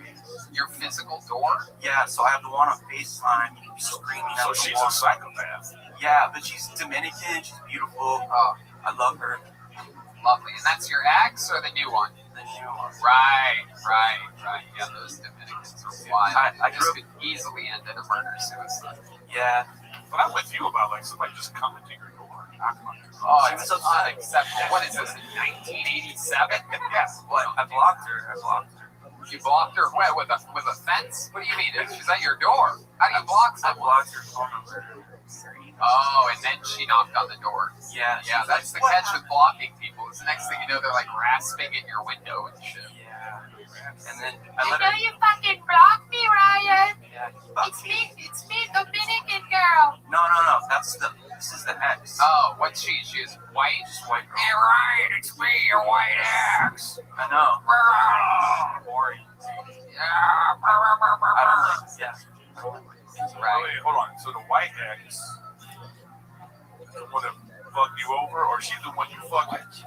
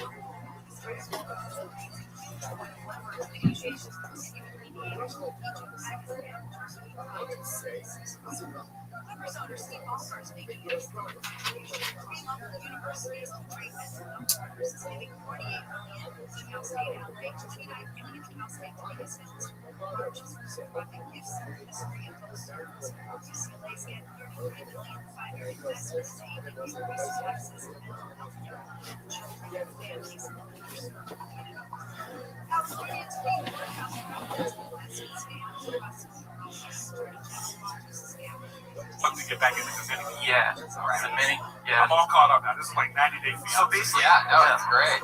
The story is her, like, we went exclusive, and she wasn't really ready. She was kind of freaking out, and she was kind of casually seeing this other guy at the same time. So a week after we were exclusive, she hooked up with him, realized it was a bad idea, and still continued to talk to him and hang out with him as a friend, because they were just fuck buddies anyway, so it's easy to be a friend. I'm giving her the benefit of the doubt, even though I don't trust her. I told her, I was like, let's just hang out, we'll see what happens. I'm just like tired of freaking out. Hold on a second. Here we go. So you already knew she was fucking somebody else. No. Well, no, he didn't know. No, wait. He said he knew she was casually seeing this other guy. But now he knows she was casually seeing him. Originally, they were having a conversation, and he's like, "You should block your ex via text." And she's like, "Okay." And then he's like, "You should block him on Instagram too." And she's like, "No, I don't want to do that." Then I knew. And this was the first time. That was the first time we met him. Was like a month and a half or so ago. After that happened, we've been getting updates. Okay, so this is after the fact you found out she was casually seeing both of them. Well, then, if I may, for a moment here, please, then go on. check this out. So check this shit out. This fucking guy goes goddamn undercover brother over here, and pretends he finds out that this guy is a copywriter, and he creates a fake account or something like that, or no, his own account, and he says, "Hey, I'm a guy, I wrote a book, I'm looking to get a copyright." This guy lives in Oregon or something like that. He goes, "Hey, I'm just some guy that wrote a book, I'm looking to get a copyright. Do you think you can do something like that for me?" And the guy's like, "Yeah, sure, I'll copyright your shit." Of course, copywriter during a pandemic. He's like, "How am I getting this work out of nowhere?" And then Ryan here, after they start conversing, goes, "Oh, by the way, I saw that we're mutual friends with the same girls." And the guy's like, "Yeah," he falls right into the trap. "I'm gonna get to copyright this guy. This is fucking amazing." And then the guy's like, "Yeah, we're super close." And he's like, "Yeah, that's crazy. I'm close with her too. When's the last time you saw her, out of curiosity?" And the copywriter's basically like, "I was fucking that bitch 2 weeks ago." And Ryan's like,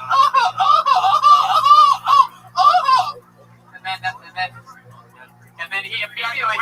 Does the guy go, "Can I get my advance for this?" Pretty much. It's fucking humiliating. You got copy wrong, is what happened. Yeah. And I screenshotted that shit, sent it to her, said it was fucking over. He didn't even he immediately, by the way, this fucking maniac over here immediately messages her. Like it's funny, like the other guy's still in this story, and then I fucked her in the ass. And we were like, "We're sorry." The message wasn't even fully downloaded, and this guy's already hitting up his Dominican girl. Like, what'd you do? Yeah. So now where are we this week? You fuck your ex just based on every time I've tried to block her and cut it off, she just calls all the time. Dominican. Yeah. And I still fucking I care about her. And I'm just like, well, she's not gonna let me break up with her. So I'm just she's not gonna let you break up with her. Probably broke up with her. No, lost the job. Right? It's a fucked up thing. Like, right? They were like, just like they saw each other once a month or something like that. She was still seeing him, and then she was dating me at the same time. We weren't exclusive, right? So she and I go to Arizona. She hints that she wants to have the girlfriend-boyfriend talk. We have it, but she's like, "I just want to be honest." She waited until you went to Arizona and she was here? No, she and I both went there. Oh, okay. This is why it's so fucked up, because it's like, she hinted she wanted to have the exclusive talk. We have it. She's like, "I just want to be honest. There has been another guy I've been casually seeing, and I don't want to see him anymore." I thought it was so cool. And then she went home and fucked him. You know what? This reminds me, no better time than now to see William Montgomery in new shorts. Here we go. Here he comes. Here he comes. There's William Montgomery. Oh. Wow. There he is. Notice how the shorts. Look at this, everybody. It is absolutely incredible. A beautiful pair of shorts. These compliment your belly. I like these. It really is good. And camouflage is in everything. It's incredible. Yes, Joel. Master P just called. He said there are sublimits. Oh, there you go. Nicely done. An extremely topical It's Master funny. P. Your dick is hidden anyway, so this kind of works. This is my favorite one so far. That's absolutely beautiful. There he goes, William Montgomery with the new pair of shorts. Those are I keep her. Beautiful man. Beautiful man. All right, back to Ryan Joseph here. So Ryan, what's our plan now? Go ahead, keep us posted. I told her, like, yeah, I don't trust you at all. We can hang out and I'll see you. But whatever happens, I just don't even care anymore. I'm just like, yeah, we'll hang out. All right. So you didn't know. You're mad that she was seeing this guy and you at the same time. Is that the problem? No. I accepted that because we were passionate. know? Then why be mad if you knew she was seeing another guy? No, that's why not. be mad that she wants to fuck him one last time? Well, that's what she says. It was like she actually told me this shit. It was like, goodbye, fuck, get over it. Okay. And then she kept talking to him. And I said, fuck you, get out of my house, and I went to bang my ex, and then told her right away. Damn. And now cut to the Dominican calling his ex. What did your ex do? Right, she's a copywriter. Let me ask you this: do you think your ex is going to be attached at all now? Well, then I had her coming crying, saying she realized that, you know, I'm the one for her, she loved me. And then she tells me when she was leaving, there was a guy that she talked to, she dated. I was like, is this the theme? Every girl has to get a dick in them, and then they realize they love Ryan. Yeah, but here's the crazy part, though. Your ex finally wants to be with you, and when you were having sex with her, you weren't even really present. That's why she likes me. Yeah, that's something to think about. Well, looking forward to more updates in the future. Another fun 60 seconds from Ryan Joseph. There he goes, Ryan Joseph. Hey, your show is on fire. And with that, it's time for another regular. As the mic gets sanitized here at the beautiful Comedy Store on the Sunset Strip, where the parking lot is open and filled with happy audience goers watching the stream outside. On to the next one we go. This young man, one of the great joke writers in the world, one of the great roasters. Ladies and gentlemen, here he is, super regular, awesome comedian David Lucas. Yeah. Men don't give a fuck about lingerie. We don't. As long as you end up naked, that's all we care about. Like, lingerie to a man is like wrapping paper on a toy to a kid. Like, hurry up and take this shit off so I can play with this toy. You could have wrapped this shit in newspaper. The same result would have happened, bitch. Like, I don't give a fuck what you put on your naked body. Come to bed in a t-shirt. I'm still fucking. White people say they germaphobes, and the whole time the cat be chilling on the counter while they cooking. Like, bitch, this nigga just helped you open the refrigerator. I'm not eating that food. Like, I just saw that nigga crack an egg. Why you think I want to eat your casserole? Like, get the fuck out of here. White people really can't handle spicy food. That's how I get my payback on my white friends. All that racist shit y'all did, I just burn y'all up with spices. You might come to my house and I bake a fucking spicy birthday cake. Like, I'm gonna get your ass one way or the other. There you go, David Lucas. David Lucas! I love it. That's my Absolutely love it. I love this week's set so much. I could not. This is one of those, this is one of those moments where you hear a comedian tell a joke, and this is usually this happens if I'm ever in the back of the room about to go on after like a Bill Burr or a Chappelle or like one of the greats, where you hear a bit where you're like, wow, I think that all the time, and I haven't heard anyone really talk about it. That lingerie thing is just not only do I agree with you on that, but I would venture to easily say that a t-shirt or fucking like mesh shorts or like almost anything is sexier than lingerie, because lingerie gives off the feeling that they're trying hard, and you're supposed to be like, oh god, you're so beautiful in that lingerie. Almost want to leave it on, like it's so beautiful, but it's like, what the fuck? And on the contrary, again, just a plain t-shirt with like a butt cheek hanging on, that's the hottest shit in the world. Bitch, put on one of my tank tops. Lingerie keeps everything all tight, like any bra or anything, that's done. That's like showing up, that's like knocking on a person's door. And how about when they want you to pick it out? Oh, God. How about clear? Is clear a color? My favorite lingerie is... I got something I did though. Thank you, Aaron. That's my tag. When I was in high school, I thought that's what women wanted, was like sexy lingerie. So when I was a junior in high school, I went to Victoria's Secret and I got the most itchy hooch, like the straps, the garter belt, and everything. And I didn't know she was going to open it up in front of her parents. They're just pulling it out. And it's got like crotchless panties and everything like that. That's hilarious. Red Band thought lingerie was a pasta dish. Lingerie Alfredo. It's kind of like how women think of shoes. Also, like we don't give a fuck about shoes. Most guys don't give a fuck. Red Band, that story is so funny. White men don't give a fuck about shoes. Black men give a fuck about shoes. I ain't fucking no bitch with no dirty shoes. Oh yeah, dirty shoes is unacceptable. Like Red band like girls that don't wear shoes. Red Band likes girls whose last name is Shoes. Yeah. Absolutely, absolutely. Yeah. That's my comedic daddy next to you, man. Eric Griffin. David Lucas has a lot of respect for the great Eric Yeah, Griffin. man. He don't take fun time.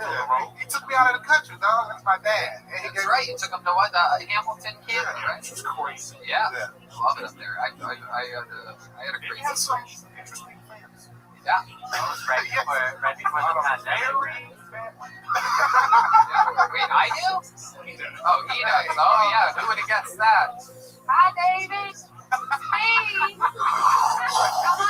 I want some of that spicy birthday cake you were joking about. No, you know how they send short? They bring the cake for you. I'm right, you banana pudding. Yeah, we had great times. Yeah. It's Atlanta. Yeah. A lot of my friends came to our Atlanta show. They were Mom, meet your mom. Yep, that's my mom. Lucas, everybody. Yeah, nice. Eric Griffin and Tony Hinchcliffe are probably the two best people you can be on the road with that will actually get real. Like, I've been on the road with, like, the people you see that might be a little more famous, and they don't actually help these guys. They don't want you to get better. A lot of these fucking people. A lot of them are scared to death that you're going to take their goddamn job. Both of these guys tell you to tear it up. The best, and I'm not talking about myself, but I will talk about Eric and of course, like, Joe Rogan. The best comedians want you to fucking get better and have no fear, and it fills you with confidence and makes you love the art form more, which in turn makes you work harder and write harder and perform more, and it gives back. But speaking of writing jokes and always getting better, why don't we check in with your co-host, Brothers in Cursive? Here's William Montgomery, everybody. Some new shorts. Here he comes. There's some more shorts with William Montgomery. Whoa! These are a winner. Viva la France! Oh my goodness! 6 pounds lighter. Wow, there he is, the fattest man in Auschwitz. Everybody, William Montgomery. Beetlejuice From Auschwitz to Offshorts. Tony, I didn't know. Why is he eating so good? Tony, I didn't know Foot Locker had a swim team. There he is.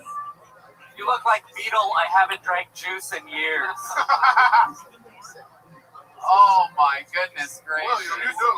This is just when they get a swimming pool in the prison yard. Everybody. You look like you need a zebra. Oh my goodness gracious! Look, You doing some work back there, huh? wow, the swim shank redemption over here. Those swimming shorts came with handcuffs. Are those swimming shorts, or are those actually shorts that just look like swimming shorts? What? Are they swim shorts? Can you confirm by the feeling? Put your hands in the pockets. Face the camera and put your hands in that camera over there, William. Yeah, over there. Is it mesh? Oh, brothers in cursive, where art thou? Say that again, Chroma, just in case people missed it. Our brothers in cursive, where art thou? There you go. All right, there he goes, William Montgomery, everybody. I'm all for the camouflage. I'm a camouflage guy. But no, those are the official shorts of Brother in cursive, half black, half white. Yep, I get true shit. And red inside. And checkered hats. What kind of shirt is that, Tony? This is a golf shirt. I got it at Booty Holes R Us. No, it looks like back in the day when the TV used to go off. No, I like it. That's exactly why I got it. I was bending over watching a TV that went out, and dildos were falling out of my asshole, and I'm like, hey, I should get a shirt that looks like this. All right, David, so much fun. Again, brilliant material this week. I think you already got a tag there, and my favorite lingerie is titties. Absolutely. There he goes, David Lucas, everybody. There goes David Lucas. Back to the bucket we go. We've been playing some video games, right? Yeah. He's Air killing Perfect Gaming. Check that out. Air Perfect Gaming. Play every single day. You ever played Mad? Headshots. All right. This is a new name, new sign up. Ladies and gentlemen, Kevin Houston is next on Kill Tony. Here comes Kevin Houston. Here comes Kevin Houston. It's Kevin Houston.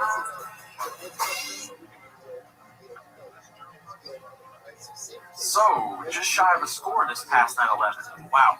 I didn't do much because, I forgot. That first one, though, was just plain crazy. But I heard the new Patriots Day reboot is going to be fire next year. Sorry, quick disclaimer. I officially have a nub for a pinky finger. So this is a public notice that all of my previous pinky promises are going to be here null and void, okay? Now, despite my many setbacks, I'm a goal-oriented guy. Just this morning I typed in Pornhub in the home row. Listen, that website alone has undoubtedly made me a better speller. But with dyslexia, try to imagine staying hard while sounding out futanarius, you get it. That's what Don Phonics did for me. See how quickly you can retain amateur, penetration, calipigian.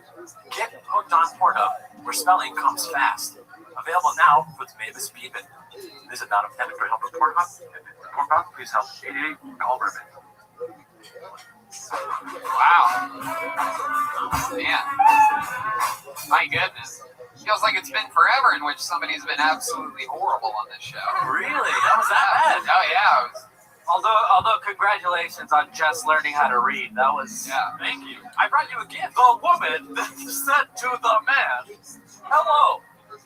Yeah, you couldn't remember a minute? No, I didn't.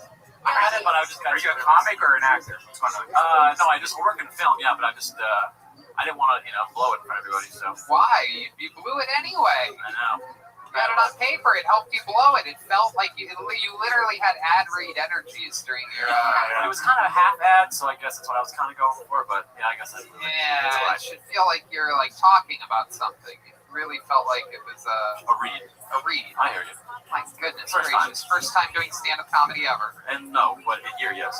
Okay, where have you done stand-up? A couple places in Chicago, not any open mics, but nothing crazy. That's where I'm from. Yeah, I know it's tough to do no open mics. It's been dude, it's been so long, man. I practiced at a beer with my dog, Even still, you gotta make an effort to instead of doing an impression of a stand-up comedian. You know what I mean? And that's for everybody, Don't do an impression of a stand-up comedian. Attempt to actually do it. So it's fine to have the notes because you haven't been able to do it, but you were fucking reading the notes like you were reading them. You really felt like you were reading. Yeah. There was a part where you said, you guys get it, and we're like, no, we have no idea what you're talking about. Sure. You needed to pass that paper around so you could be like, oh, okay. Interior Comedy Store 2020. A dark light comes upon the interior, main room, evening, a smoke-filled room. Okay. A large fat man with weird shorts comes out. So Kevin Houston, yes, we have a problem. So tell us something that's actually you, about you, Kevin. So you're originally from Chicago. When did you move to Los Angeles? 3 months ago. 3 months ago. No better time to move to LA than right now.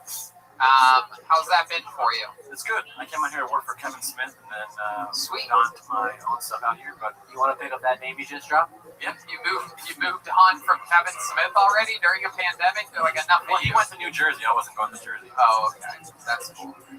He moved there? No, he's doing a pop-up called Movies. I did the one in Las Vegas. Awesome.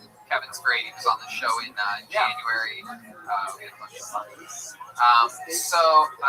What have you been doing for fun in these 3 months? Tell us about you. What are you? You're 34 years old. 31. 31. How old are you? We're about the same age. How old I am. I thought we were about the same age, though. No, we're not. I'm 36, and I look younger than you. Just to remind you, I look younger than you. But go ahead. Tell us what you've been doing for fun. No, I just moved here. I wanted to. I work in film back in Chicago and stuff like that. I come in here to say, I like the weather out here better than Chicago. Really? You like the weather here better than Chicago? Really? You mean 50-mile-an-hour, cold, gusty, hateful, negative winds? blasting you in the face compared to absolute daily sunshine. Well, now it's smoking. Zero humidity. Before it was great. Well, yes, of course, the state is currently on fire, but even then, the state can only be on fire for 2 weeks max. Well, that's what you think. It only takes 2 weeks to burn a state down, is what we're learning. In fact, my neighbor and I were admiring the sun earlier. We couldn't believe it. We could see the sun. Thank you. Wow, it was popping through. Thank you. You guys did a great job. I remember when my ancestors burned down Chicago as well. Hey, that's right, the Great Chicago Fire. I actually, I just came here. I wanted to give you this. It's okay, you can just sit here. It's a manifesto. No, I don't trust it. Nope. Let me burn it. You gotta trust my instincts on this one. We're not opening that right now. Wow. All right. Well, really, I'm a drummer, really, so I just really came to challenge for the Mexican Is that what that says? What does that say? That's kind of the same thing, yeah. Really? I wouldn't know what that is. You should open it. You're fucking anthrax. Yeah, see? It's a nothing burger. It doesn't make any sense. Don't even show it. Don't even give it any credit. Anybody who reads a 60-second set like that, of course, his gift is gonna suck too. So how long have you been playing drums for? Like 10 years. 10 years? Wow, interesting. And you play in any bands or anything like that? I had a few bands back in Chicago, but nothing out here. Oh yeah? What's the name of your favorite band in Chicago? My favorite band? Is it Chicago? No. Okay. The Deep Ditches. Zatarans? You say Zatarans? I'm hungry. No. So, are you better at drums than everything else that you do? Really? Yeah. I mean, I just wanted to try stand-up. I've been doing, I do comedy and stuff back at home, and this is like a big platform. So it is. He's like, I have my sheet music right here. I'm ready to go.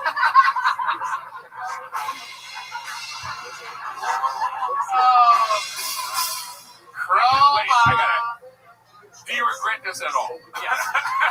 100%. I'm just glad I didn't tell anybody. Look, let me tell you I can something. tell you look on your face like, why did I put myself through Let me tell you something. Of course, we can look at this as, they're being mean, all this and that, but here's the light at the end of the tunnel. You do not get a Mexican drum off. You do not, get to redo that set again. There's no, but here's the catch. Here's the good news. All right, Kevin? Come back sometime. You write a different 60 seconds that you're not reading. You can memorize 60 seconds. I believe in you. You don't even have to memorize all the words. You just memorize the premise and a couple punchlines, and then it's over and done. And don't even over memorize it. Just fucking do anything other than what you did here tonight. And if you do good, next time you come back, let's set it for, we'll say 3 weeks from now. Okay? Something like that. And if you do good in your 60 seconds, if you get a single fucking decent laugh, you're going to be up for a Mexican drum off. How's that for a deal? Sounds great. There you go. Kevin Houston, we're moving on. There you go.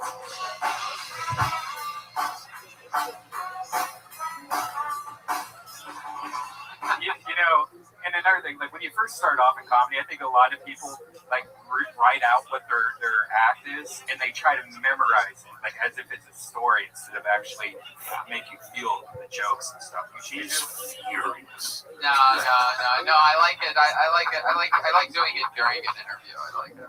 It makes more sense that way. Let's get another comedian up here. We have a new sanitized mic. I'm excited about this one. This is a new name. Ladies and gentlemen, here she comes. It's Merritt Landsteiner, everyone. Here we go.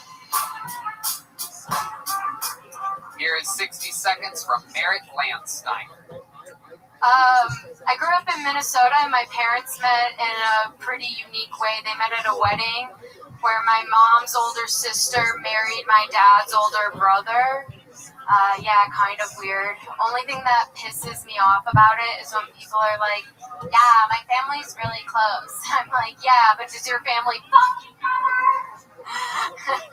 Yeah, I'm single, and my dog sleeps in my bed sometimes, so I do tend to masturbate from time to time in front of my dog. But I want to make it very clear that I do not fuck my dog. Do not fuck my dog. However, when she yawns, I do say, girl, what that mouth do? Yeah, she stopped eating the crotch of my underwear, and I'm worried we've lost our spark. I grew up Catholic, and everybody growing up said, heaven's going to be so great, heaven's going to be so great, but I've also heard that about several okay parties. feels like I'm gonna get to heaven and they're gonna be like, "Don't worry, more people are coming." Yeah. Okay, that's it. Thanks. There you go. Yes, you got me with that one. I love it. What a refreshing. That's like a piece of delicious ginger after you down some nasty sushi. Eric Landsteiner coming in and cleaning up. Kind of reminds me of Kim Condon a little, you know, her attitude and her Fun energies. I'll tell you this too. You projected well into the microphone. A real night and day difference from the last comedian reading off a piece of paper. You came up, you performed, you enjoyed yourself. It looked like you were having fun. You spoke well into the microphone. First time doing stand-up since March, actually. Wow. Because everything got shut down. So yeah, thank you. Well, actually, I did one set on acid, so it doesn't count. Look at that. How did that go? It was fun, but it was very chaotic. I was just riffing the whole time, like screaming at the audience. Sounds like fun. How long have you been doing stand-up comedy? Like, I guess over 5 years. Wow, where at? Chicago. Wow, what a difference. My goodness, that's like we're gonna play in Chicago. Now we know. This is like trying out Chicago pizzas. The first comedian was thin crust, and that was deep dish, right? Yeah. It's like, oh, this is what they're good at. All right. Yeah, and then I just hit a year in LA, so I did it in LA for a little bit, but then the pandemic happened. So. Wow. I'm still new to LA. My goodness. Well, welcome. You're an immediate start. Oh, that was Kevin Houston. He just shot himself. Poor Kevin Houston. Rest in peace. I guess he's not going to get to that Mexican drum off after all. Jesus. All he had to do was write a new minute, come back in a few weeks. He had his whole drum set in his car, too. He was going to... My goodness. He was ready for the whole thing. So, Merritt, when did you move to LA? I just hit a year. Okay, well, you just had to say a year again and everything would have been fine. Now I don't like you anymore. Well, you can't handle a tiny bit of attitude, the king of attitude. I'm kidding, Merritt, I'm kidding. Relax. It's okay. It's all good. So it's attitude. All right, everybody. Moving forward, everybody. Yes. His Majesty. Yes, me. The old king of attitude, Tony Hinchcliffe. That's what they call him. Yeah. The Crown Duke of Shit Talk. Oh my God. Oh Jesus. All right. So Merritt Landsteiner, what do you do for a living? How do you make money? I work in sales at a precious metals brokerage. Have you ever sold a pair of shorts before? No. Well, you know what? You might want to after you see what I'm about to bring up here right now. This is another example. This is another William Montgomery in new shorts. Here he comes. Whoa! Ow, ow! These are the ones we've been waiting for. For those of you that want to take a little trip to the beach and vomit in your own mouth while you're there, look at this young stud bucket. Fresh off of building a sandcastle made out of old burger wrappers. It's William Montgomery. My goodness, look at this guy. This is what he would have looked like, and he lost the extra $200 in Vegas. Nothing. I'm really surprised that you have no ass. I was just gonna say. I mean, you literally have this. It is unbelievable. Somebody hit you in the ass with a book bag. It is incredible how flat your ass is. Yeah. I mean, if you lay down on your back, you would look like the New York City coronavirus curve. If he lays on his stomach, does it push his ass out? Maybe it does. Can we try it? You want to lay on your stomach for a second here? Let's see what happens. Oh my God. Push it. Oh, he's got a little bit of junk in his stuff there. My goodness, it is just it goes neck fat right into. Oh, hey, look at that! Oh, he's fucking the stage, everybody. Fucking the stage. He's not laughing. He is fucking the stage. And it's amazing how the neck fat flaps over to. It is incredible that I have a bigger ass than the fat man wearing shorts on this show right now. When? Your knees are bigger than your ass. It is true. It is true. He has bigger knees than butt cheeks. He's sweating bullets from laying on the floor. That's all it takes. Definitely has an enlarged heart. I like it, William. There he goes. We're gonna get back to more. That's my new favorite. I like those. We're gonna get back to more shorts. let's get back to the merit of this conversation. That ass is flatter than Kevin Houston's jokes. You know, Laura, it's probably annoying. Sorry. No, it's okay. Don't worry about it. Yeah. Merritt, what do you like to do for fun? I go hiking with my dog a lot. What kind of dog is it? Rescue. I was told half Chihuahua, half Border Collie. Very odd mix. Yeah. Half Chihuahua, half Border. That sounds like Joel's whole family. I was gonna say we know a lot about that. Yeah. And I like to do drugs. What kind of drugs? I love like psychedelics. How do you feel about birth control? No, just kidding. I snorted. Psychedelics and have weed. I love edibles. What's the most extreme psychedelic you've done? I haven't done anything that extreme. I stare at tie-dye. Acid, just hallucinating on acid. Are you, have you been sales job is watching this? Have you been single Yeah, for a I know, while? right? Have you been single the whole time you've been out here? No. And I'm like kind of seeing someone, but not, whatever. No, you know you're how it seeing goes. someone. It's a good segue during stand-up, but that makes sense. You met during the pandemic? We met before the pandemic. Oh, okay. Yeah. Did you move out here for him? No. But he lives out here. Yeah, he grew up out here. The old Jerry Watkins there. Oh my God, I still. Yeah, it's not that cute of a story. We're not exclusive, so. Oh, you're not? My choice. Oh, wow. Oh, you're like what's his face? You're like Ryan's girlfriend. Damn. It's a soulless monster. No, we're way more mentally stable than Ryan's girlfriend and Ryan. Exactly. Yeah. It takes a lot to get to I'm from- levels of insanity to where you hit Dominican. Yeah. That is the top of the art. So that's fun. And what does he do? Welder. Wait a second. Do we know this guy? No, you don't know him. He's a welder. We know a lot of welders here. So is he a rough guy? What do you mean by that? Like, yeah, he's a man. He's not a Metro LA guy. I can't do that. I grew up on a farm. I don't do Metro men. It's Jesus, just, what I the fuck can't. is that supposed to mean? All right, I was making that joke before you did. So your dad's sister married your mom's brother. Does that like make things? That makes like your niece, your sister, and shit like that, or something? So, like, do you have siblings? Yes. Do you have a brother? Yes. So if you and your brother went to a bar and fell in love with a set of sisters and married them, it's kind of like that. It's really weird. And I just make it into an incest joke, even though it isn't. But yeah, my cousins are like kind of like siblings to me. We grew up right by each other. But it would make my brother that would make my brother my what? No, it wouldn't. It would make him my brother-in-law? Brother. Right? Yeah, it's really weird. I don't know what to tell you, but yeah, I don't know. I grew up in a small, tiny town. I actually grew up on a farm. South Central Minnesota, in between a town of like 1,700 people and 600 people. Yeah. Are you Italian? No. I love The Sopranos, though. What ethnicity are you? I'm always a letdown when people ask me that I'm white. Just a bunch of different white. Yeah. That is. I know. Should I start lying, Tony? At least white people, sometimes they're more specific. Oh, I'm Scottish. Yeah, that's. Who gives a fuck? I'd say Puerto Rican. It's not Puerto Rican, no matter how hard your imagination wants it to be, right?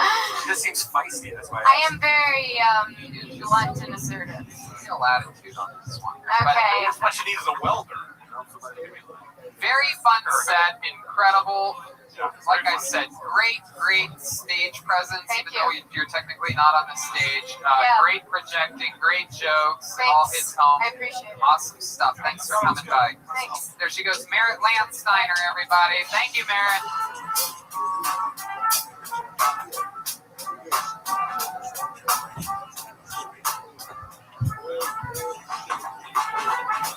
Let's get back to the bucket. Let's do it. How much fun are we having? You guys having fun out there, the few people in this room? For sure. All right. We know this young lady. She's been on the show quite a few times. She was also featured twice. Got pulled out of the bucket in Ventura, our last truly live shows. She's back here again, ladies and gentlemen. It is the wild style of Blue Ball. Everybody, she's back. Blue Ball.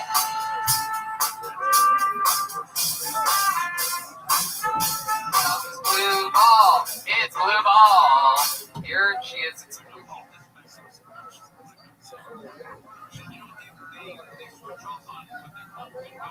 It's Blue Ball, everybody. Blue Ball. Starting now. Here she goes. She's going to talk to the microphone. It's Blue Ball. So, what do you guys think about this new normal? It's pretty fucking badass, right? I cannot wait for it to just continue how it's going. I've been seeing so many guys come out dangling their D like they're just ready. So am I, totally, right? Hashtag, I'm next. But,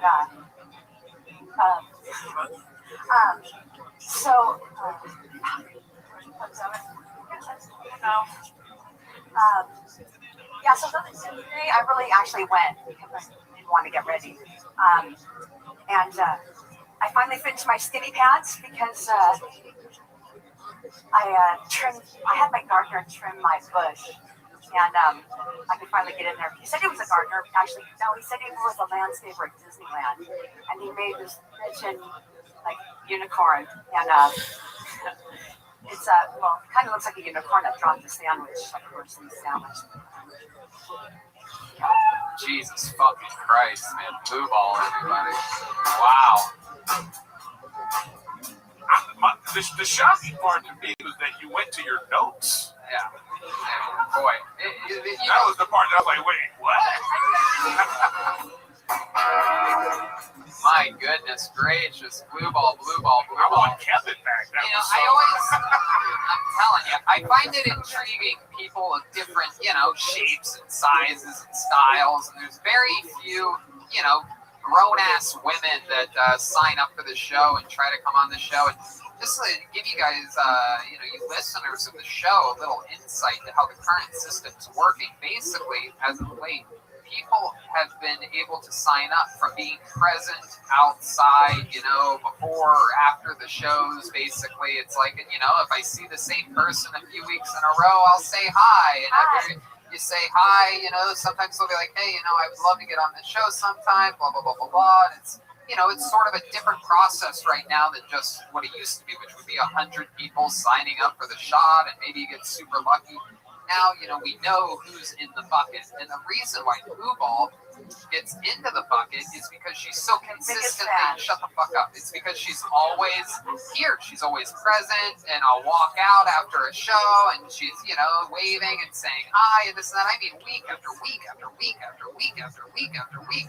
And then eventually I'm like, you know what, Blue Ball? Why don't we do next week? All right? And she goes, yeah. So there's literally, that's what's wild. It's 8 weeks of preparation at least. You've been waiting to go up, and then that's what you were waiting to do. I got nervous. So many people here.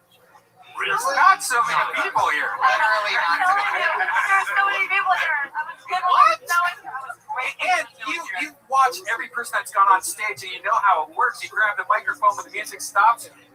Tony says your name, and you start, and you're like, you literally said, is this the microphone that you've been sitting behind that microphone? You know what?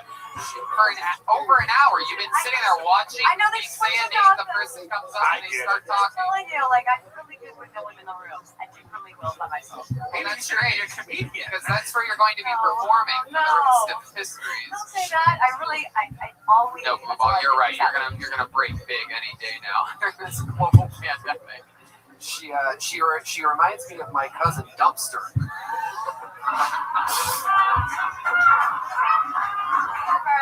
Chroma Chris batting 1,000 tonight.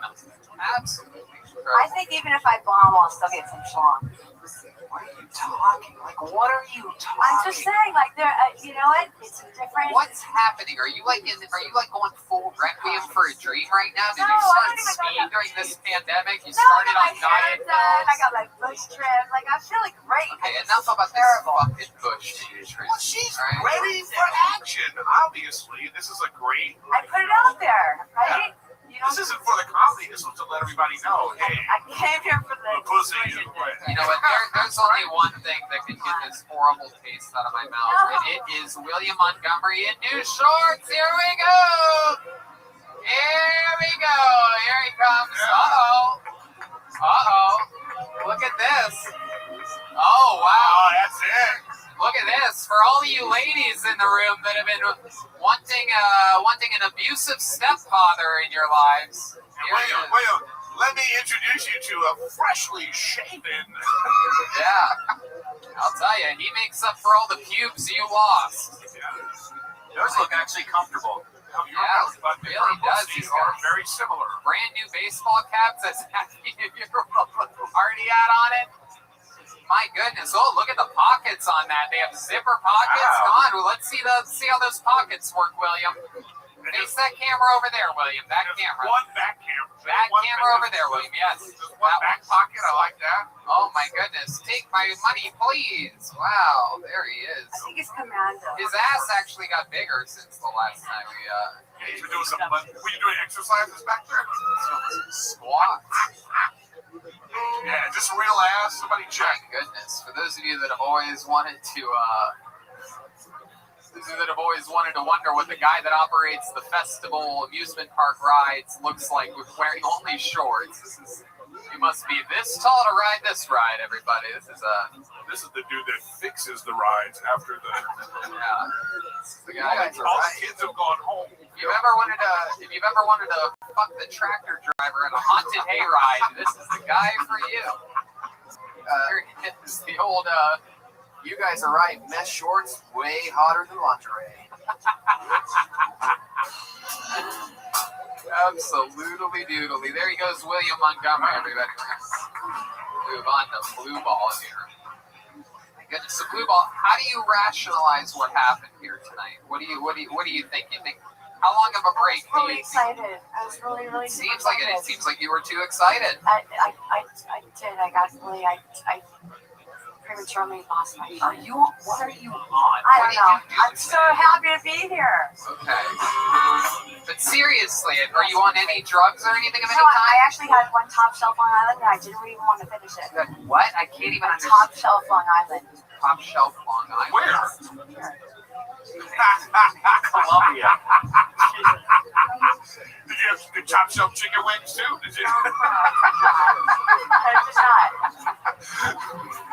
Take all of that. Get the fuck out of here. Like seriously, I feel this would have been my best set ever. What? It would have been. Literally, no one knows what you're even talking about. Are you kidding me? You can't hear me? Now we can. Go ahead. I said this would have been my best set How ever. would it have been if you did a different set and said it differently? No, the same thing. But if I just was cohesive and I came out and just nailed it, but I chose. Okay, there she goes. Sorry. Blue ball, everybody. Not even in any condition to be able to be interviewed right now. There she goes, blue ball, everyone. She's still leaving. There you go. She's still walking away, everyone. There goes blue ball. We're blue balled for comedy right now.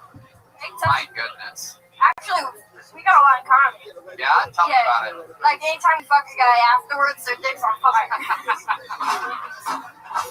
This dick is on fire. This dick is on fire.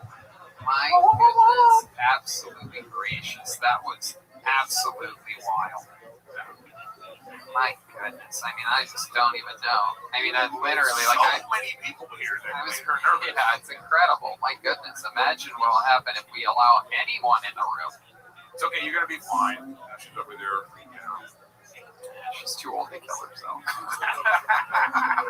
All right, so here we go. Unfortunately, everyone, this is the part where, of course, my favorite regular, my favorite regular, right now, the great Michael Blair would come up and perform a minute. But unfortunately, Michael Blair could not be here. But instead, we have a special guest. I present to you, ladies and gentlemen, here he is, Vape Thing, future truth teller. Here he is. Vape Thing, future truth teller. Wow. Wow.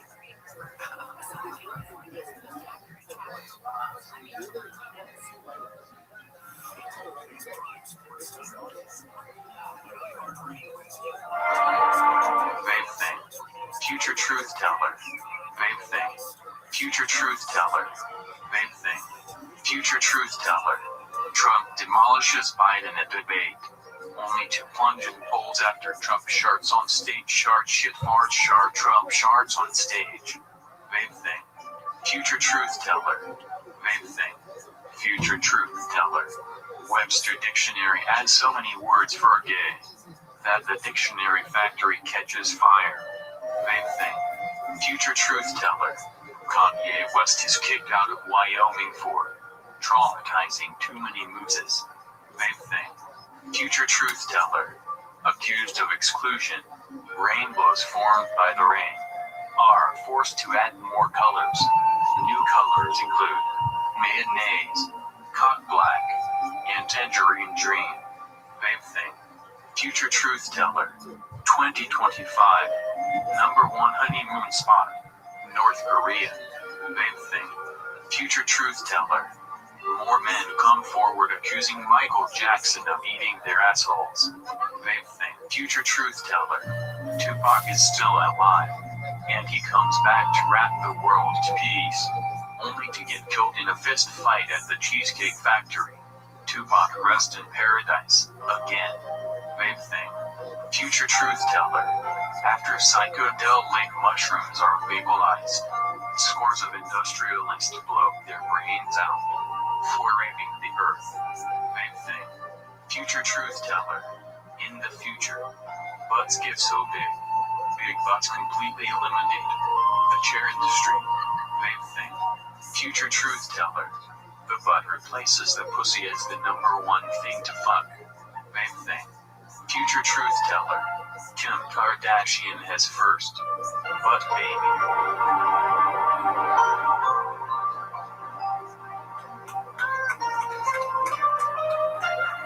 Wow. That was incredible. So much information. That was Vape Thing, future truth teller. My mind is blown at all. Whoa, look at that mustache.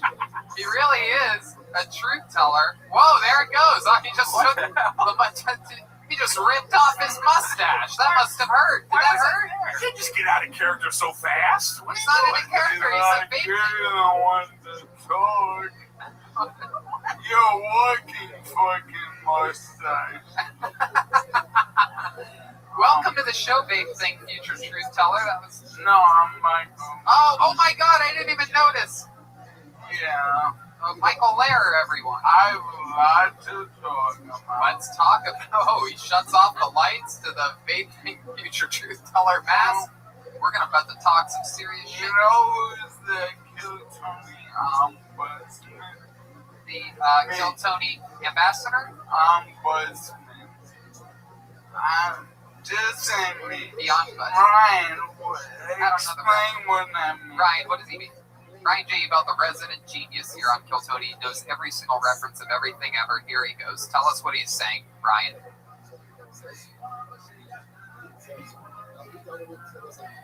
Okay,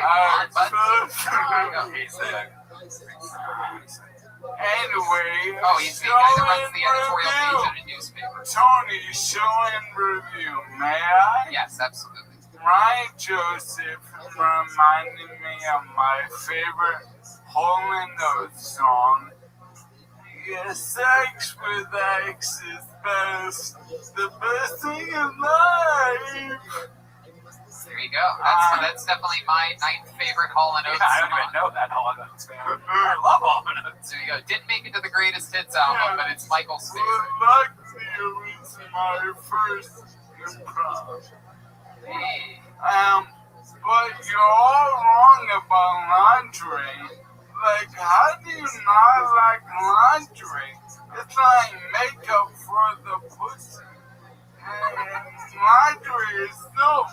I like to fuck a girl with the lingerie on.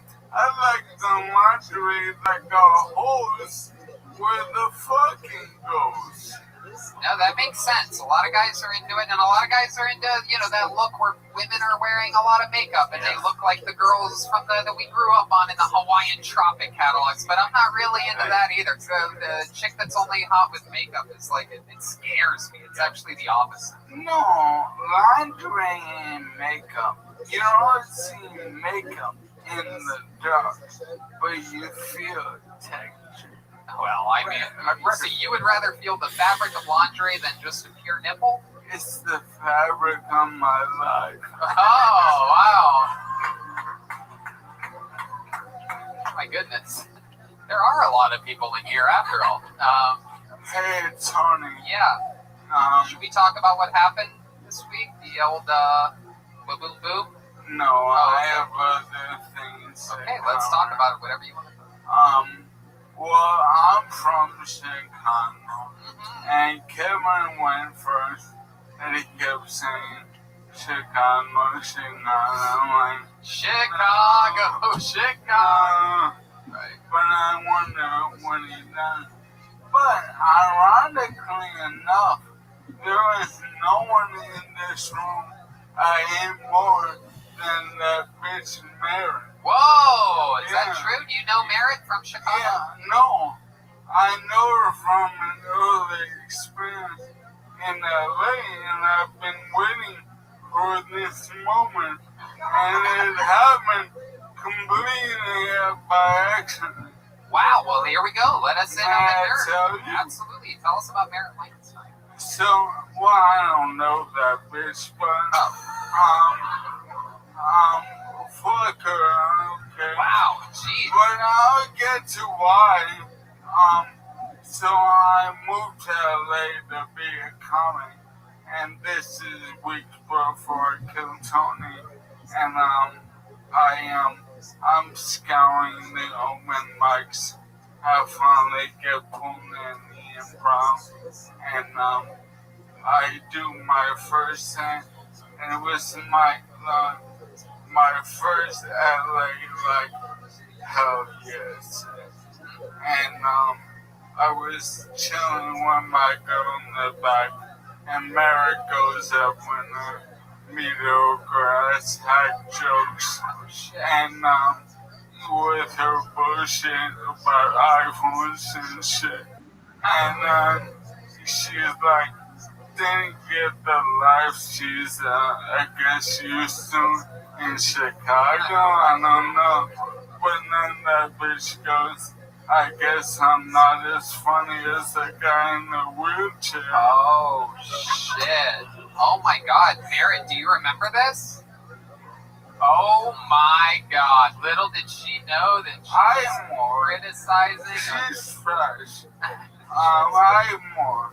Okay, go ahead. So I'm at the Ice House at an open mic soon after. And she's doing more of my, mediocre jokes. Yeah.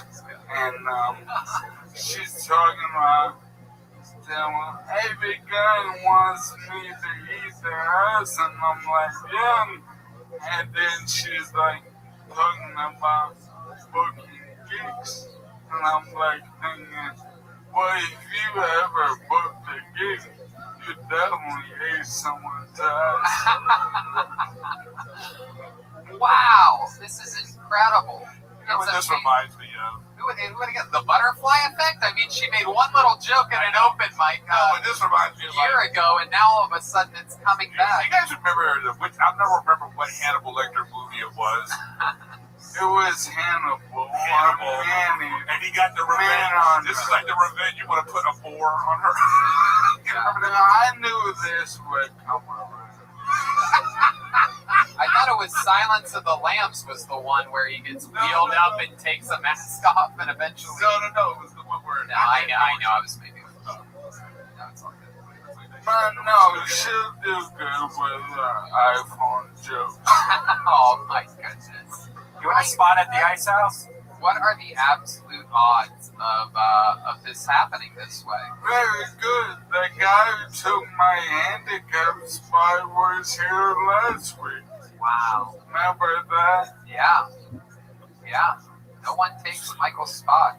He couldn't wait to roll over there and tell her off. My goodness, that's incredible. Like, he must have been, literally. I find in CO2 she went out with her trash jokes. Okay, we get it. Trash jokes, medium. You know what? We need to. We got it. You know what? We're gonna change the energy for a second. We're gonna check in with William in new shorts. Here we go. Here comes William in new shorts. Whoa! Look at these bad mamma jammas right there. Yes. My goodness gracious. For those of you that are fans of the new Tampa Bay Buccaneers, these are fresh out, size 38 waist with a built-in belt, so you can't even lose it this time. Multiple pockets for you to keep your $200 that you have left to your name. Snacks. Yes, many snacks, perhaps a bag of Doritos, and if you spill the nacho Doritos on yourself, it'll blend right in with the orange camouflage. Absolutely incredible. You can spill anything on yourself. Dirt, charcoal, cum stains, whiteout. Anything will work with these delectable camouflage pants. Some of the oddest camo ever. You cannot hide in the woods. Now it seems as if your ass is eating these shorts. Yes. Like your ass is so... Your ass is trying to gain weight so badly that it is eating from the back side. These camo shorts. If you're trying to blend in with a forest fire, these are the perfect camo pants for you. Absolutely incredible. My goodness, for those of you ladies that are into a young grandfather, this is the look that you're going for. A young grandfather or a very old stepbrother. This is William Montgomery, shorts supermodel. What's your armpit hair look like? Let's see that. Oh, barely anything there, surprisingly. Wow, very, very stunning.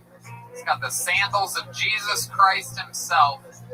There he goes, William Montgomery, shorts model. Thank you, William. Thanks again to all the people that sent those shorts also. That's really cool of you guys. Huge shout out. You guys totally went above and beyond, which is sort of exactly also what I was expecting you to do. But there you go. It finally happened all at once. You would have thought that the shorts would have come in like slowly different weeks or something like that, not necessarily 30 pairs at once. But let's get back to this hate fest. Here we go. No. We're back to Michael, and we're changing the subject here. Let me. What else did that bitch do? No, Eric. Jeez, literally, like, let's change the energies in the room. Eric's like, let's go to chapter 2 of this toxicity. Michael, what else is going on in the world? I got a concussion. You got a cunt cousin? Yeah. A cunt cousin? I actually got a cousin. Oh,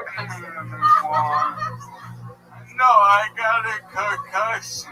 You got a concussion. Concussion? Yes. Tell us. I literally thought he said cunt cousin. Yeah, that's the concussion. I got a cousin. She won't let me, my little boy. She won't let me sleep on her sofa. All right, you did get a concussion. You had a little fall this past week. Not a little fall, a fucking concussion. Right. Okay, so you had a big fall. Yeah, I've been working so hard on my physical therapy that I went to open the door and I opened it like Superman. And I flipped over my wheelchair headfirst in the concrete. And it was 5 a.m. and I just had a beer. 5 a.m. Who would have guessed that?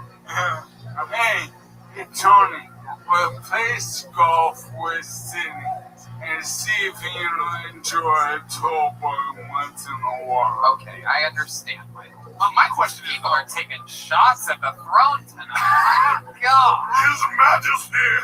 Jesus Christ. You gotta love a bird. God, I was just saying because it was 5 a.m. You had a beer and you fell out of your chair. Did you knock out? Like, how do you know you? What? How does anyone know? Like, if you got a concussion, you know. Yeah, I was skateboarding the other day and I hit my head really hard. Wait, what? I was playing Tony Hawk. Wait, hold on. Oh, they make e-boards? Wait. No, I was playing by skateboard, you were in your Tesla? Hold on. Hold on. I was playing Tony Hawk really hard, and I went like that, and I hit my head on the back of my bed. Stop. So this Tony Hawk has an actual board? No, I was playing the video game, and I hit my head. That character on the video game? Yeah. Oh, okay. All right. But I don't know if I can cut my hurts. I didn't knock out. Like, I don't know if I should go to the doctor. Okay, there you go. Well, at 5 a.m., I knew if I woke up late, she would freak the fuck out. So I spent 20 minutes rolling around on my patio trying to get up, and no bueno. Fuck. And then I texted her. Oh my goodness. I It's like the darkest cartoon ever. That's what this would be. And I was like, so what'd you do after the 20 minutes of rolling around trying to do something? I eventually FaceTimed her enough, and she ran out screaming, freaking out, and what happened is temporarily I lost things on my right side. Cross your fingers. Welcome to my nightmare, Tony. Oh my God. I thought your nightmare was following Merritt. No, man, that was my daydream. We bring it back. Hey, I have a question. Somebody sent me, because of the water bucket challenge, that they raised enough money. They actually found a new thing that they've been trying out on people that have your condition that's actually been helping. Do you know anything about that?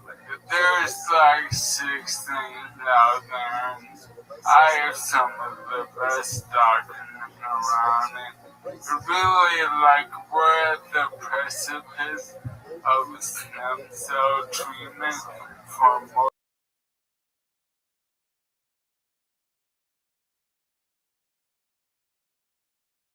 And hoping bitches my merit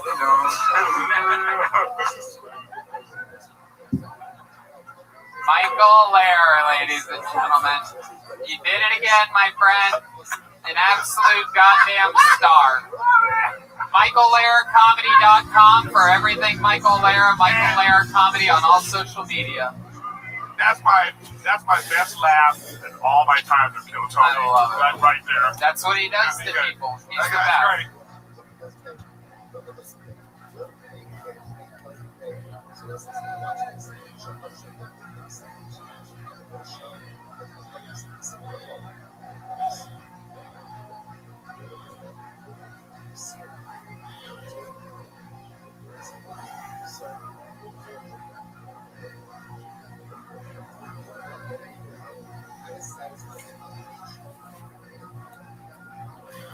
And she ran out screaming, freaking out, and what happened is temporarily I lost things on my right side.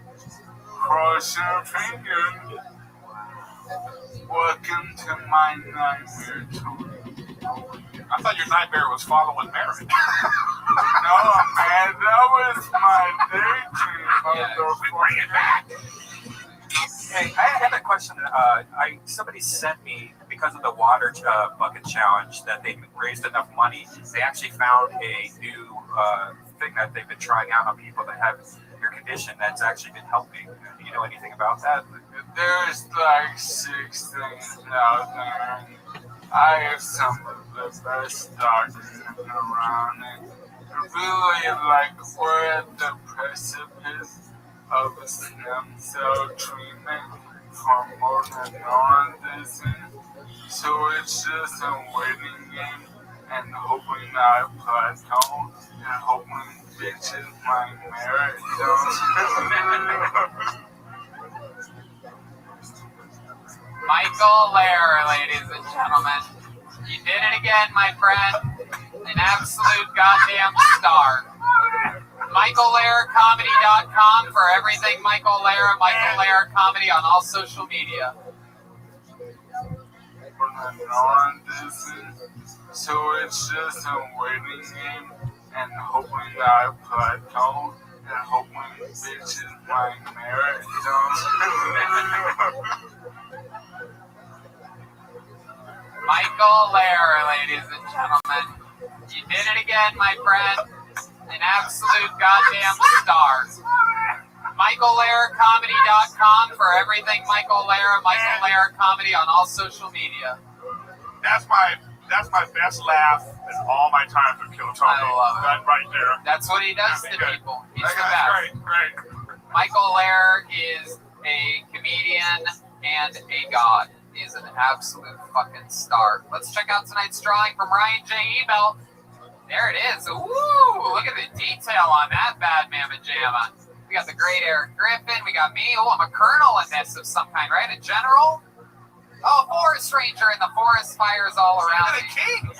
And you are also there, and there's a cat, and smoky things, and a little bear, and wow, look at that incredible detail. RyanJEbel.com, and all the prints of every single show, every tour poster. He's doing auctions over there. Everything's happening over at RyanJEbel.com. And how about a big hand for tonight's guest? I'm so happy he was with us. The great Eric Griffin, everybody. The return of Eric Griffin.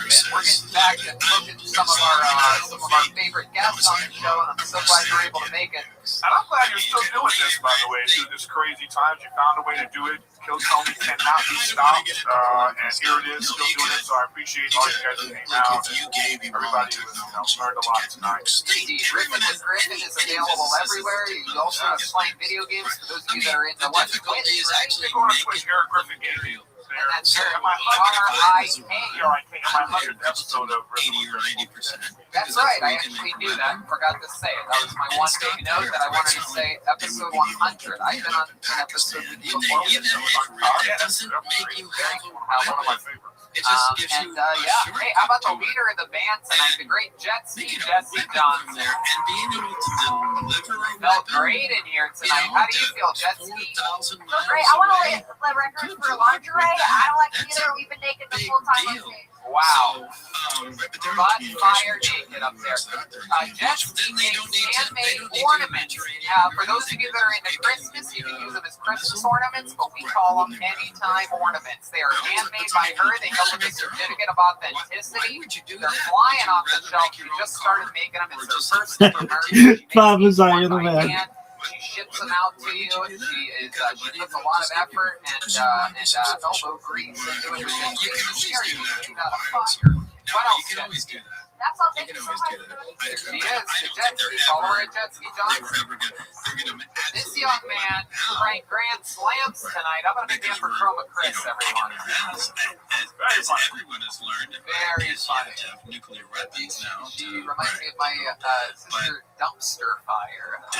This is a really grand slam. What else, Chroma? What did you think about tonight's episode? Tony, tonight's episode was lit. Yeah, I'm only on Instagram, Chroma Chris.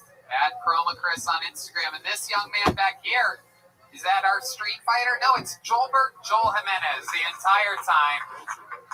He's got Mostly Sorry on iTunes and everywhere podcasts are available. He's also Mostly Sorry on social media. What else, Joel?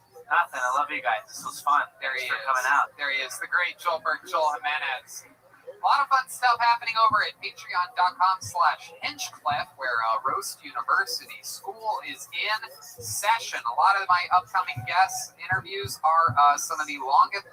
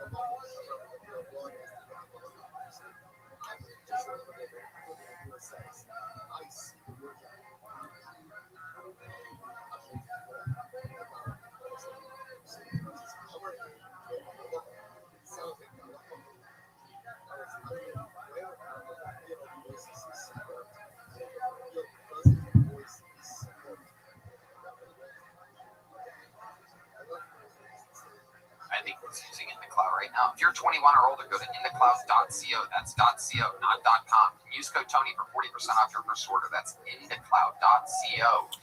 Code Tony for 40% off all month long. Shipped straightly to your door plus free shipping on orders over $50 and $30 and free gifts on qualifying orders. And don't forget to fill out the quick survey when you order to support the show. Please enjoy responsibly. And big thanks to IndieCloud for supporting your 420 Coded Comedy Nights. Please enjoy responsibly. All right, another bucket pool. Put your hands together for Katie Carter, everybody. Katie Carter. I got groomed when I was in high school. Groomed, not molested, because 20% pedophile. Yeah.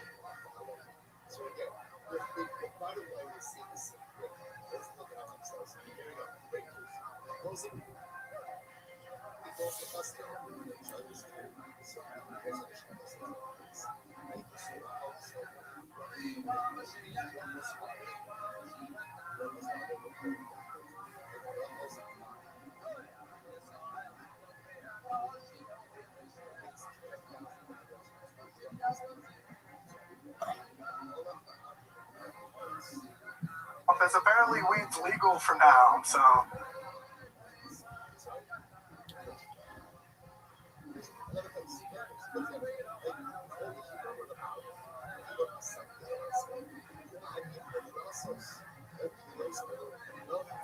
Some real moments of transformation. I really noticed it.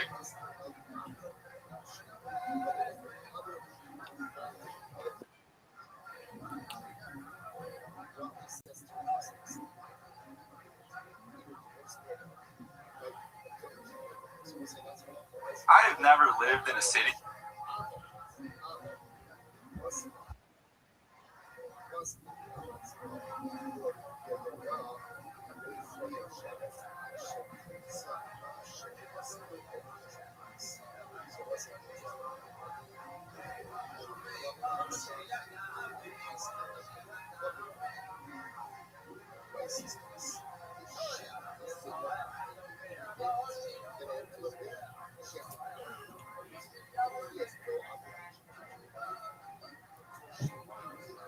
A.M. Eastern Time. That's Wednesday, April 8th at 10 a.m. Use the promo code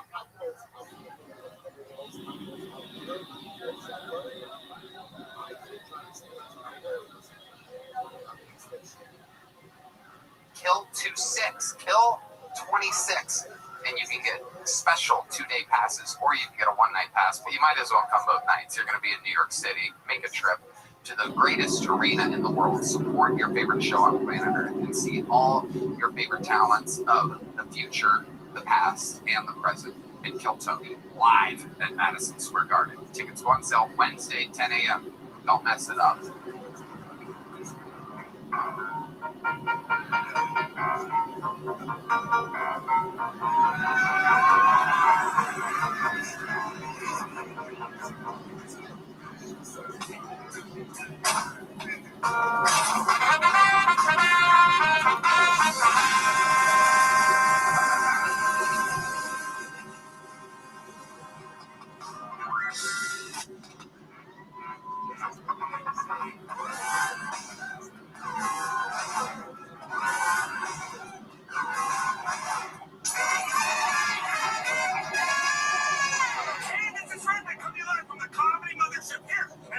Texas for a brand new episode of Kill Tony. Get it for Tony Hinchcliffe!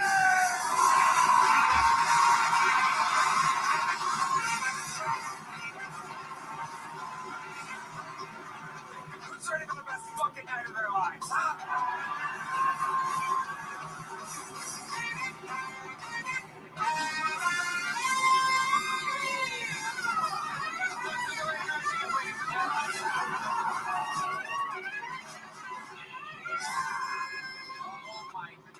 How excited? How we fucking feeling tonight, huh?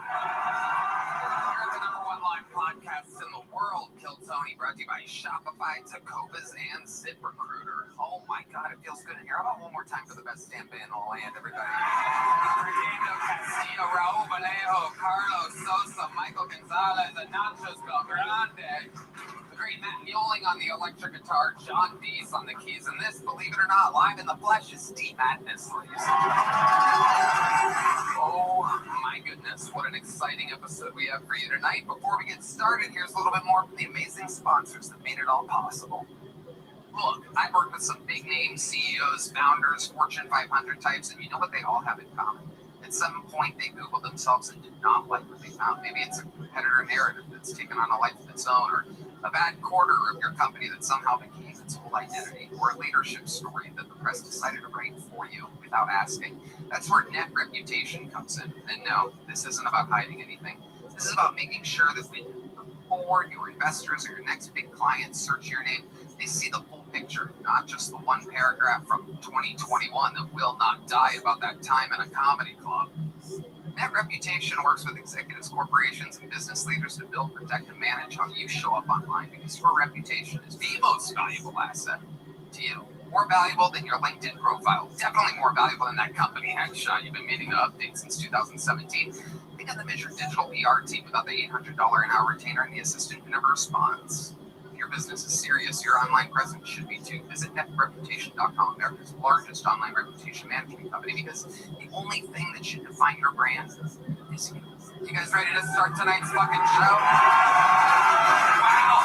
Every single week I book it. You've seen it before. Sometimes it's 3 guests, sometimes it's 2, and then every once in a while you're on a night where it's so magical that I have one guest that I love so much that our chemistry is so good where we roll with one. This is one of those nights.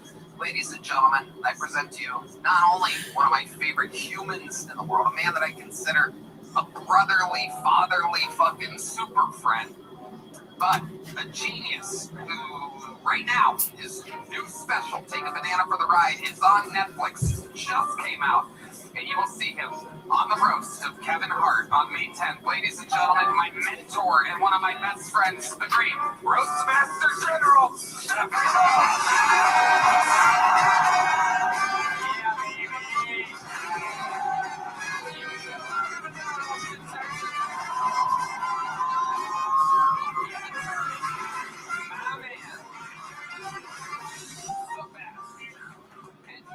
ready to unleash the flame-throwing power of another roast. May 10th, the roast of Kevin Hart. It's going to be the best. It's going to be the greatest roast ever. It really is. I don't know if Tony will ever be able to top his last set, but you are the Nikki Glazer of Austin.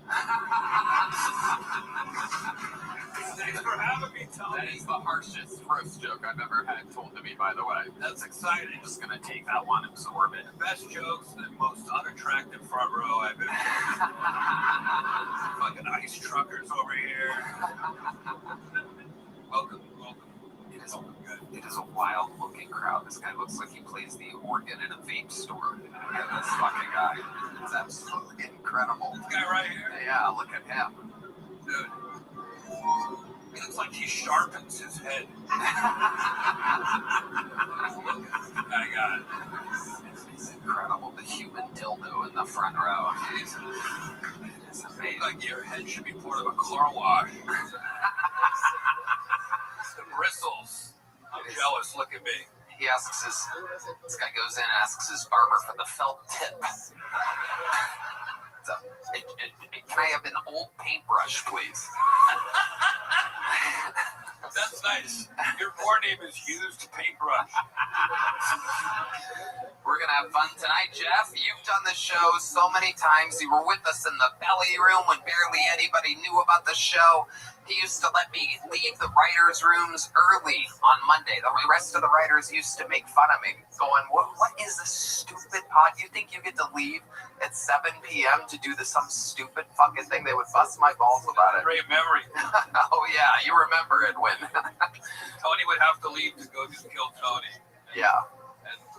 And they all thought I was just trying to flake out of work early on Mondays. And back then in the belly room, there were like 80 people in the room and then another 80 watching on YouTube. Yeah, exactly. So you know how it works. We've done it all the way from the belly room of the Comedy Store to Madison Square Garden. Over 200 human beings signed up. They are packed like sardines in a dilapidated bar next door. If I pull their name out of the bucket, they get 60 seconds uninterrupted. You know their time is up and you hear the sound of a kitten.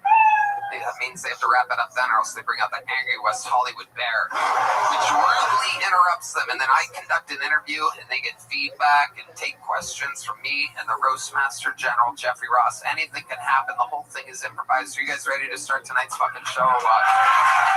We're going to start with a bang, ladies and gentlemen. I have one of the best golden ticket winners of all time, maybe the GOAT golden ticket winner, here to get tonight's show started.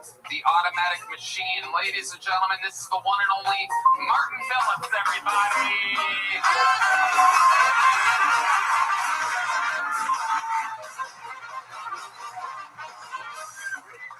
What's going on? I flew with my dog and he was freaking out. I was like, man, chill. I haven't even hijacked the plane yet. You're blowing my cover, you know? I'm gonna get a new dog. I'll get a drug dog and use it for good, you know? It's like, yeah, Sparky, let's find out where the party's at. Okay. I see these erectile dysfunction medicine commercials. It's always a guy working on his farm or fixing his truck. It's like, yeah, that's what I need a boner when I had shit to do, you know, when I'm around livestock. That's, you know, that's... Okay, go on. Okay, the great Martin Phillips with exactly 59 seconds. Oh, yeah. Thunder and lightning, as always. Is that true you travel with the dog? Yeah, I don't always, but great setup to a story I wanted to tell. You know, perfect. I don't always travel with them, but every now and then I'll bring it. It's like a short trip. So anyway, usually I drug him the fuck out. How do you do that? Oh, well, he gets a cocktail of gabapentin and trazodone, and it works. Wow. And you, like, break this up? You're just a special, you're just the old trusty pharmacist over here? I mean, the vet told me, I had to do our research, have him... He snorts it, right? Yeah, I have to shove it in his fucking nose. How long have you had this dog for? Most people with a condition of any kind, if they have a service dog, they're taking that thing around everywhere. They troll around with them. Honestly, I find it kind of annoying. with my handicapped friends. I didn't even know you had a dog at all. I don't remember the dog while I was there. You made jokes about it dying. I mean, What a piece of shit you were. I mean, that happens. During my time, that happens. Luckily, the dog was just tripping out on fucking pain pills or whatever. Yeah, it was chill then. But yeah, usually, he's like, just, high as fuck, What kind of dog is it? He's like a Shih Tzu mix. He's like a small guy. And its legs, everything's operational, or you guys like twins? We don't have that. We don't have that much in common. We're pretty. You guys don't crip walk together through the airport? He's kind of blind, so the stories go a little bit there. I love it. D Madness laughing at your blind dog. You gotta love it. You gotta love it. Does it wear wacky light up glasses like D does? It does like I love it. But yeah, anyway, so usually he's sleeping and stuff. And then we were on the plane, and for some reason, he started to like freak out or something. I don't know what was happening. He was trying to get out of the carrier, but I calmed him down. The truck said that 2 minutes later, I had like a hoodie on. I looked up my sleeve. I was like, is this shit? Yeah, he took a shit. In the carrier? The carrier. During the flight. During the fight with you? The flight. Oh, okay. I thought you guys got into a fight, trying to keep him in the carrier. Yeah, because he was shitty. That's why we were fighting. Yeah, he did. Terrorist. I know. And no one said anything, but I'm sure they're looking at me like, I think this guy shit himself. You didn't smell it at all? So if I leaned down, I could smell it. I definitely was like, but there's nothing we could do. What airline was this? Delta. Oh, okay. Normally you can pick up a scent on Delta. Southwest, it always smells like dog shit. So. Yeah. So people would have thought it was a downgrade of the scent on Southwest, but Delta, that's interesting. Yeah. Were you in business class or normal? I think I was just normal. We were in the back, so. Oh, cool. Shit goes down right there. That's right. Literally. Yeah. He lived up to the Shih Tzu name. Yes, indeed. Really, so that's incredible. So you had it on your hoodie? Were you a little bit insecure after that? Was anybody sitting next to you? Luckily, there was nobody next to it. Amazing. That would have been great if it was like an Indian guy or something, and you're like, God, it's this guy over here. Did you turn it inside out? What? Good question. Shitmaster Brian Redman. The master of having poop on him, everybody. Our senior poop correspondent, Brian Redman, with the tough questions. I just rolled up the sleeve. Rolled it up. So amazing. What there is. Amazing. Jeff, is this your first time seeing Martin? I've seen Martin before, never this close. Is your dog? Maybe your dog thinks you're wet all the time. So he's like shaking, like the way dogs shake when they're wet.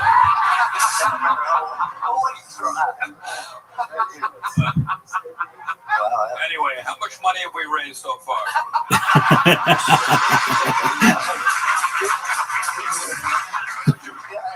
For such an important cause.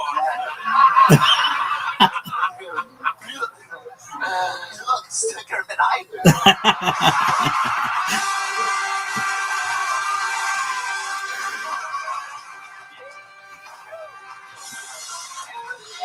It's extra funny because I'm healthy. I just had my chemo port taken out a week ago. I got the scar right here. I love you for that joke. Okay, sorry. Everyone is the healthiest I've ever been. Well, I look like Bruce Willis if his trainer also had dementia. So how's my hair? Is my hair okay? Martin Phillips, what a way to start the show. You are unbelievable. The automatic party starter. Martin Phillips has done it again, ladies and gentlemen. He is the man. Hell yeah.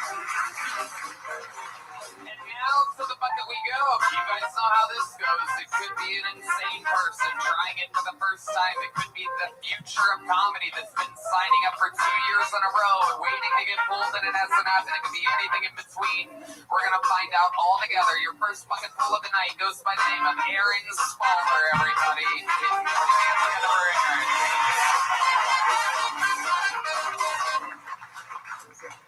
How you guys doing? Hell yeah. So, I've never lived in a city before. I've always been like a small town kind of guy. Just real simple, easy going, like normal shit. When I saw someone living on the side of the road, it'd just be a little animal, some cute fuzzy. And now here, I just got all these homeless people. When I first moved here, like, I felt bad for them. Give them $1, do what you can. But I saw this one guy that just ruined it all for everybody. He was holding his sign that said, "Cancer can't work." How are you going to use your zodiac sign as an excuse to being homeless? You're not out here because you were born in July, dude. That's insane.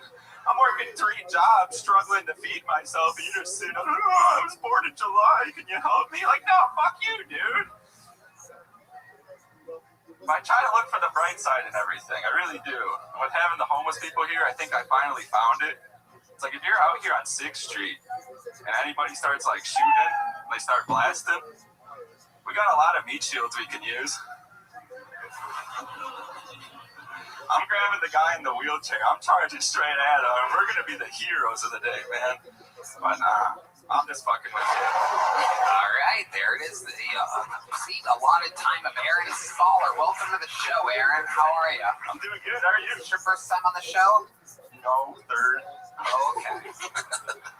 All right. Well, your look's always changing. Today you look like a full-grown Chucky doll, so it's very exciting. I'll take it. How long have you been doing stand-up? May will be 3 years. Okay, all of it here in Austin, Texas. I did 9 months in Michigan to start, then moved here. Okay, awesome. When exactly did you get the overalls? Christmas. Christmas? You got them for yourself? No, my mom, man. Your mom got those for you? Yeah. That's adorable. I didn't realize they made overalls for 6'4" crackheads or whatever you are. Dude, it's easier to get overalls that fit me than goddamn jeans, man. And they're cheaper. Overalls are cheaper than jeans? Yeah. Isn't that an incredible fun fact? All that extra fabric. But I guess when nobody wants them, it kind of makes sense. It's kind of supply and demand or something like that. Cigarettes hundreds when they cost the same. Yeah, dude, look how many That's a really great point. Our senior cigarette correspondent, Brian Redman, full of cigarette analogies. Aaron, what do you do for work? I do valet during the day. You do valet? Yeah, mostly tractors. John Deere. Amazing. Aaron, how long have you been valeting for? A year and 3 or 4 months, I think. What's the craziest thing you've seen valeting? Craziest thing or anything? Come on, there's got to be something wacky. I know you're trying to keep your job, buddy. You got in the car, there's something sitting on the passenger seat. Just a lot of shitty dog in a carrier, perhaps, or something like that. No, somebody has left their kid in the back seat, and I was like, oh shit, like baby. Like I started driving off, and how much did you get for it? Not enough. I'm still working there. I noticed that you called it a baby. That means like it's like an extremely young child in a carrier. Less than 6 months. Yeah, wow. Like it's not. Yeah. Wow. How far did you make it until you realized there was a baby in the back? Halfway around the block. Oh my God. Was it a dad or a mom? Both. Oh my God. It's a family, man. Holy shit. Yeah, it was weird. Wow. And how did they react? Did you realize before leaving the car, or did someone call you? Oh, yeah. So no, every now and then somebody leaves the car, something in the car, and there's the bike lane. So you gotta like watch that mirror real heavy. Look in the mirror for the bike lane. I just see the parents like, oh shit. Oh, I'm like, what's going on? And then you hear the, I'm like, oh yeah. Extra crazy because they had to hand you the keys or something, right? And you look like the last guy anyone would want to leave their little baby with. Luckily, you guys were dressed the same, so it was perfect. Absolutely incredible. Probably wear the same brand diapers, too. Aaron, what do you do for fun? What do I do for fun? Mainly like hunting, golfing, working on cars, going fast. What do you hunt for? I've done deer pretty much my whole life. So I was born and raised in Michigan. That's pretty much all that's there.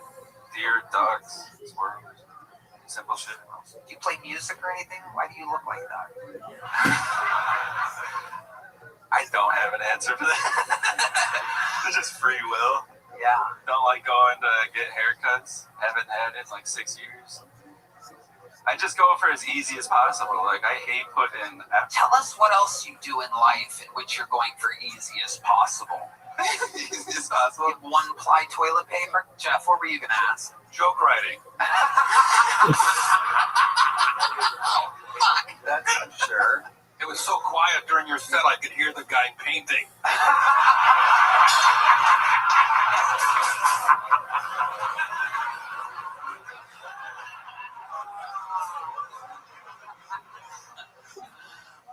What other shortcuts in life do you take? You don't get haircuts? Come on, there must be more. How often do you do your laundry? Oh, shit. Once every other week. Okay. Yeah. I just have like all like those pack t-shirts. So they all look the exact same. You don't have to try it all. Give us another example, though. I kind of gave you that one. Give us another example of a shortcut in life. You know what it is. See, some people, they get pulled out of the bucket during this interview part. They don't want to, they don't want to give us anything good to work with. They want to look cool so they can show perhaps future girlfriends their amazing appearance on Kill Tony. You might as well get that out of the way. So, like, what is it? A shortcut? I don't wear boxers ever. Wow. So there's just nothing going on underneath there. So those are true overalls. Yeah, 6 years, yeah. Oh, my God. What'd you say? 6 years? Yeah, I haven't had boxers in 6 years. Wow. Or 7. Haircut in how long? 6 years. What happened 6 years ago? What happened? You're cracking the case. Turns out this guy got raped by his barber 6 years ago. What happened 6 years ago? Fuck, it was the pandemic. I just gave up. Oh, okay. I mean, nothing like serious. I didn't get diddled or... I was living with my mom. Life was easy. I don't know. Living with your mom, just free balling. Yeah.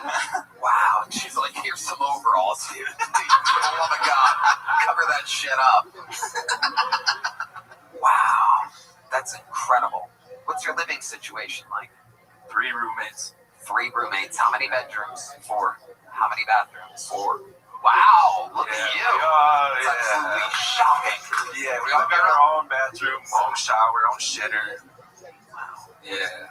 Y'all share the same pair of...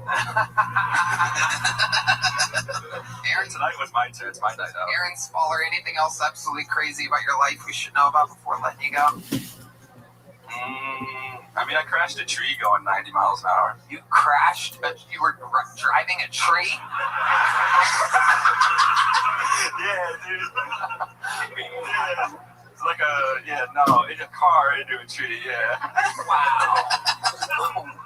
Okay. Can I take a guess that this was 6 years ago? No, that would make sense, but no, that was 2016 or 17. Wow. And where this was in Michigan? Oh, yeah. And why were you going 90 miles an hour? Because I had this job where I was an auto shop, and I was their parts bitch, so I'd have to run around and pick stuff up. And I got too high, and I missed all my turns, and they were on the phone just screaming at me, like, you got 7 minutes, if you don't pick this up, you're fired, yada, yada. I was on a dirt road and just floored it. And then there was, like, a cross, and this lady pulled out, stopped, and then just stayed there. So I had to kill her in the tree. Right. You decided to kill the tree. Yeah, man. Amazing. Let me ask you this. Did you end up getting fired from that job immediately? No. Wow. So they were going to fire you for being late, but running into a tree saved you. Yeah. Amazing. Yeah. It seems like the story of your life, Aaron Spaller. It's something. There you go. Well, here's a little joke, buddy. I almost made it into multiple pockets there. There goes Aaron Spaller. This is the bucket portion of the show. Very clearly. And here we go. We're going to keep it moving here. He's like a nice guy. Oh, shit. There she is. The lovely Heidi, everybody, has made it into the show. The one and only. watch our show, love on the line, see it all. L'chaim, to your health. To Jeff Ross, ladies and gentlemen. Remember, watch Take a Banana for the Ride, out now on Netflix. Thank you, Phil.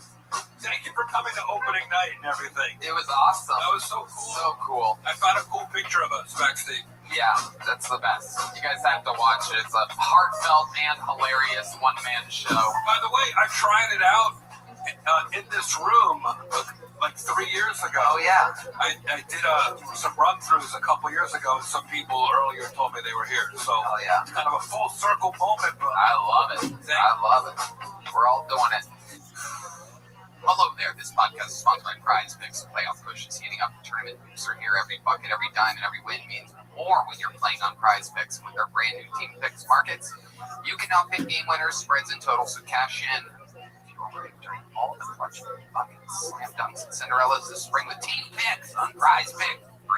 Tony, I love Prize Picks. I always loved making player picks on Prize Picks, and now with Team Picks, there's so many more opportunities to cash in if you make the right picks. I even won my first bid. Ooh, wow. Pick the winner straight up on Prize Picks. Back your takes with real money. Prize Picks has Team Picks here. In my state, I downloaded the app and I've been picking winners, spreads, and totals ever since, whether it's battles for playoff seeding or tournament hoops. Make all your picks right in the same Prize Picks app. Team Picks are available now in 35 states, including California, Texas, Georgia, Washington, and more. It makes it super easy to pick game winners, spreads, and totals all on Prize Picks. Download the Prize Picks app today. Pick your first game winner, spread, or total as the playoff push rolls on. You can get $50 in daily fantasy lineups when you play your first $5 lineup. There's no doubt about it. When you use code TONY, that's the code. It's TONY to get $50 in daily fantasy lineups when you play your first $5 lineup. Howdy, Cal Folk. This podcast is sponsored by Talkspace. Talkspace is the #1 rated online therapy, bringing you professional support from licensed therapists and psychiatrists that you can access anytime, anywhere. It's easy to get started. You can easily sign up online and get paired with a licensed provider. Typically within 48 hours, you can take your appointments from the comfort and privacy of your own home. And you can even talk it up between sessions by sending text messages to your therapist. Unlike other telehealth companies, psychiatry is available through Talkspace, so you can get the medication you need to supplement your talk therapy if needed. Talkspace makes getting the help you need easy, accessible, and affordable. Plus, most insured members have a $0 copay. I'm going to let my man Red Band tell you why he loves Talkspace. Tony, I fancy me some Talkspace. They're providing some of the best mental health treatment out there, and therapy has led, for me, to some real moments of transformation. I've really noticed it ever since you started using them. It's been amazing. And as a listener of this podcast, you'll get $80 off your first month with Talkspace. You go to Talkspace.com/Tony and enter promo code SPACE80. That's SPACE80 to match with a licensed therapist today. Go to Talkspace.com/Tony and enter promo code SPACE80 right now. Do it. Support the show. Ladies and gentlemen, your next bucket pool goes by the name of Vanessa Scadudo, everybody. What is up, Austin? I'm an older broad. You know, it's kind of obvious a little bit, right? And every day, though, I'm reminded of it. The other day, I was driving down the road and I saw a car swerving. It's broad daylight. And I'm like, what the fuck is going on? All of a sudden, I see the passenger. I can't bend over too far, sorry.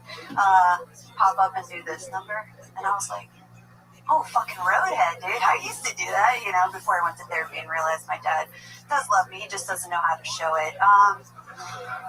What else? Ladies, titty fucking.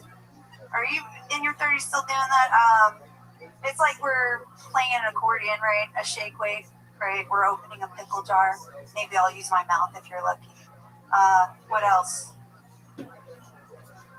Getting cummed in the face. That's not a facial, guys. It's not. I know in your time, probably. But what else? Why does it always smell like bleach? I'm waiting. Nobody's been able to dispel that mystery. But the one thing I know that never changes as I get older is the shame I feel after coming in the shower by myself. My name's Vanessa Scadudo. Thank you, guys. Appreciate it. Vanessa Scadudo. Welcome, Vanessa. What's up? How long have you been doing stand-up, Vanessa? I honestly didn't think I'd be doing it this long, so like 7+ years. I don't have an anniversary. But, yeah, Yeah, I know, right? That's the story of my life, too. Where have you been doing stand-up at? What hospice have you been doing?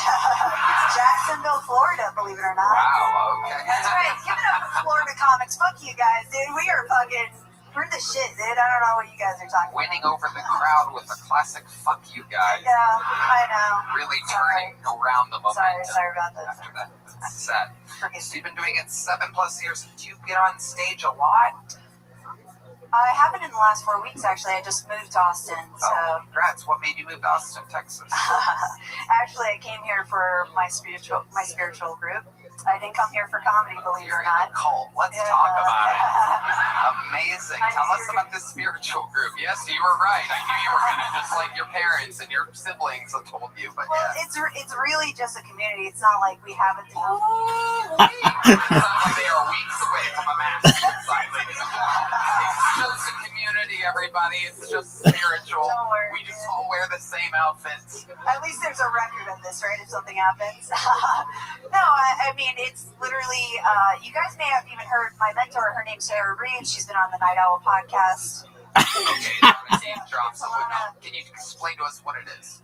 It's basically just a community of different practitioners of different things. We just support each other and we develop our intuition. What type of practicing do you do? What's your specialty? I can do a lot of things. I can do medium work. I can do... this sounds exciting. What type of... I can do healing. You also do medium comedy.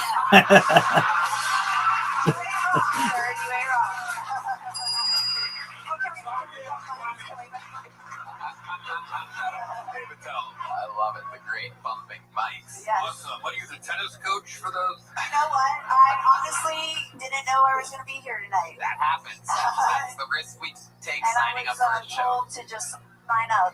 There you go. Who told you? Your master at the spiritual No. world? My buddy. You should have known you were getting pulled being a medium and all. Yeah, well, You I didn't did. feel it in your I told them I was going to get called. I did. Oh, amazing, amazing. And How amazing how you psychics always guess I it know. We always know, right? Don't we always know? Amazing. I didn't know. I mean, I totally knew, but I didn't know. Oh, shit. Oh, cigarette. That's a cigarette out of my hand into a bucket of paper. It's going to get called. I did. Oh, amazing, amazing. Amazing how you psychics always guess I it know. We always know, right? Don't we always know? Amazing. I didn't know. I mean, I totally knew, but I didn't know. Oh, shit. Oh, cigarette. That's a cigarette out of my hand into a bucket of paper. I'm done making fun of you. You are an angel. I'm joining the spiritual group. Appreciate that. I appreciate that. Holy shit. This show is on fire. I just want to tell you guys, every one of you guys have abilities. That's it. That I'm going to put that up there. All of you guys do. Okay, so what kind of, let's flex this medium work right now. Because we never get to do anything like It's not how it's done, but okay, I'll try. Well, it's true. Real master improviser you No, are. I'm not. Actually, I can't stand improv, so that's my fault. Okay. I know. I'm sorry, but it's... You're crushing it right. Great. Appreciate you. Everything is okay. So why don't you do some medium work for us? What can you tell us about anything in this room? Do you feel any energies? Kino, give me a spotlight. John D's, give me a little medium music. Medium music, John. Here we go. I will tell you, there is something in the alley. And I think some of your doormen have seen something movement in the back. Okay. Ask him. Okay, hold on. No sound effects during this. Ask him. I would I mean, ask him if he's seen movement in the alley. The doormen have probably seen movement, like shadows and shit, in the back alley area. You felt a presence in the alleyway. Well, it's not necessarily a presence. It could just be residue, like energy. Absolutely. There's a lot of energies in the alleyway. Let's talk about inside this room. Kino, just stick with me again. John D's, give me fucking medium music. Okay. What the fuck is going on here? D's, are you awake? Did you put my keyboard player to sleep with your powers? My super stoned fucking keyboard player? You made him fall asleep? That's incredible. I'm sorry if I'm flashing my twat at any of you guys. I did not. Apology accepted. All right, here we go. Medium work with Vanessa Scaduda. Oh, God. Tell us something. Do you feel anything from the energies out here in the audience? I know they look very unhappy right now. It looks like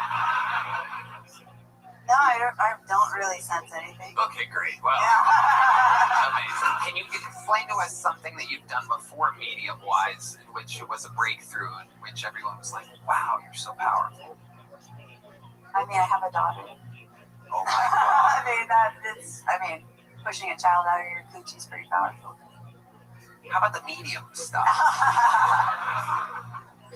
I mean, I saw her before she was born. I knew what she was going to look like. I don't know what else to tell you. Does she have brown hair, brown No, teeth? no. No. No. You saw a blonde child. No, she does not. It came out looking like Jeffrey Ross. Right, exactly. A little more smushed, but yes, her nose was a little more smushed when she came out. But... Okay. Why was her nose smushed? From your vagina? Oh, yeah, well, I guess I had a tight womb. So you're trying to push. See, now that is something I wouldn't have guessed.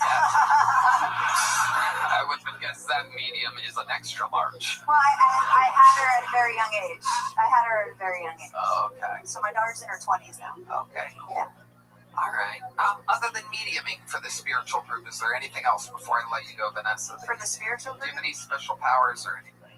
Well, yeah, a lot of them we can do healings and stuff. You guys. That's amazing. Thank you, Rick. What have you healed before exactly? Oh, like if somebody had. I know this is. Dude, I knew I shouldn't have brought this shit up. No, good. Vanessa, this is so entertaining. The last guy's a ballet guy. The one who gave us nothing to work with. You're killing the interview part. Yeah, I'm sorry. You can heal almost anything, so it depends. Sometimes you can see, well, I would have to go into a lesson. Like we have auras and shit. You can see when people's auras are broken. You can clear them for them, and you can remove certain energies. I mean, yeah. I don't know. I mean, okay. Yeah. But have you ever, is there anything you can cite, something that you've done? Like, have you ever, is there ever, a person?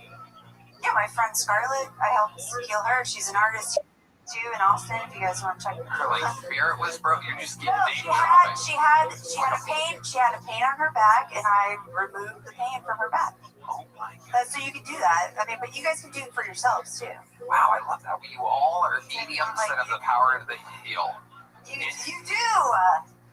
You're divine beings. Remember that. Don't let this shit fucking tell you different. I love it. Absolutely. Vanessa. Love you, Tony. I love you. You're nutty as hell. I love it. There she goes. Vanessa's Canuto. Very cool. Vanessa, you're a divine being.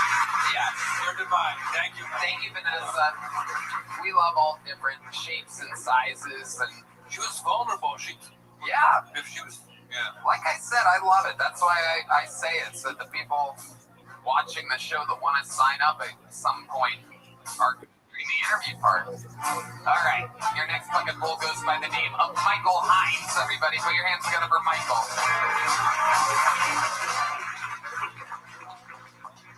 I got cheated on by a Native American girl. She was a Navajo. I've been getting a lot of Andrew Tate alpha male content in my feed lately, so the algorithm hasn't figured me out. Just because I hate...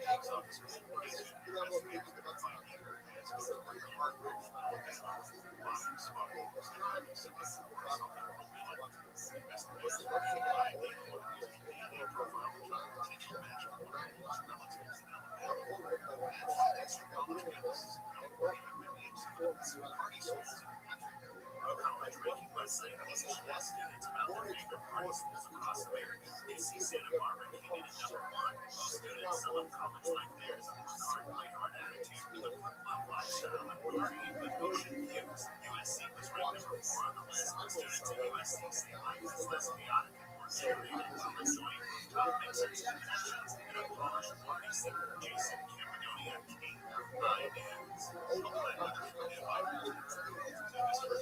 This right here.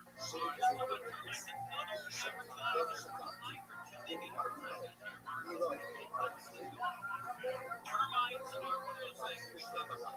But Coca-Cola is here to protect your most expensive investment, your home, your family, and the environment. So go ahead and buy some creations. She is the termite lady. And she's the owner of a Cola, Nicole Termite Pest Control. And they've been protecting Southern California homes for more than 40 years. You can't say they got really prices. And you get those termites that they make it out. So if you have a termite problem, after you walk in your corner, then we offer eco-friendly crevice that are tough on termites, but and anyone sensitive to them. So if you are planning to sell your home, they'll come out and inspect your home for free. For free. So calling them up if you never heard of them. They live in Cincinnati, consider them non-plastic company. In my favorite magazine, is Holy Mountain magazine. So they're the best. It's recognized as the top import of American and Haiti. So if you're suspecting this might problem, you must act now. Call them right away. Now you're in my Haiti Public or radio advertising. Call them. That's the best.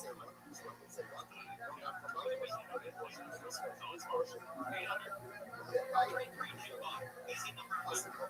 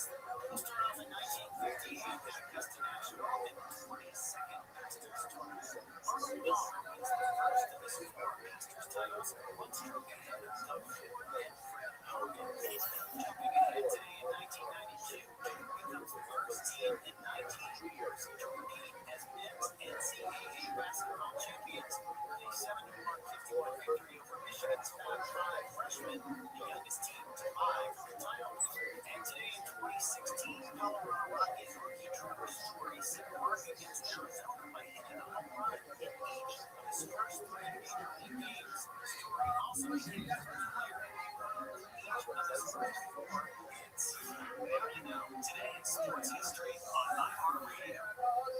My name is Paola Pérez. We live in the hopes of the most therapy podcast, where it's not just about connecting with deceased loved ones. It's about learning from them and their new perspective. Listen to the Post Therapy Podcast on the iHeartRadio app. The free iHeartRadio app is #1 for music, radio, and podcasts. All in one. Discover new podcasts from our library of over 350,000 titles. Here's an iHeartRadio podcast preview.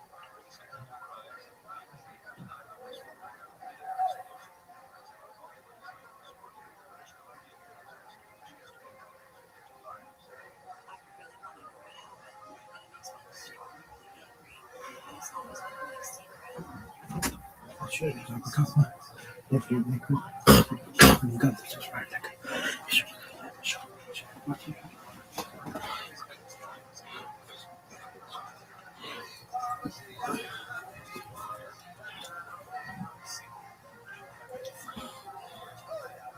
I hate liberal. Doesn't mean I like conservative ones. And it's because they'll make one video making fun of some dork's pronouns, but then the next one they call themselves an Omega Sigma Alpha Male. And those are just pronouns for frat dudes, which is fucking gay. AI scammers and Indian scammers have both been evolving at a breakneck pace to compete. It's a real space race to see who can act human first. And it's impressive the Indians are keeping up with the digital war because they're fighting a physical war with Pakistan, World War II. Are you familiar? Let's hope it doesn't go pucular. You know, every trans woman I've ever met has been mentally ill, so maybe they are women.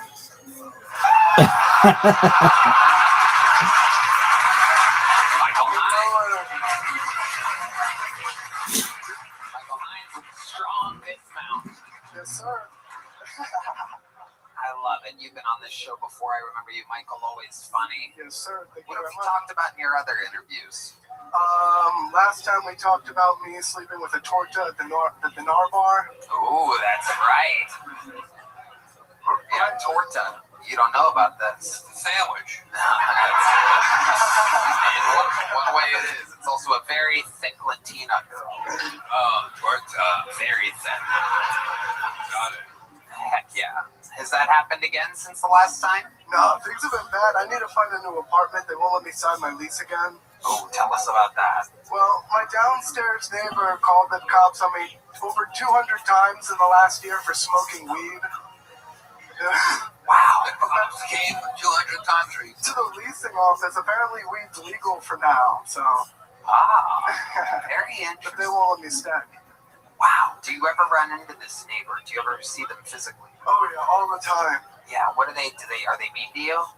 She used to yell at me a lot, but now I think the apartment told us we're not allowed to talk to each other.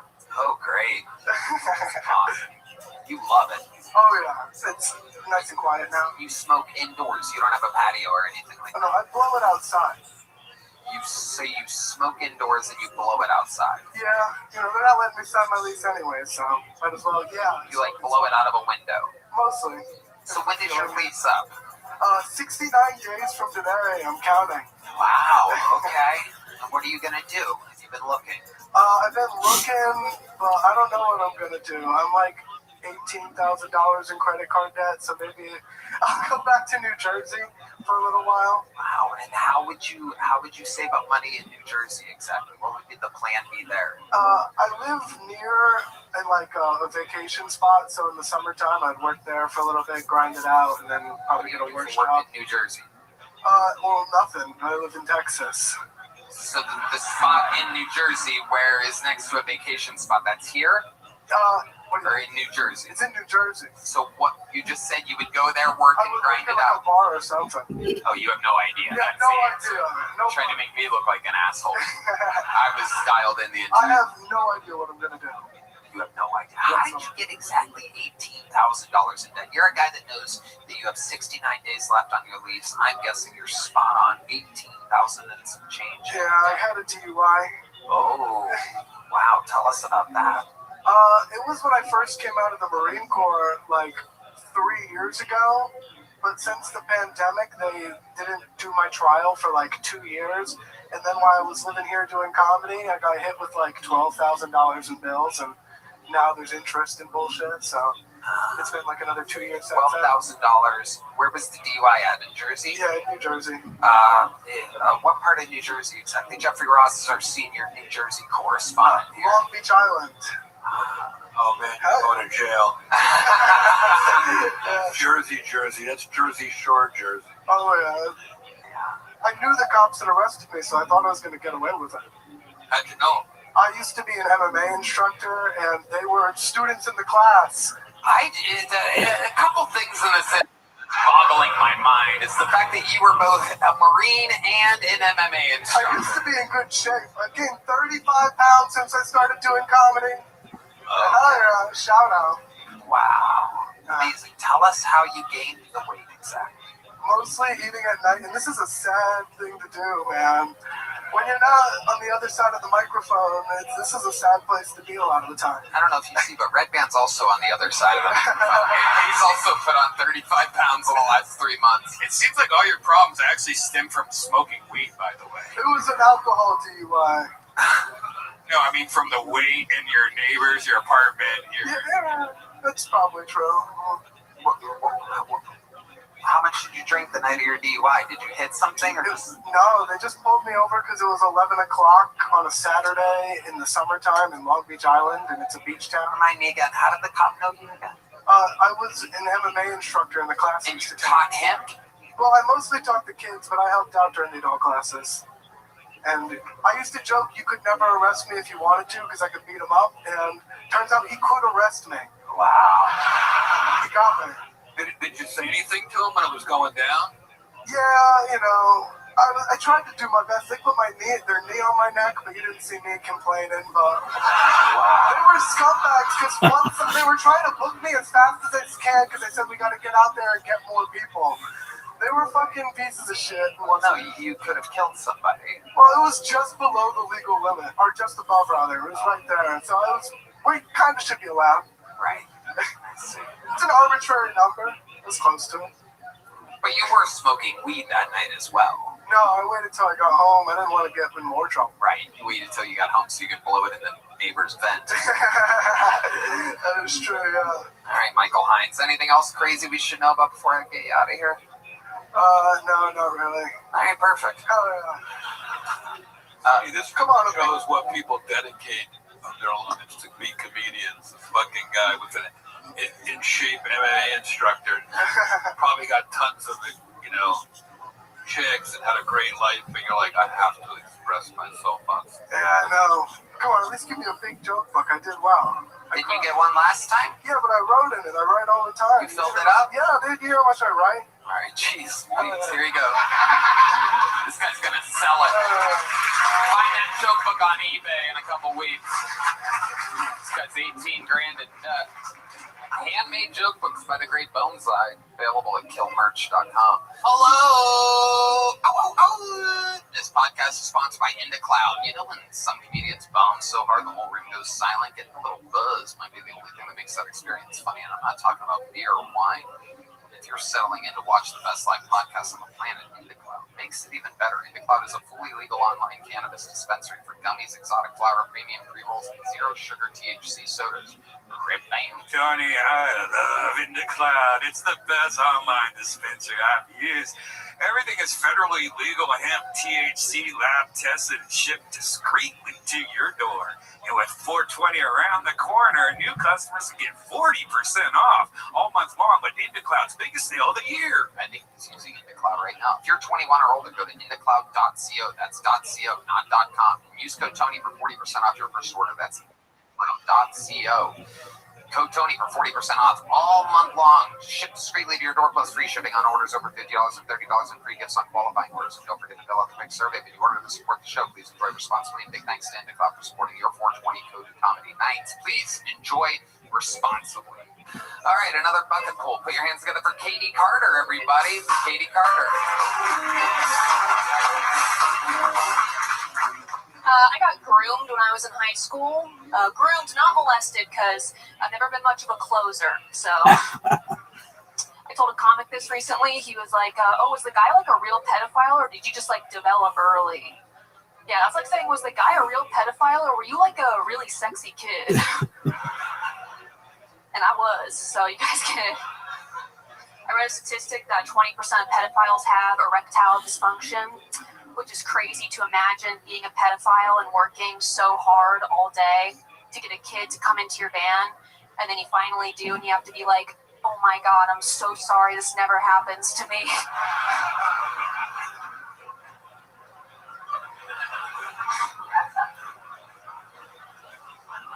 Please don't tell your parents about this part specifically. This shit's humiliating.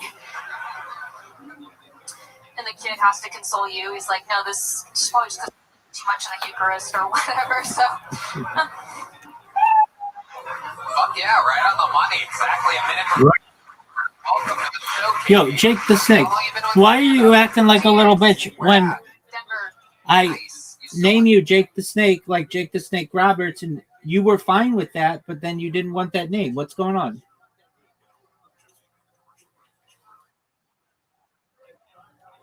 Okay, well then the proper thing that you should have done was say, I don't want that nickname, Rabbi, and I'd be like, oh, I don't want to give you a nickname that you don't want. No, absolutely not. No. Yeah, but I want people to feel welcome. Let's change your name right now.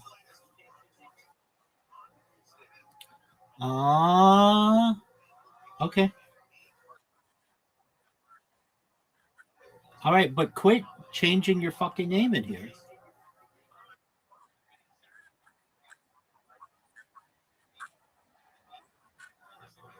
Okay, well, that doesn't necessarily mean that you have to change it in here, does it?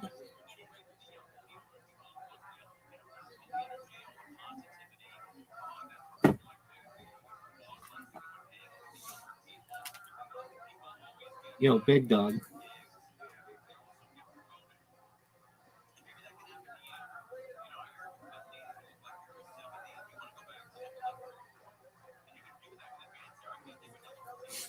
Are you going to speak or no? It's fine if you don't.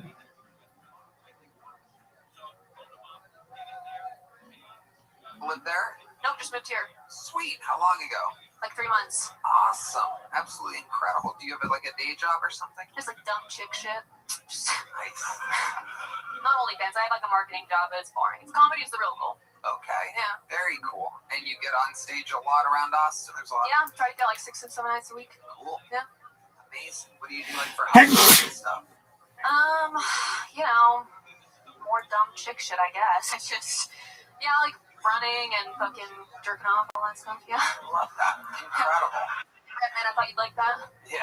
Give you some material for later. You're definitely doing the secret show on Thursday, so congratulations. Let me be the first to tell you. I'll still let him do it at the end and everything. It'll be great. You'll be real surprised. That's why I did the show. I mean, it's just incredible. Jeff Ross, are you gonna? I like that all your jokes were like connected, like you weren't doing random shit. You came up here with an act. Thanks. Hey. Yeah. Bars low. No doubt. Appreciate it. Stayed on topic, stayed in the pocket. Incredible. Katie, what else is going on in life? Just moved here. It's cool. You guys have you have a pretty crazy homeless situation here. It's a lot different than Denver. It's cool. Yeah, it is a little, again, it's very concentrated here. Yeah. Well, it's different. Like in Denver, if someone like asks you like to give them something from a gas station, you're like legally required by Joe Biden to do it, you know? But here you can just say no and fucking shoot them, so it's awesome. It is very awesome. We take full advantage of that. Oh, he's like, there's only homeless people right here in this neighborhood, not in my 18th floor. Yeah, there's no, it's like, it's only in certain places. I do. Not in my hot tub. Although there probably probably has been homeless people in your house. Hey, we have some wild nights here in Austin, no doubt about it. Maggie has to wash off every once in a while. The lovely Maggie, available at 5th and the alleyway between Oasis and Rio Grande.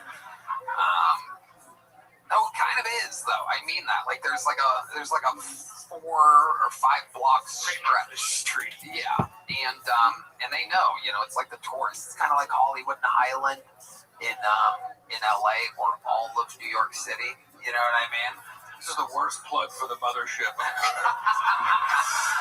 Well, it is true. There was a psychotic liberal mayor, I guess, like 6 years ago, that built a homeless shelter right here on 6th Street, 7th Street, and wherever the creek and the cave is. So, like, kind of in the middle of all the comedy clubs, there's just homeless people. And then there's homeless comedians. And there's comedians that have 4 bedrooms and whatever. What's your living situation? You live by yourself?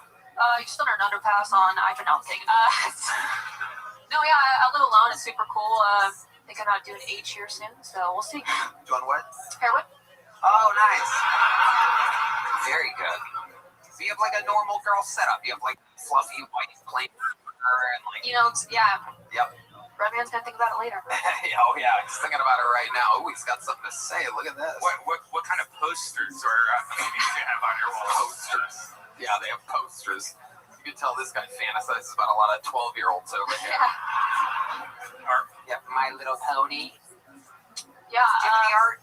Do I have any art? Yeah. Do you have art hanging on your walls? Right now, no. It's kind of sociopathic, but sorry. I can put up some Hello Kitty posters if you want. That would help me finish or whatever. You just have like one of those like stand-up mirrors that you got off Amazon. Yeah. It's one from Target that makes you have body smart. Yeah, keeps me going. Absolutely incredible. Jeffrey Ross. Tony has like Tom Brady quotes hanging up in his house. I love that you think that Theodore Roosevelt quote is a Tom Brady quote. Because I get it, the man in the arena, but I wanted to make it funny. It's inspiring. It's very inspiring. Every few months, Tony sends me the great Theodore Roosevelt poem, The Man in the Arena. It is true. It is true. It's inspiring. It really is. You ever had Tachi? Oh my God. Redman, you're not allowed to, every time there's a pretty girl on, you're not allowed to ask them disgusting questions like that. It's wrong and it doesn't represent what the show is. Do you have Tachi? Wait, what is that? No, it's not that. It's a television brand. Anyway, Katie Carter. Wait, tell me on the secret show later. What kind of car do you have? What kind of car do I drive? What kind of car do you think I drive? Kia. Okay, you think I'm a pussy? That's fair. No, I drive a Honda Elantra. That was the next guess. That's basically slightly better than a Kia. Think I'm poor, Tony? I mean, probably. Yeah. Very likely. Timmy No Brakes jacket. They actually call me Timmy No Tits is my nickname around here. Hell yeah. Oh, that's unfortunate. Katie, you are a true comedian. I see nothing but wild success in your future. Redman? Okay, pretend like you're thinking about it. Here's the secret show. You did it.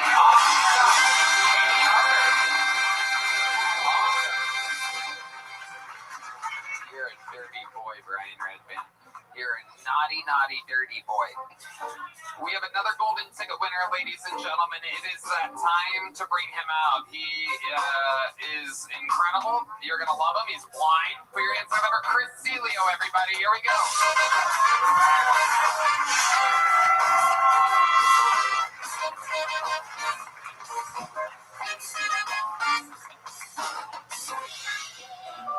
Shit, is she even hot?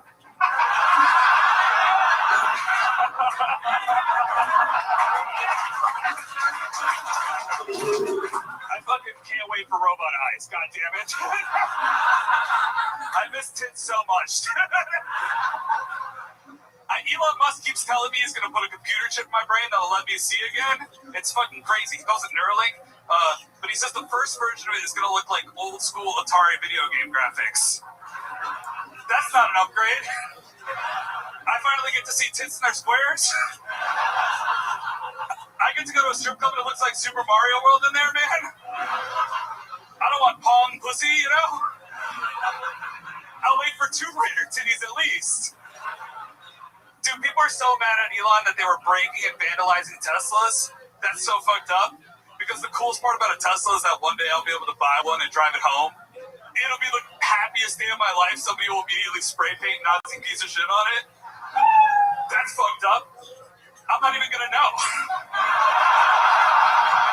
I'm just gonna drive around for 2 weeks like the happiest Nazi in the world. Like, this smiling skinhead piece of shit. Blaring Kanye West out my speakers like I didn't even know there was a problem, dude. Fuck yeah. True golden ticket winner, Chris Celio, has done it again. Another brand new minute. Amazing stuff, Chris. I notice an amazing quality of yours is you always have a great opening line that feels organic, and then you ride your own wave of momentum you build. Is she even hot with Heidi? I hope this is real, is what you said, your first appearance on the show, and immediately I fell in love with you, because obviously you could be anywhere, and it could be a bunch of people pranking you. But it's just so darn funny. For a guy that's blind, you hit it right on the nose every time. It is incredible, Chris. How's life going? It's going fucking good, man. Just did fucking mushrooms at South by Southwest, listen to bands. Wow, what were the visuals like? God, I wish, dude. Give me one color. I would love anything right now, dude. It's as black as D. Yeah. Incredible. Amazing. So what was the band? When you took mushrooms and you saw or heard what? I do say I saw a thing all the time. We just popped around random spots. Like, I didn't even know. I was just like, this is the best band I've ever seen, dude. Yeah. Don't know their name at all. Amazing. That was at a festival, would you say? South by Southwest, just like random bars around town. It was cool. Very cool. Very cool. A lady just was dancing with me and just was like, here, I'll put you in a better spot. And then just put me right next to a speaker. And almost killed me. I was like, holy shit, you're gonna ruin my life. Amazing. I can't handle that. Amazing, Chris. Tell us more about what it's like being blind in this crazy world that we're living in.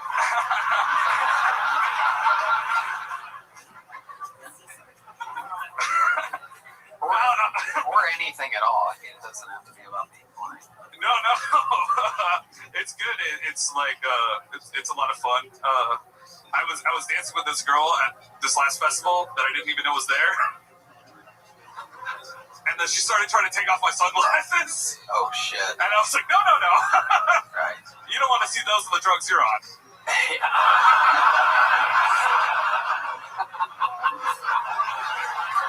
These are bad vibe eyes, you know? Amazing. Chris, how do you know when you're done wiping? God damn it, dude. God damn it, man. Our senior wiping correspondent, Brian Redman, asking the tough questions here today. Give me a bidet sponsorship, all right? It is a tough question. But are me and D Madness going to do a ladders match at WrestleMania? That would be absolutely incredible. That would be incredible. Chris, do you ever go on dates or anything like that? No, I don't like, it's hard. It's hard meeting girls. Like, the apps are just like, picture.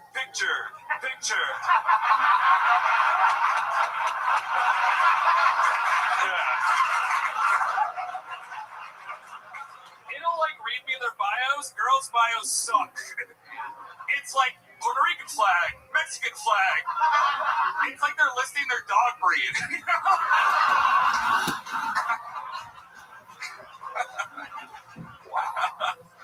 Only when I like bump into girls in the world, I'm like, oh, that's Amazing. And remind us, how long have you been blind? It's been like 10 years now. Yeah. And you had like easily detachable retinas. Super easily detachable retinas. And it kind of happened before, and then it went all the way off. Yeah. I had like one eye that like they had to remove because I just had like 4 retinal detachments and like a ton of like super painful surgeries.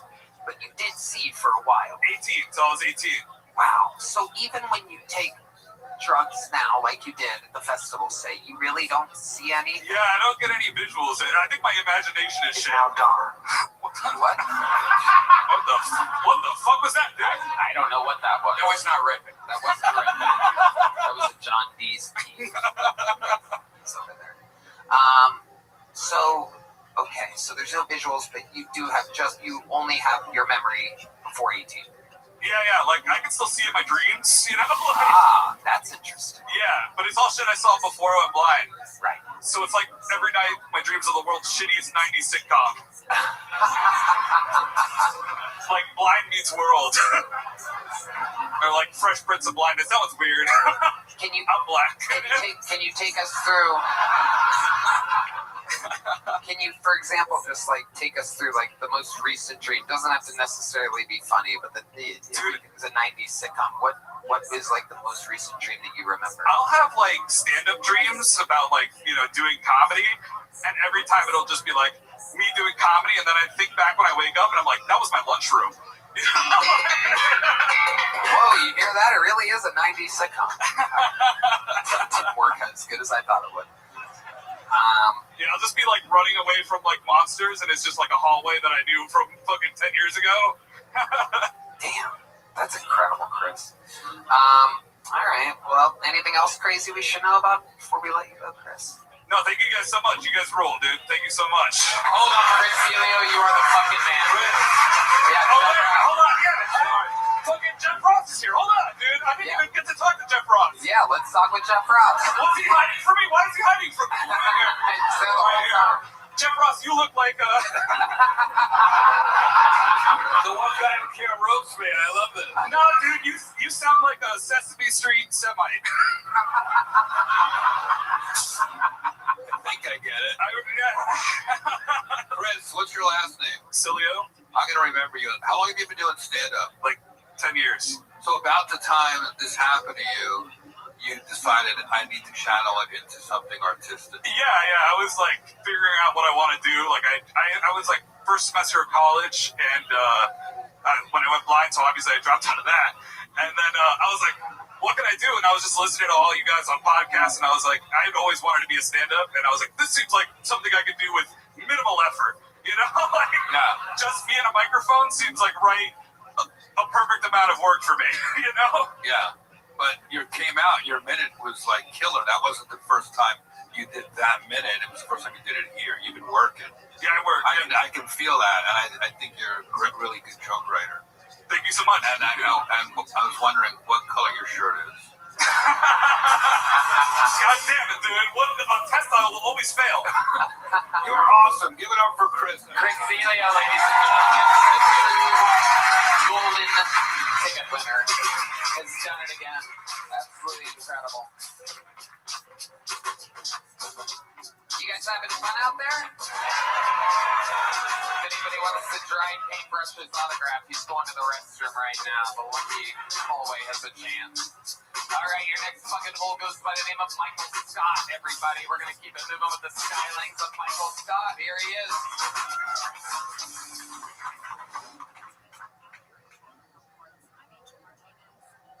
I got a Roomba recently.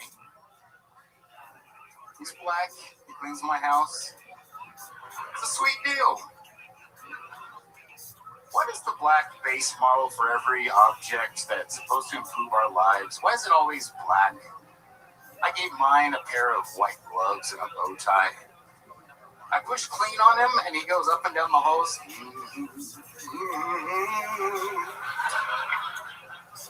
And that's to keep my batteries charged. The other day, I hit clean on Toby. Oh, his name is Toby. I couldn't name him Kunta. My mom comes over. I'm like, watch your feet. Kunta's trying to get by. So the other day, I hit clean on Toby. He goes towards the end of the hall, and he's cleaning, and he starts beeping. He goes back to recharge his batteries.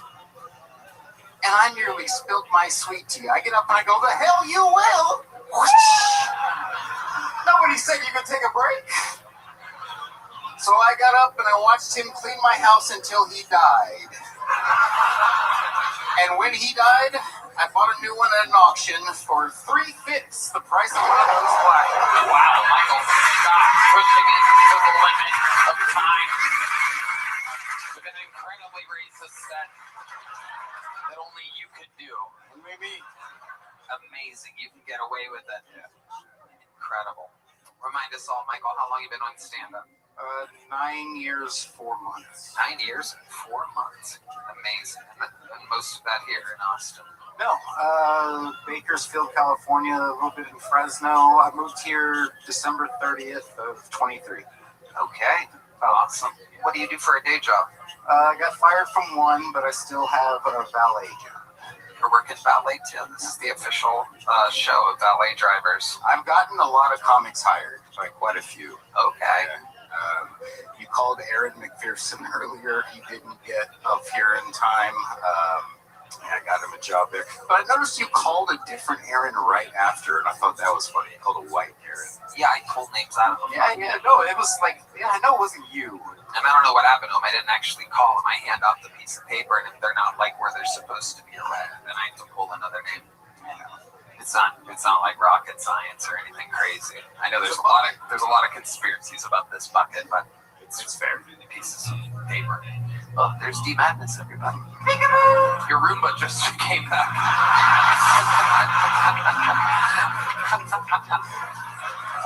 So Michael Scott, tell us more about your life. What else is going on? Your Roomba plays a hell of a bass. I gotta tell you, it's absolutely incredible. Did somebody tell him I was black backstage, and then he came? Oh, I couldn't get back for this one. Yeah, I don't know. What's going on in life? In life, You have a girlfriend? No. When's the last time you went on a date? Let's say 3 months, maybe. What happened there? Great. Just, I mean, it was all right. You met her online or something like that on a dating site? Had a show. She met her, hung out, got messed up. Got drinks. Yeah. And then what? You went back to your place? Yeah. And then what happened? Fucked her. Oh wow! What a romantic man.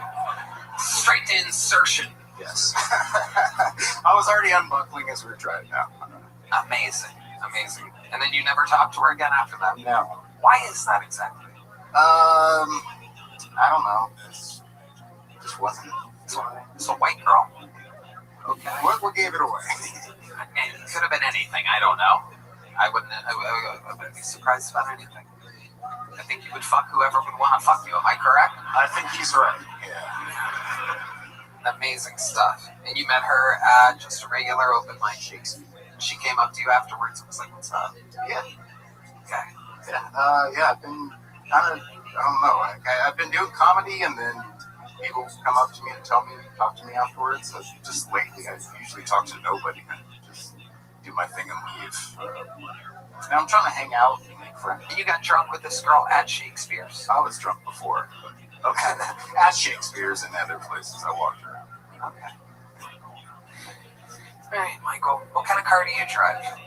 2019 Chevy Equinox. Nice. What's the weirdest thing you have in your refrigerator? A salmon. Girl he fucked 3 months.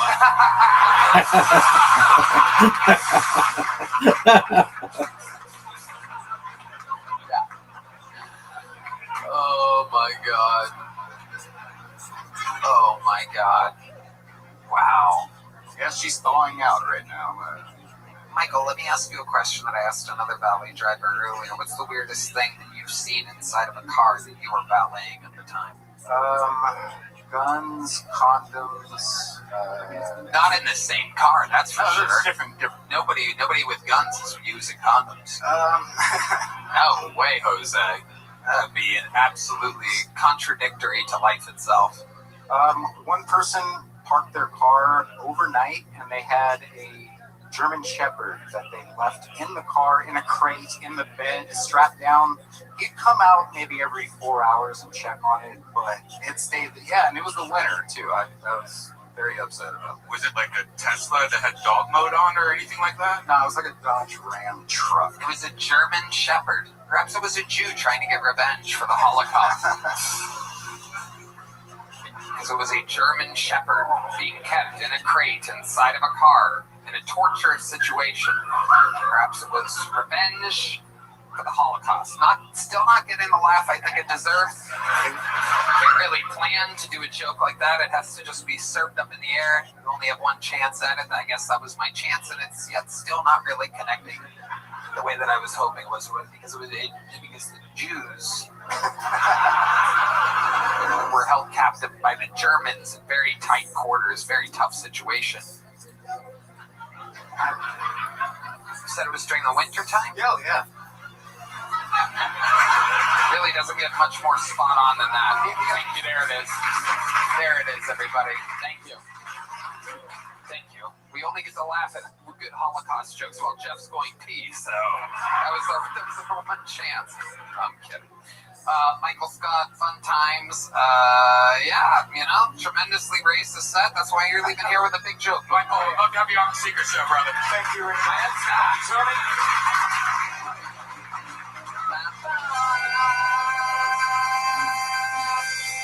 There he goes, Michael Scott.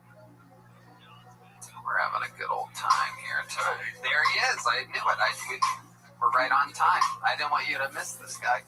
Ladies and gentlemen, your next set, your next bucket pool goes by the name of Eric Biggs, everybody. We're going to watch them all together.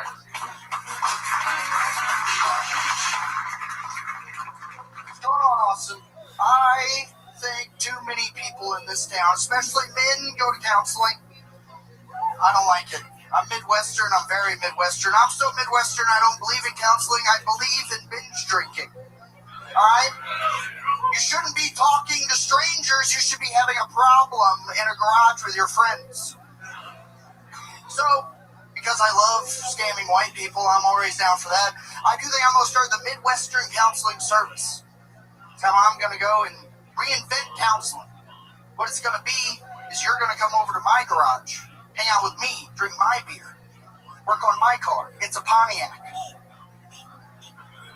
You can't be sad working on a Pontiac. That's illegal, all right, guys? That's what freedom is all about. And then we're just going to talk and get drunk all night long, have a good time. And maybe as the night goes, you'll start to open up, tell me about the woes of your life. Then you'll look me in the eyes and be like, yeah, it got hard when Dad died. I'll look you dead in the eyes, I'll turn up the radio and say, shut up, pussy. We'll move on. All right, I've been Eric Biggs. Okay. Is it okay if I go to the bathroom? That's fair. It's fair. Eric Biggs. I see why Jay didn't let you talk in all those movies. Yeah. It was a problem. I kept trying. He said no.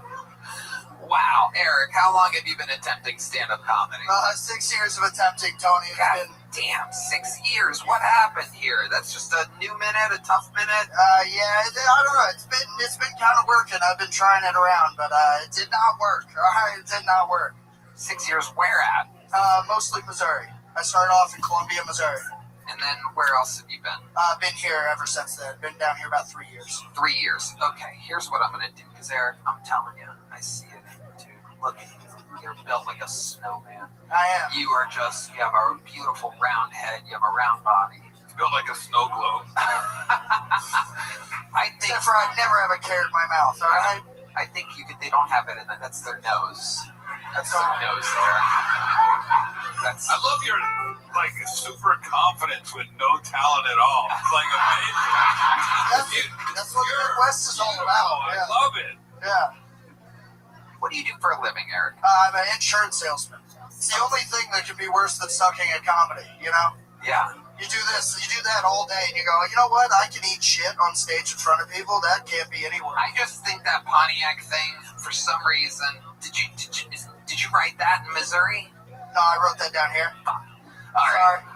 Sorry, he gave me that out. He said to take it. I still, and I might be wrong, but fuck, Eric, there's something behind those eyes. I think you can do better than that. I'm going to give you one more minute, do a totally different minute. You got it, right? You've been doing this 6 years. You must have a second minute. Whatever you think your best minute is, because I'm positive this is the only time that you've been in front of millions of viewers right now. No, it's better than where this was going. Yeah, that's fair. That's fair. Yeah, what are some of your bits, and we'll tell you. What are your... I got some stuff about marriage. I don't know about... Have you been married? Yes, sir. I'm married right now. You know what? Just get right into it. Ladies and gentlemen, one more time, we're going to start the clock. 1 minute from Eric Biggs, everybody. Yeah, I just celebrated my 1-year wedding anniversary. Yes, it's very nice. It's nice knowing you can still trick white women into making bad decisions. Like, my wife looked me dead in the eyes and said, our lower credit score sounds great. Who doesn't want to live in a house that has wheels on it? That sounds fun, you know? The worst part about it is I got married young, so you get a lot of bad advice whenever you get married young. Like, have you ever just been about to black out at a bar? You just have some old guy sitting next to you and he goes, don't do it. Don't get fucking married. She'll fucking take everything. You just gotta look at him and go, I live in a trailer, I have nothing. Nothing can be taken. You can't split shit in half.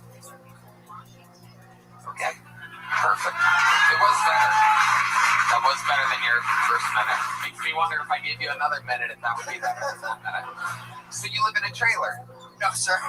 Did you in Missouri? No. My parents were way too successful for my life to have turned out this way. Wow, incredible.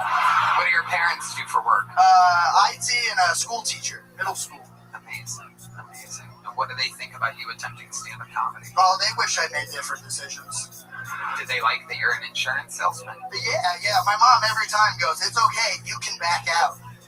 None of them know you do this. It's okay. Hell yeah. All right.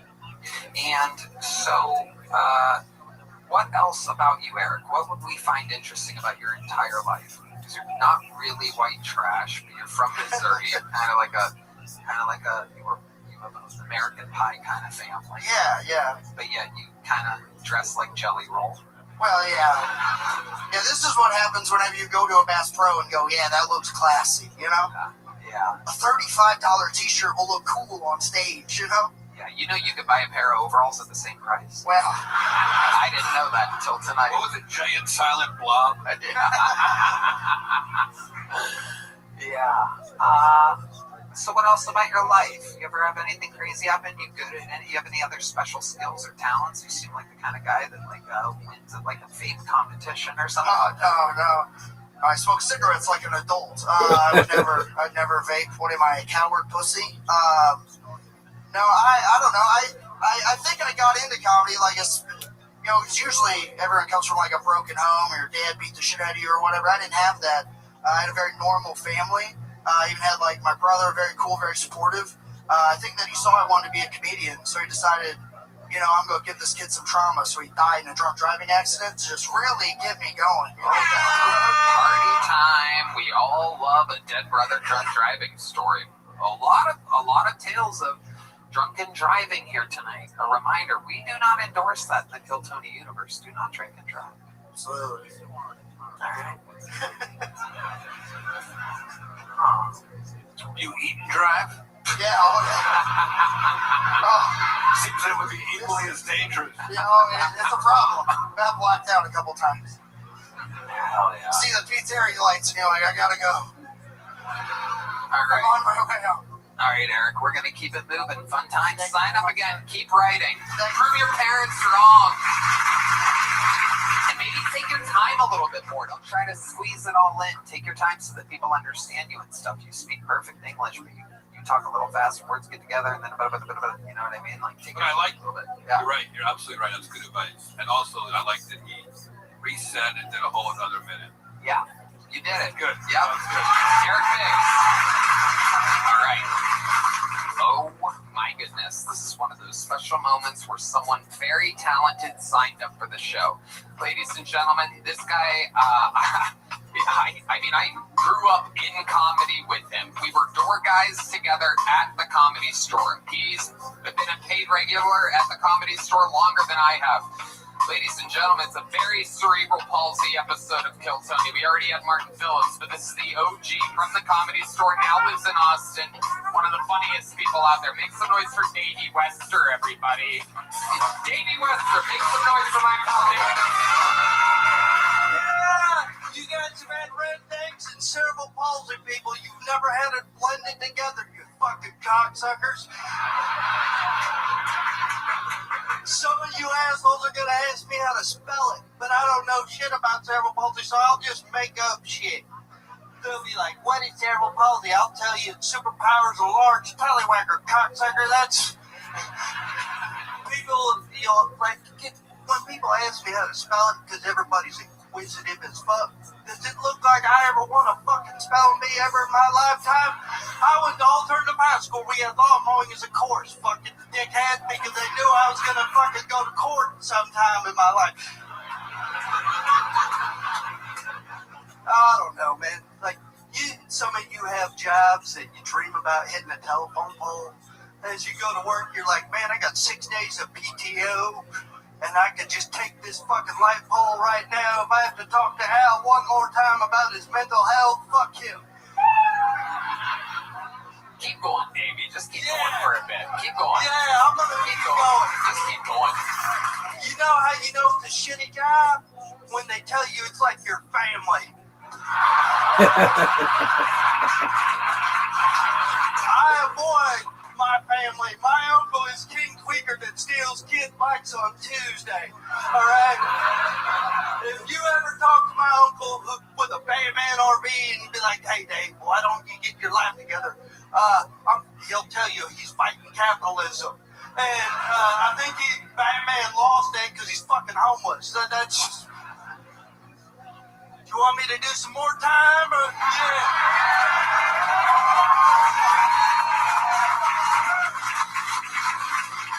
I don't know, man. Like, where I grew up, people didn't really know I had cerebral palsy because I'm from a town where people watch parallel parking. And, yeah. That's... I mean... One of my best friends didn't know I had cerebral palsy till she came to a comedy show. She goes, Davey, I didn't know you had cerebral palsy. I was like, Shannon, what do you think I had? She goes, I thought you just didn't tie your shoes tight enough. That's...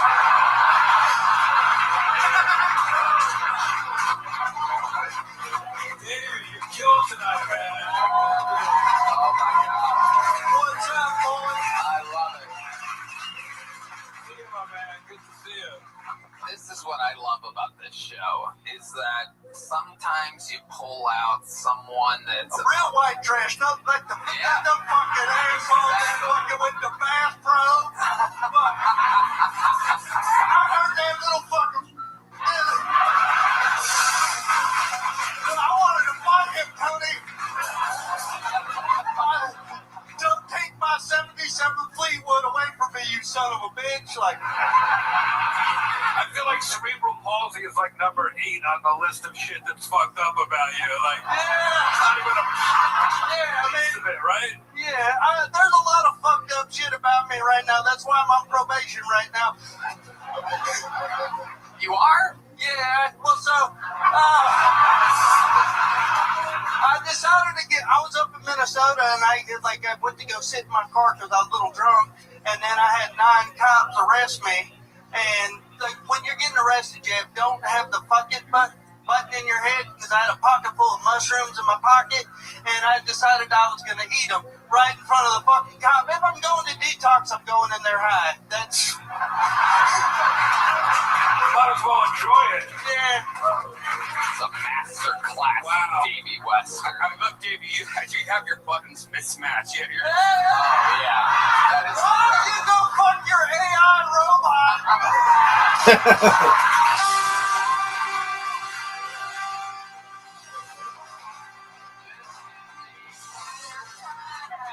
She's Korean, you racist.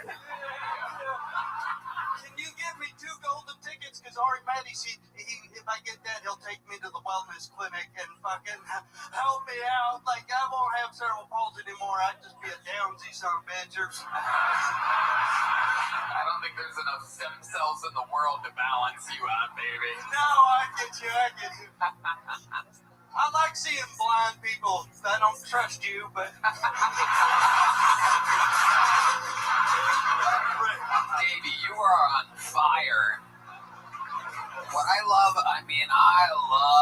Davey Wester. I mean, this guy was one of the door guys at the Comedy Store when I got there. The was they had crippled people doing it. Yeah, exactly. It's a testament to the times. This Comedy Store in 2007 was a dark, dark place with a lot of very pessimistic, negative people, and you were roommates with a lot of them, and you fucking... Oh, please don't. You want to talk about cokehead? Okay. I mean, the crew was absolutely insane that you lived with, and meanwhile, you were always funny. Somehow, you were almost always positive and optimistic in a very, very dark time, and it meant the world to me and the guys that I started with that were in our extremely early 20s, starting out there. We always looked up to, believe it or not, we looked up to Davey. That's a sad state of affairs. Well, I'm a fucking hero. But here in Austin, you're absolutely thriving. You got out of LA, and you've kind of become a rock star here in Austin. People are able to find you and see you, and you're selling tickets and stuff. Tell us more about your life here in Texas. Well, me and Holtzman went to a rodeo. Oh my God. Can you imagine? Even if there weren't bulls there, I would go to the rodeo just to see what you and Holtzman were doing together. Well, it started What could go wrong? That's like OJ and Cosby sharing a cell together. Yeah, well, he went to the wrong place. He thought my apartment was this abortion clinic. And then he, I don't know, it was just crazy. Holtzman bought a bunch of shit, yelled at me a bunch. He told me, he yelled at me for not having a handicap placard that I carry around. He thought he was going to get good parking. Yeah. That's why he brought you. Oh my God. Everywhere we went, he goes, I have a handicap. I have a handicap.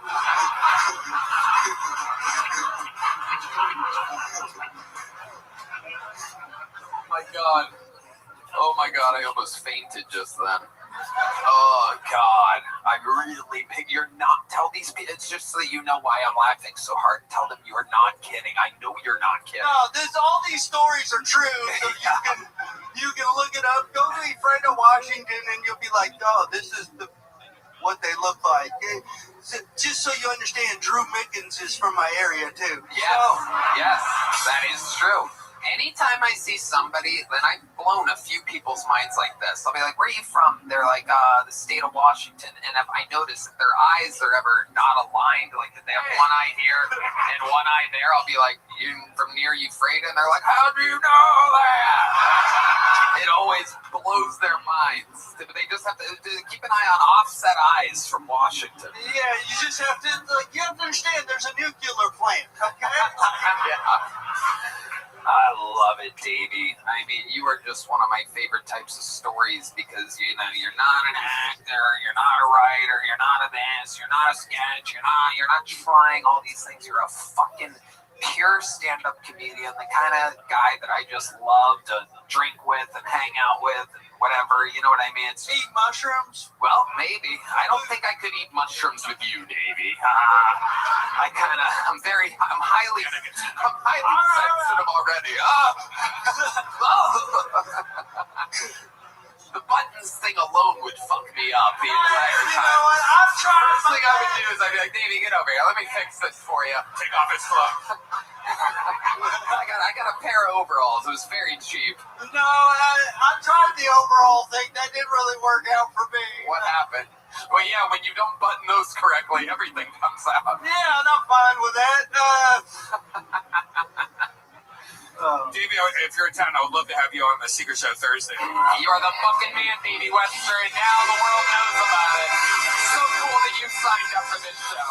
Amazing. What an honor that you signed up for my crazy show. One more time for Davey Wester, everybody. He's been doing comedy like at least 20 years. One of the first people I ever met in LA. He's the man. He's the man. The original The original fucking cerebral palsy, fucking super powerful comedian. Like cleanser Heidi. Yeah, the sage of the room. To get your penises out from inside of you after staring at Davey Weston for 10 minutes. Here's the lovely Heidi here to reset your testosterone levels, everybody. Go to HeidiRegina.com. It's all good. Oh, you got it. Okay. There's a 50-50 shot of it. How about one more time for the lovely Heidi, everybody? All right, back to the bucket we go. Ladies and gentlemen, your next bucket poll goes by the name of Victoria Lang. Victoria Lang, our third female of the night. So I'm a pole dancer, and when I say that, a lot of people think that means stripper, and I'm not. But if I was, I would have a really cool name, like Miss Honey Bun. It's because I'm sweet, I'm dense, and after a couple bites, I really taste like nickels. It's like a cup holder of loose change. Yeah. I have a boyfriend, and he's a little bit of a freak, so he likes it. He's into this thing, it's called sounding. It's when you shove something in your dick. Yeah, at first I was like, ooh, too. I was like, ooh. But he makes this really cool noise. He goes like this. It's like a little kid in the fan in the summertime. You know how they go, in the fucking fan? It's so beautiful. I've been calling him Urethra Franklin, and our relationship's been great. Our relationship's been great ever since. Thank you. All right, 55 seconds from Victoria Lang. Welcome to the show, Victoria. Thank you. It's your first time on, correct? It is. How long have you been on stand-up? 3 years. 3 years. All of it here in Austin, Texas. No, I'm from Connecticut/New York. I do a lot of comedy over there. Okay. What part of Connecticut exactly? Like Hartford County. Okay. Yeah. Yeah. There's a fun fact about Connecticut. Well, it is literally a freeway. The state is a freeway. There's a very, very, very extremely fancy part, Greenwich, and around there, where, of course, like, you know, the McMahons live and the WWE started. And then there's where you're from. Right, yeah, not over there. Tell us what it's like growing up in the hood of Connecticut. It's the shit. It's got a lot of stuff going on over there. I mean, I would say we have the best comedy, I think, in that part of Connecticut. You know, there are a lot more. In Connecticut, you have the best part. You have the best comedy in Connecticut. In that part, you know, because they're all kind of pieces of shit like me. Yeah, so they get me more. Right. When you call yourself a piece of shit, what do you mean? What are some shitty things about Victoria Lang? Give us the dirt. Some shitty things about me? Other than your nickel pussy. I would say that one's pretty standout. I'm kind of like I'm a little bit of a hater, self-admittedly, and I say a lot of things and I regret it immediately. I regret that. When you, are you talking about like online or just like? No, in person. I'll be like, that person's a fucking asshole. And then I go, why did I say that? Type of thing. Wow. Yeah. Has that ever backfired on you? Is it? Yeah, everybody hates me. I'm like Connecticut's most hated, so that's what happens. Wow, incredible. Yeah. But your boyfriend likes you. He loves me. How long have you been with him? I've been with him for 2 years, and he's a comedian as well, so he gets it. You guys live here now? No, we're just visiting. Okay. Did he sign up as well? Yes. Okay, we'll talk about that in a second. You're a pole dancer. How long have you been pole dancing for? I've been pole dancing. You know, I'm about as good as pole dancing as I am at comedy, to put it that way. Okay. Yeah. All right. So you fall a lot. Yeah, falling. Yeah. But you make it to the top of the pole and the bottom of the pole. Yeah. Because you're bipolar. Do you ever straddle the microphone stand? I have. Usually I'm a lot more active. I do kind of something like that, but I think Tony made me nervous. No, it's okay. It's all right. Don't be nervous around me. What could I possibly say about you that you haven't already thought about yourself? That's correct. Victoria, you have any special skills or talents or anything like that? Yes, I make comedy music. That's, I would say, my forte. Okay, that's your specialty. Yeah. Do you have like a song in your head that you've written that's original to you? Yeah, I do. What's it about? So I have a couple. I have one about storming the Capitol. Just do one. Okay. Right. Okay. Can't take it slow. You have one about storming the Capitol? Yeah, and I have another one that I really love about dating while living at your parents' house. Which one do you think is the funniest? The one about dating and living at your parents' house. Do you know what chord progression that is? Is that a D, G, A, C? It goes like this. Something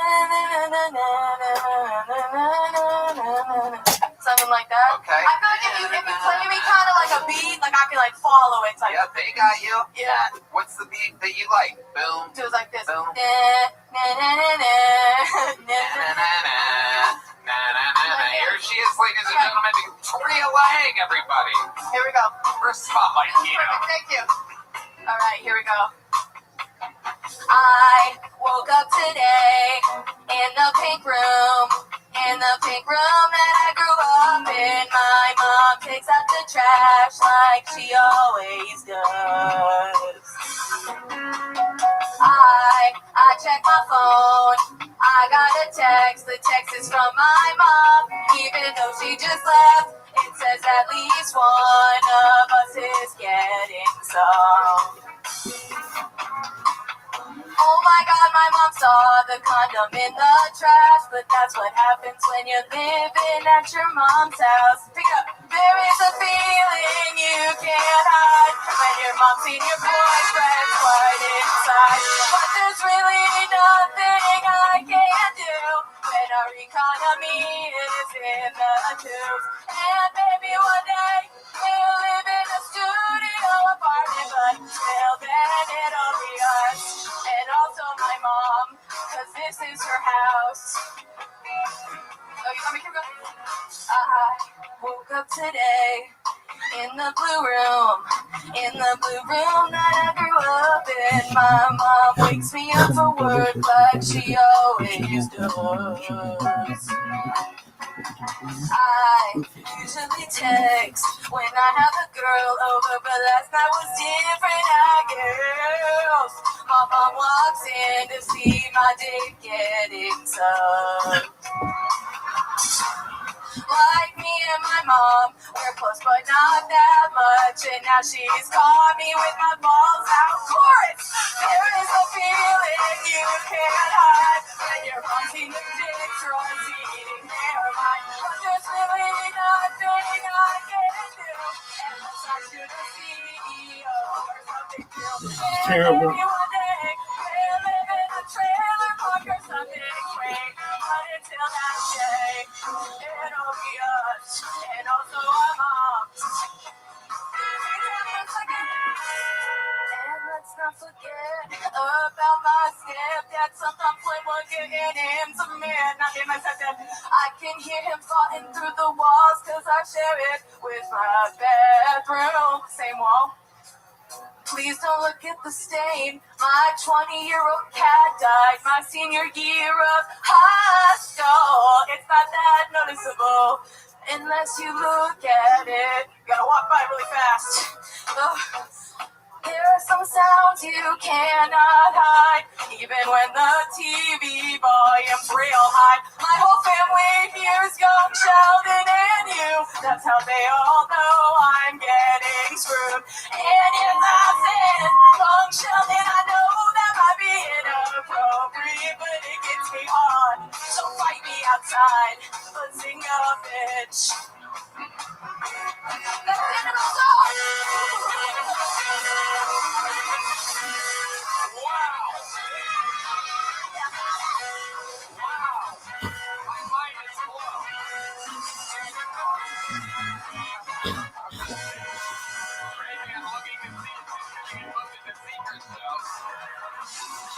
Wow, Victoria Lang. I gotta tell you, If he gives her a I did fucking not thing, see I that mean, comic.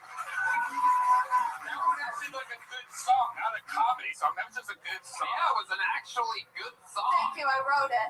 That's amazing. And I love how you directed the band. I mean, this is that type of band that if you give them a thing, they are right there. They feel the energies and just roll with it. And I've never actually seen anyone conduct them so perfectly. I have that lighter. They followed every single one of your leads. It was incredible. Thank You're you so so ADD. much. You're talking about a lighter that's on the table right now. Piece of shit. It's incredible.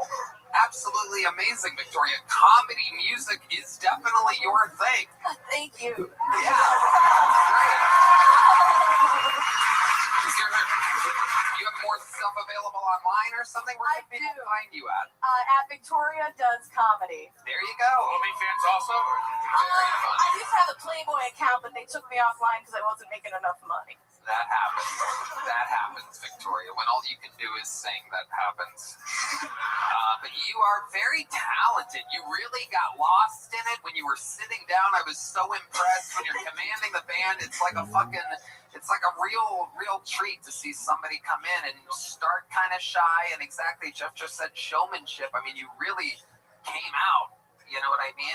And that was incredible. Congratulations, Victoria Lang. The set was okay, but after that amazing performance, you're leaving here with a big joke book. Here you go. Thank you so much. All right, there you go. Sure.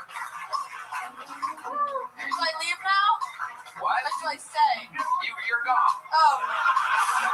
What the fuck? Thank you. Anything can happen here, ladies and gentlemen. This is a show filled with magic sometimes. Ladies and gentlemen, let's make it your final bucket pull of the night. Goes by the name of Eric McLaughlin, everybody.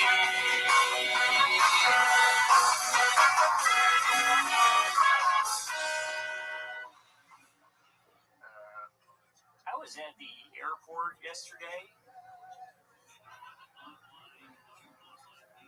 I was thinking, you could just point at anybody in here and yell, that guy has a bomb in his ass. And they kind of have to check that guy's ass, right?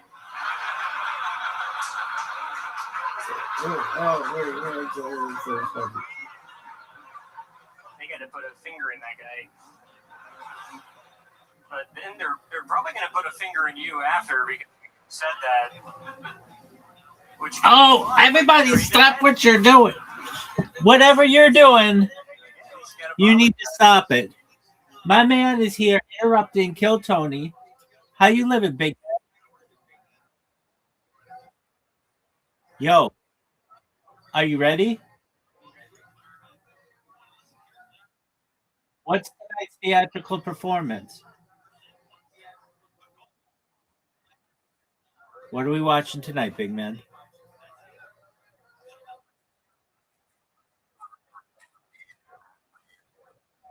Okay, excellent. I'm ready when you are. Hey, I was on a podcast today.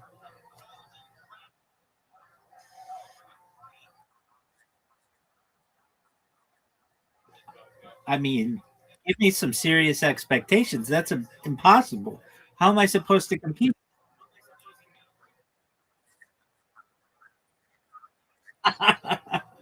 I did what I could. I was more like the Elvis Presley of futurology.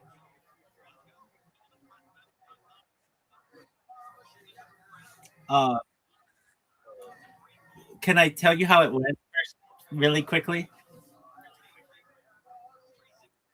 All right. So this is okay. The way that I met this person was on Twitter. They just went online and they were like, "Hey, if you want to be on my podcast, send me an email." So I sent him an email. He got back to me right away.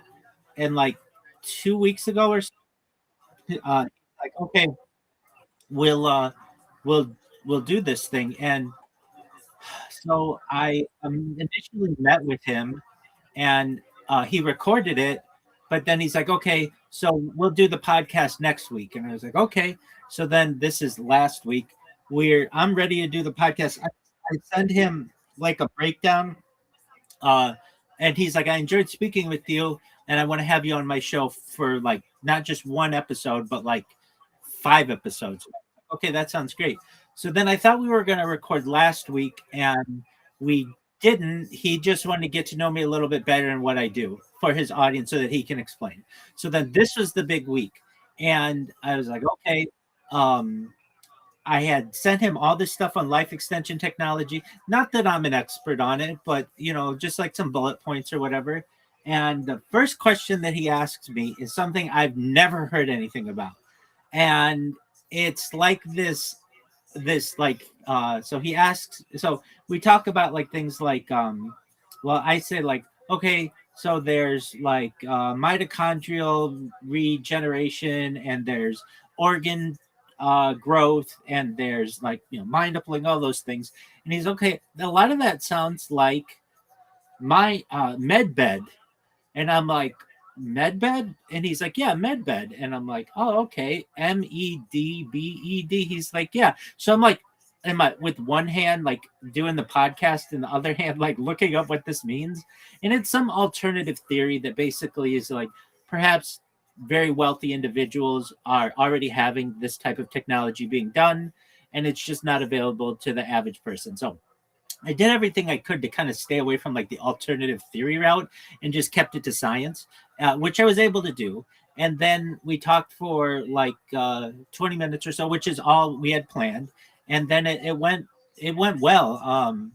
Aside from that, like getting caught off guard, but it's not like at any point I was like, I don't know what you're talking about or anything like that. I was able to recover. And we talked about life extension, how like he's 78 years old. He's from Australia, and he's in good shape, and he's certainly mentally there. And he wants to continue to live as long as possible, and I don't want to stop him. And so we talked about that. We talked about diets, and like he's on the carnivore diet. We talked about the ketogenic diet, basically high protein, low fat, or high protein, high fat, low carbohydrates. And we talked about mind uploading, which is a passion of mine. And so I thought it was a good first session. And then afterward, I emailed him thanking him, and he said it would be out tomorrow on video. And he's got like 8,000 followers on YouTube. I don't know. He's like he's like an established media personality in Australia. He goes on Australian radio still on Melbourne, which is like a big city, obviously. So we'll see how it goes. And I'm happy that we got one in the books. The next one we're going to talk about is Earth improvements, then mega projects, then we're going to talk about um, uh, space exploration, and then finally intelligent life. Dude, did you see Bob Lazar was on Joe Rogan today?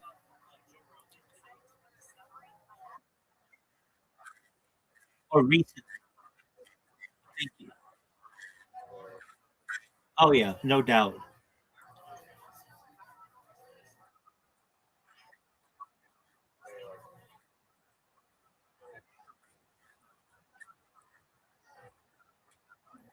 Yeah, so we talked about that. Basically being able to live to be like 120, but then the potential of being able to live forever. And it's great to hear someone else say, I want to live forever. And especially being 78 years old, I'm glad that, he hasn't given up, and he's in great shape. And so he may have another few decades ahead of him. And then that type of technology really kicks in. One caveat that I stated, and that I always state when I talk about life extension technology, moving into transhumanism and perhaps mind uploading and digital immortality, there's the idea that you want to live forever, for those of us who do, within reason, because living forever could be a punishment if you're bored or you're being punished. So the idea is you do everything that you want to do as a robot, a cyborg. You go to every planet that you want to, but once you get bored, you should have the opportunity to stop your life as much as you want. And he agreed, and I agreed. So, yeah, those two ideas of the life extension technology and like living forever, they're most certainly related.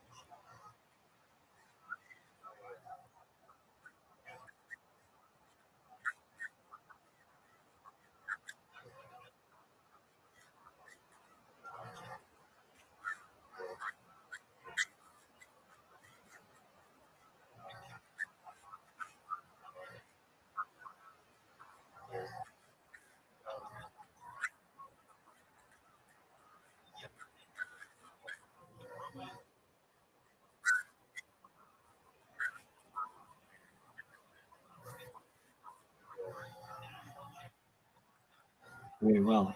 I mean,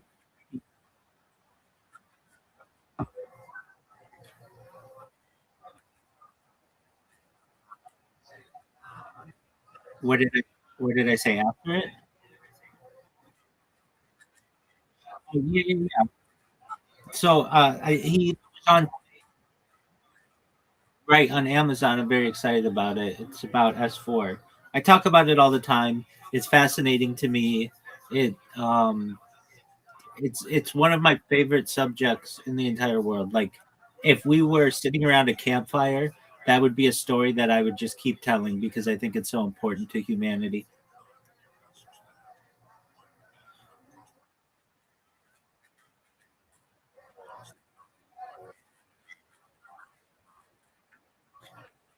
Doesn't have to be excellent.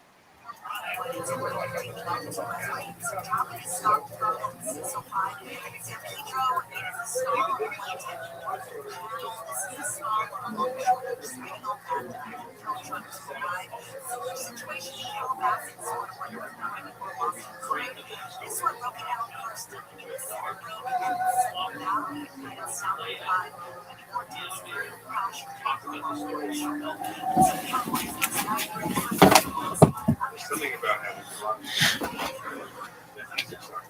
Even though we make such a thing, it's not always necessarily the best sense. The mix is I tell you earlier, no one is getting replaced. Now let's all be polite and give whatever it is up there a nice big Andy's room rub.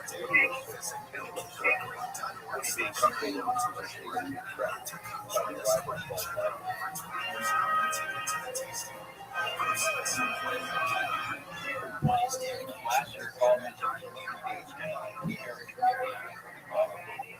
and the only thing that solved it what indeed I did. No, I did visually what it looked like visually. He let me stretch a little bit. Make it this really kind of a closed head entrance. Darker man, come in.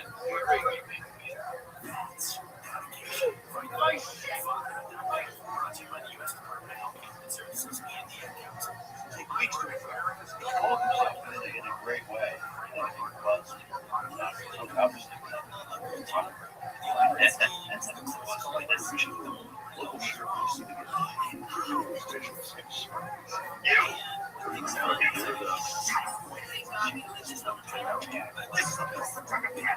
I'm lost.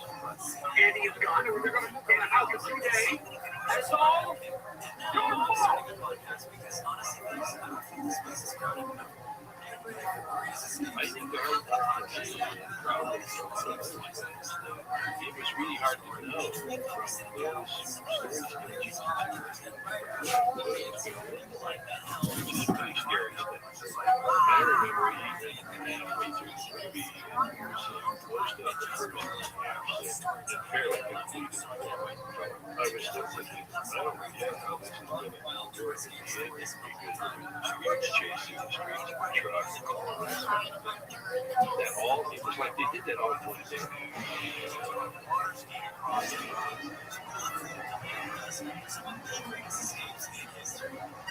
Suddenly it was all of it.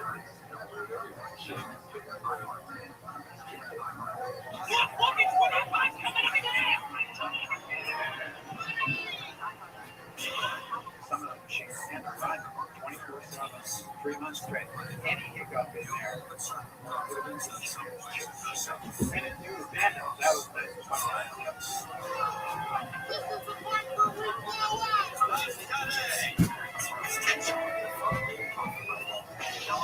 we were blown away with us, and we really felt strong success, but even we didn't have how much of a success it was.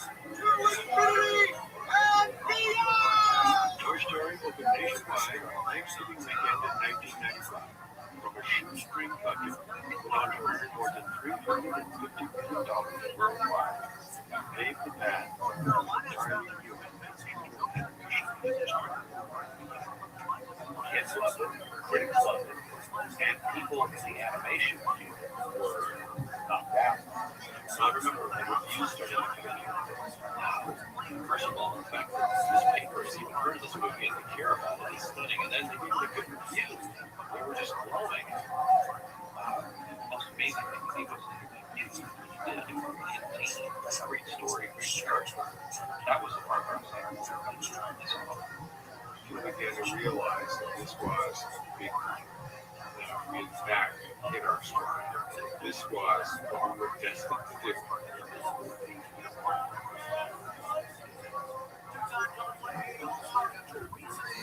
The Academy of Motion Pictures honored John with a special achievement project, creating the first computer animated feature film.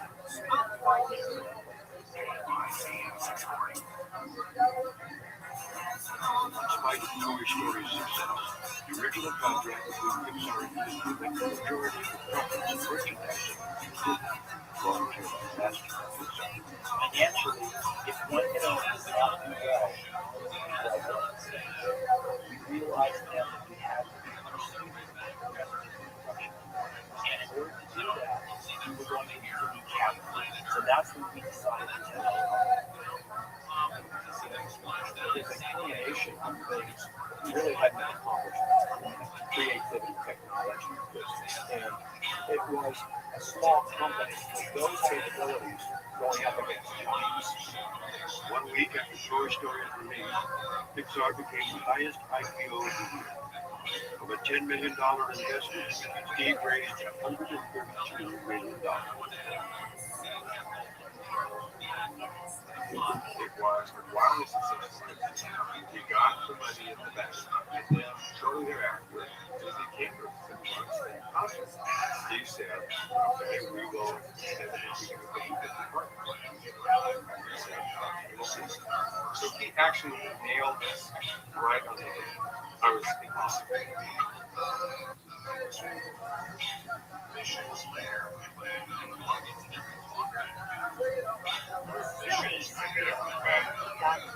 Right around us, scooters past empty offices, your office supplies to New York. It's really place called Richmond, which was 2 miles away from a few wineries. A few times a year, we have evacuation days.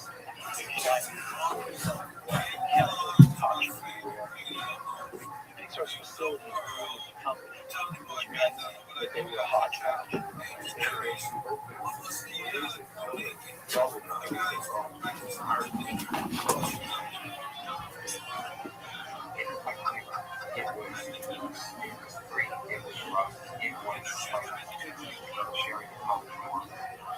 It was a place where you could go and draw the wall. There was a hole in the wall. There was this infectious enthusiasm. Like I imagine it must be like, say, for the guys at Monty Python sitting around the table, like, you expect there to be great creative team. That's what we did. in a sense, so sweet, and it was really, really great time. Congratulations. But it was great for the relationship. There's a classic thing, which is the second product. And that is companies that have a really successful first product, but they don't quite understand why that product is so successful. They have vision to grow, much more grandiose, and their second product. Believe it or not, Apple II, Apple's first zero trust, incredibly successful. The Apple III, and so I looked at that, and I've seen a lot of companies not make it. My feeling was the outdoor second cell. The bigger thing is just when you find that lightning in a bottle, make yourself as in love the second time around, and realize you have to actually work now at making yourself as naive as you were first round without any effort. There's nothing worse than any artist facing their second performance, right? Because it's the point at which you find out whether everything that's been written about you is just yesterday's news, or if you really are the real thing. One of the things I learned is the tricks that work on the last one you don't necessarily work on this one. You think, oh, these are stupid. We know how we're doing now. And then you start on a movie like Bugs Life, and you're back in kindergarten.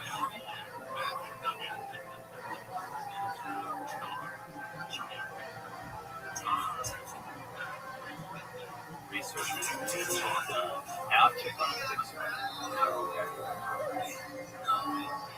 Or this single video game called The Thumb, and put it on the screen with some little wheels from Lego on the bottom. And literally look at things from Catholics for the brand.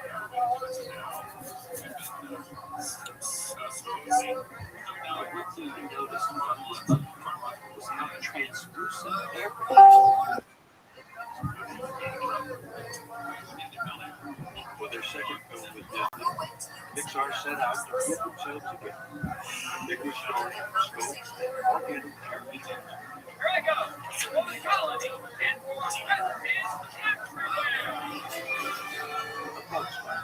first computer animated fire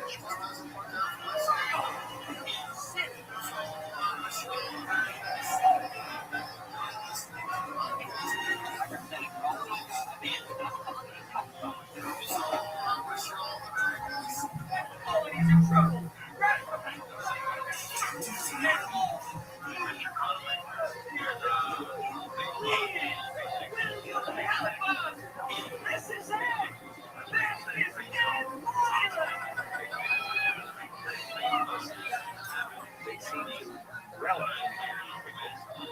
doing something difficult, seeing how to solve some problems, create.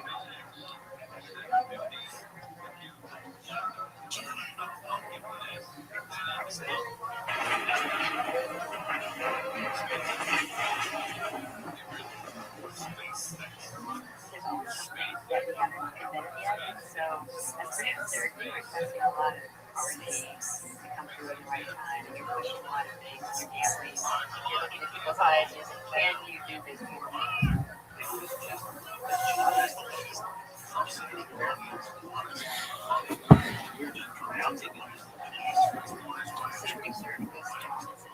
John, technologically, not projects, but more than 50 years. So can you design a movie around this limitation? He said, I'm willing to accept that if that's all you can do. I think you guys can do better. So he helps formulate this strategy, believe in them, he pushes them, and at the end of the day, they were heroes.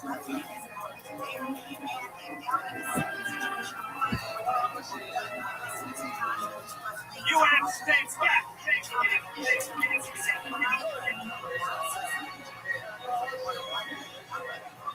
new technological advancement, Pixar artists transformed 50 original crowd shots into 430 brought a epic miniature proportions.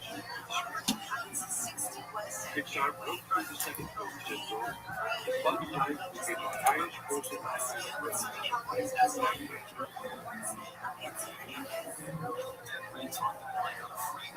After directing some factors, John returned home from his international role.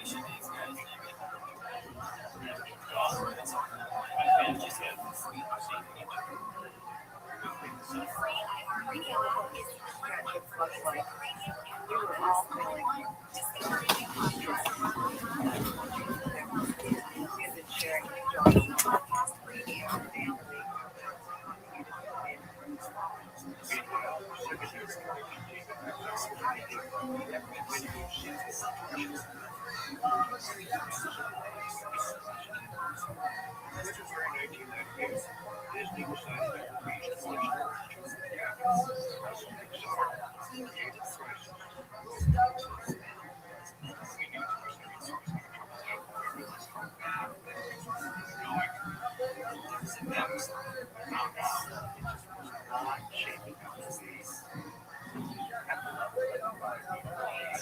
I just want people to see